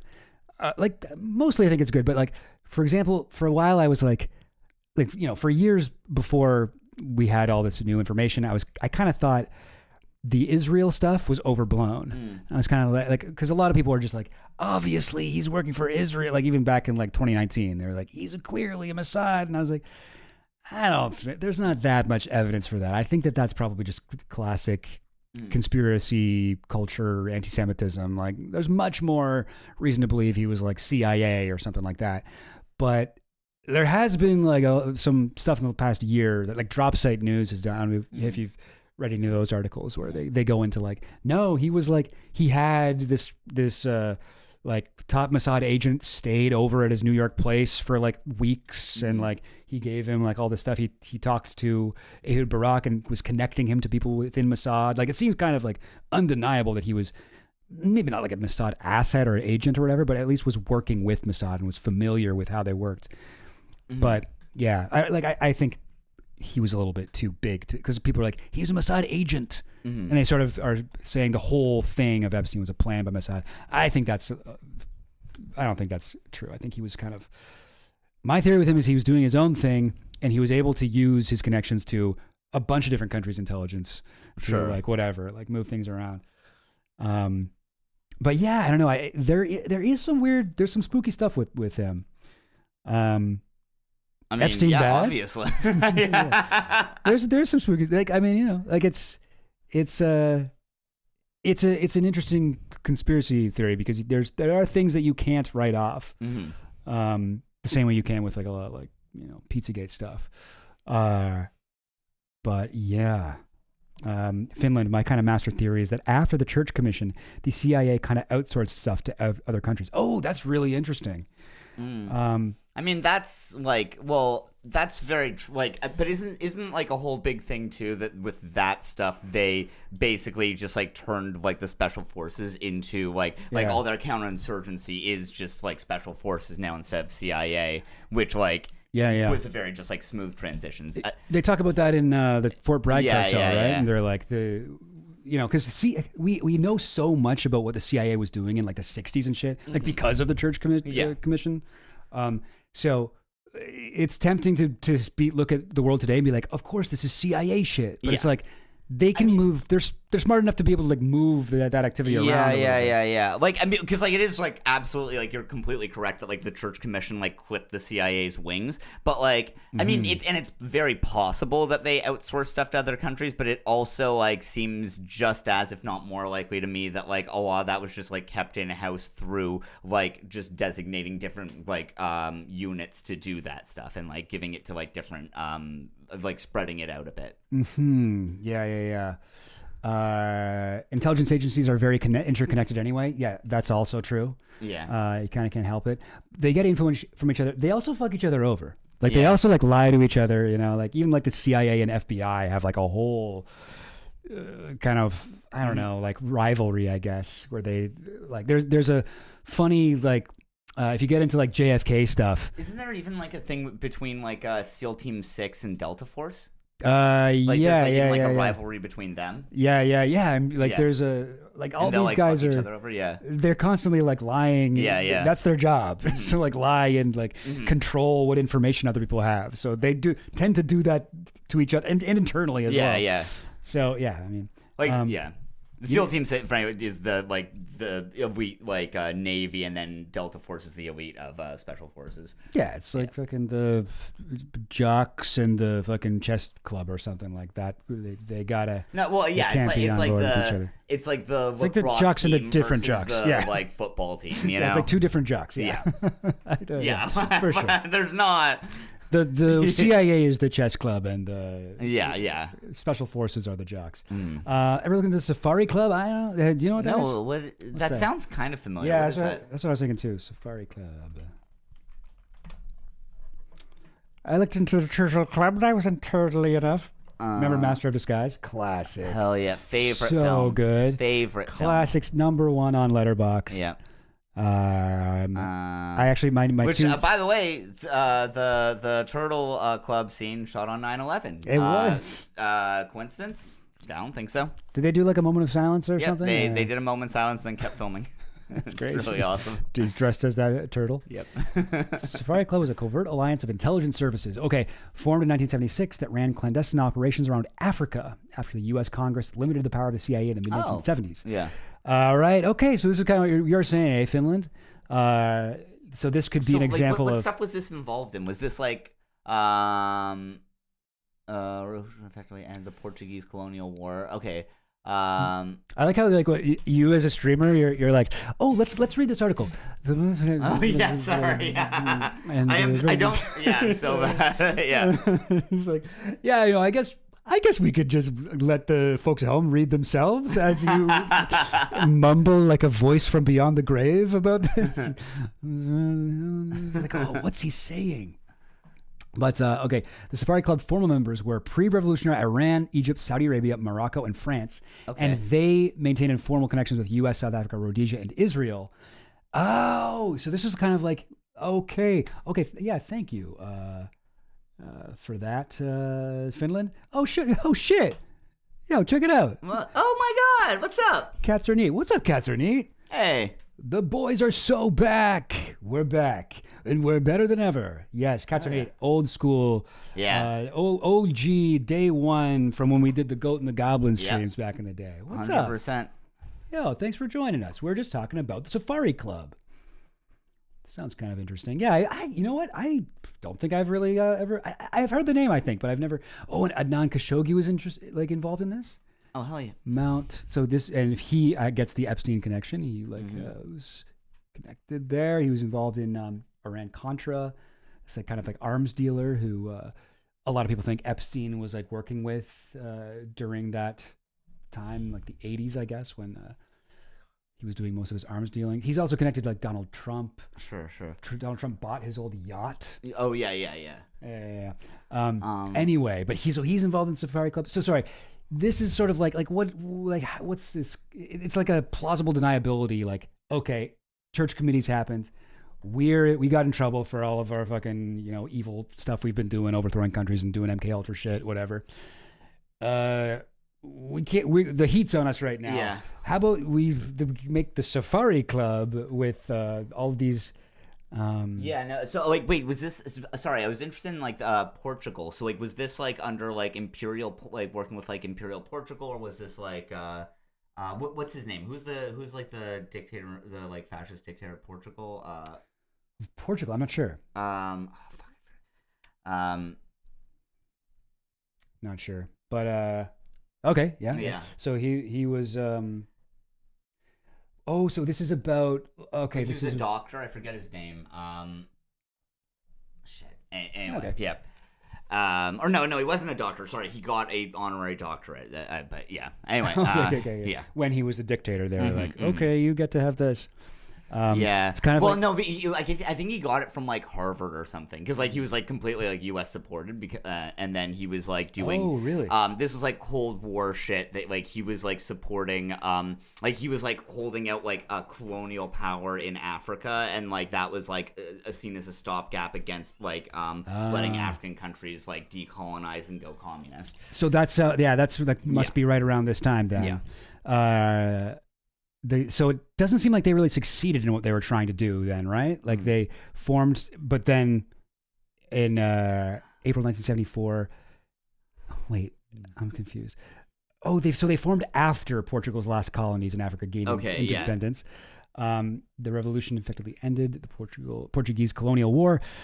Okay, so then what do they want to do here? They executed a successful military intervention in Zaire in response to an invasion from Angola. Okay. Also provided arms to Somalia. It makes sense why Adnan Khashoggi is involved here. So wait, it was the invasion from Angola was, so this was Zaire was, I always get mixed up who was who, and like because Zaire, Angola is now named something else, right? And No, I think Angola still is exists. Angola still Angola? Or am I Shabo 1? This is what happened when I clicked on Angola. Wait, is that right? Oh, invasion from Angola. I thought, is there just an Angola I can click on? Just like maybe Zaire. Google. Yeah, so Zaire's not Zaire anymore. Oh, Zaire is a Democratic Republic of the Congo now. And what Angola is Angola still Angola? Sorry, this is such dumb questions. I think Angola is still Angola. It's got like the coolest communist flag possible. Yeah. It's instead of like a hammer and sickle, it's like a machete and a gear. Yeah. Isn't that sick? Yeah. They're not communist or anything, but they have that. No, flag but that was made by the from when they were communists. communists. I feel like it's like one of the coolest flags. Yeah, no, that's so good. But yeah, no, they're still called that, right? Since 1992. So you know what? You're right. Yeah. For the former state from 1975 to 1992, see, People's Republic of Angola. So it was something different. Yeah. And then in 1992, it just became Angola. No, I was mixing up with the Congo for with Zaire. Yeah. There you go. I'm impressed at how much you know about African history. I don't know this shit. Yeah, I've listened to the first couple episodes of the latest season of Blowback. Oh, nice.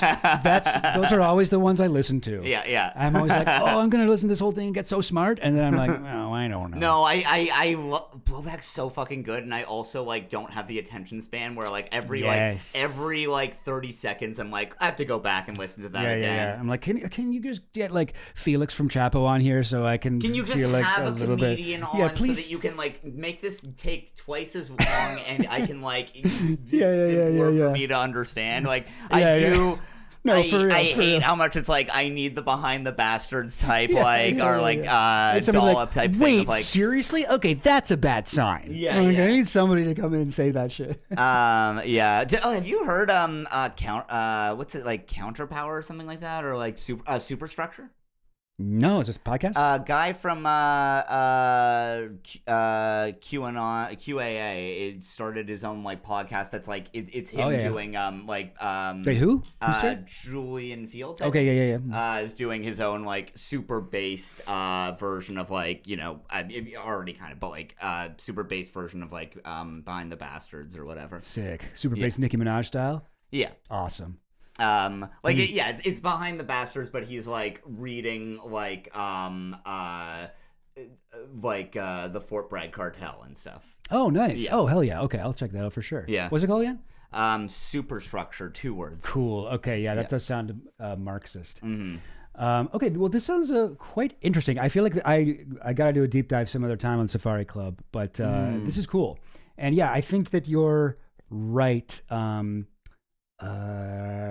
Finland, about like, obviously this is like an example of your point that after the Church Commission, the CIA may have offloaded some of its evil deeds to other countries. That's the kind of shit they do. And look at this: George H.W. Bush, Henry Kissinger, blue. That means they're members of the Bohemian Club. Oh, the Bohemian Grove. Anyway, cool. All right. Well, I feel like were we in the middle of something at any point? I feel like we've done. We sort of did like a little bit of like a Russian nesting doll, like Cloud Atlas sort of stream where we had like a couple tangents, but we would come back to the one before and then go on for a little bit. And I feel like we tied off all the loose ends, right? Yeah. I feel like that's right. I do like that. Like I don't know anything about Jeffrey Epstein, but I got to like perk up for a little bit and sound smart when I'm like CIA. Okay. Yeah. I'm surprised. I thought you were kind of an Epstein nerd. No, I don't really know anything about Epstein. You stuff. were though back in the day, like for a little bit, but like I was like an Epstein nerd, like from like like 2016, like by Yeah, 2016, yeah. and then I stopped following. Like you're Yeah. like someone who's like stayed on Uh-huh. that. I like knew a lot more than the average person in 2016, and then now has stayed at that. There was for sure a time where you knew more than I did, but and I got into it pretty early as well. But I remember like talking to you about like we were both listening to TrueAnon. Oh yeah. When it started coming out, and but yeah, you know, it is really like it is something you sort of have to devote like a lot of time to read. Yeah. Final say, I'm not doing about the video about CIA and drugs. You're not? No. Were you going to? I was going to for a bit. The thing is, like, I was thinking about doing a video on that too. That's a very juicy topic. It's such a good topic. My thing is that like with my last video, maybe I'll do it eventually, but like with my last video, like I like my last video a lot. It is also like I don't do any analysis in my last video. It is just like here is the history of MK Ultra, and like I'm very proud of like the sort of research I did, but I also like got like I like when I can actually analyze and like give my own thoughts on something in a way that I can't really do with that. If I'm talking about the CIA's connection to like drug cartels and stuff, like I'm not even that confident that I'd be able to do a good job of just the history, let alone here's my like cool analysis of that. So yeah, you know, maybe I'll do that eventually, but like for now I'm doing one. It's another history of the internet type video. Cool. Another cool. like yeah. Yeah, I mean, okay. It does seem like it would fit with your style, but yeah, it's because you're sort of like, you do a lot about like the intersection of, military and technology. Yeah. Which is interesting. Like that's a surprisingly broad topic, even though it is like niche. And Yeah. it kind of intersects with all your videos. Well, and But- like, you know, like it's a meme in like the art world to be like, I work at like the intersection of art and technology. Like that's what like everyone describes their art as. But Right. yeah. It's showing it's combining like artistic soul with the encroaching of technology and blah, blah, blah. Like, yeah, that is a thing. But I feel like, the CIA and drug smuggling or whatever, just like all of the shit they've done with drugs is, I guess it's a little bit different than that. But I do feel like it would, Yeah, I am like quietly working my way through heroin politics, so don't worry. But all right, okay, you're working on it. You're getting. Yeah. Wait until you have Alfred an idea. McCoy is so fucking based. I like Yeah? his stuff a lot. Yeah. That's the guy who wrote Heroin Politics. He wrote Heroin Politics. He also wrote A Question of Torture, which was like one of the best sources for my MK Ultra video. Oh right. Oh, and were you saying there's something like there's no such thing as cartels or something like that? Yeah, there's no such thing as drug cartels, which is like the more modern one that is, it's very good, but it's also like it's like very like, you should probably read Politics of Heroin first. Like, there is no such thing as drug cartels is very dense. It's not long. It's like, I think it's like maybe 100 pages. Heroin Politics is like, like 500 pages. A Question of Torture is great. Yeah. Oh, have you ever read that one? Huh? You mentioned that one, or Yeah, no, it's probably, it's not the primary, but it is probably the best source I read for my video for MK Ultra. Oh, really? Oh, okay. Like it's like the source for the entire, like almost for most of the section of like the torture theory, and it like is just a very good history of torture. It gets a lot into MK Ultra, and then a lot into like tying the Phoenix program to MK Ultra, a lot of like post 9/11 stuff, a lot of like the coups that like America like the CIA worked on, like it going on like interviews of people like from like Latin America, like talking about their experience being tortured. It's very good. The one thing, It's got like the Abu Ghraib thing on the cover. Naomi Klein does a that's where I had read about that in I think Naomi Shock Klein Doctrine. does a bit more on how there's like a very disturbing trend of electroshock. I think Naomi Klein's the one who documents that, of like all these different torture victims who are like talking about being electroshocked, and how like that she thinks originates from, and I think pretty convincingly argues that that originates from Allen Memorial Hospital here in lovely Montreal. I feel like that is so true. Yeah, like I mean, like that seems undeniable, even though it doesn't call out Ewan Cameron by name. Doesn't the I've read the lyrics to the Allen Ginsberg song. I haven't heard it, but yeah. Vietnam heroin smuggling. Yeah. There's a Steve Earle song about The Allen Vietnam one's, like, heroin smuggling. I mean, he's like very, very correct about every it nails it pretty well. Oh yeah, oh cool. I Yeah. don't know if I know that one, but yeah, I think so. Maybe I'm misremembering. It's I know the Steve Earle one because my parents used to listen to it all the time. I had no idea that it was about what it was about. But in Fort Bragg Cartel, I think it opens with like a few lines from that song, and he sort of talks about it.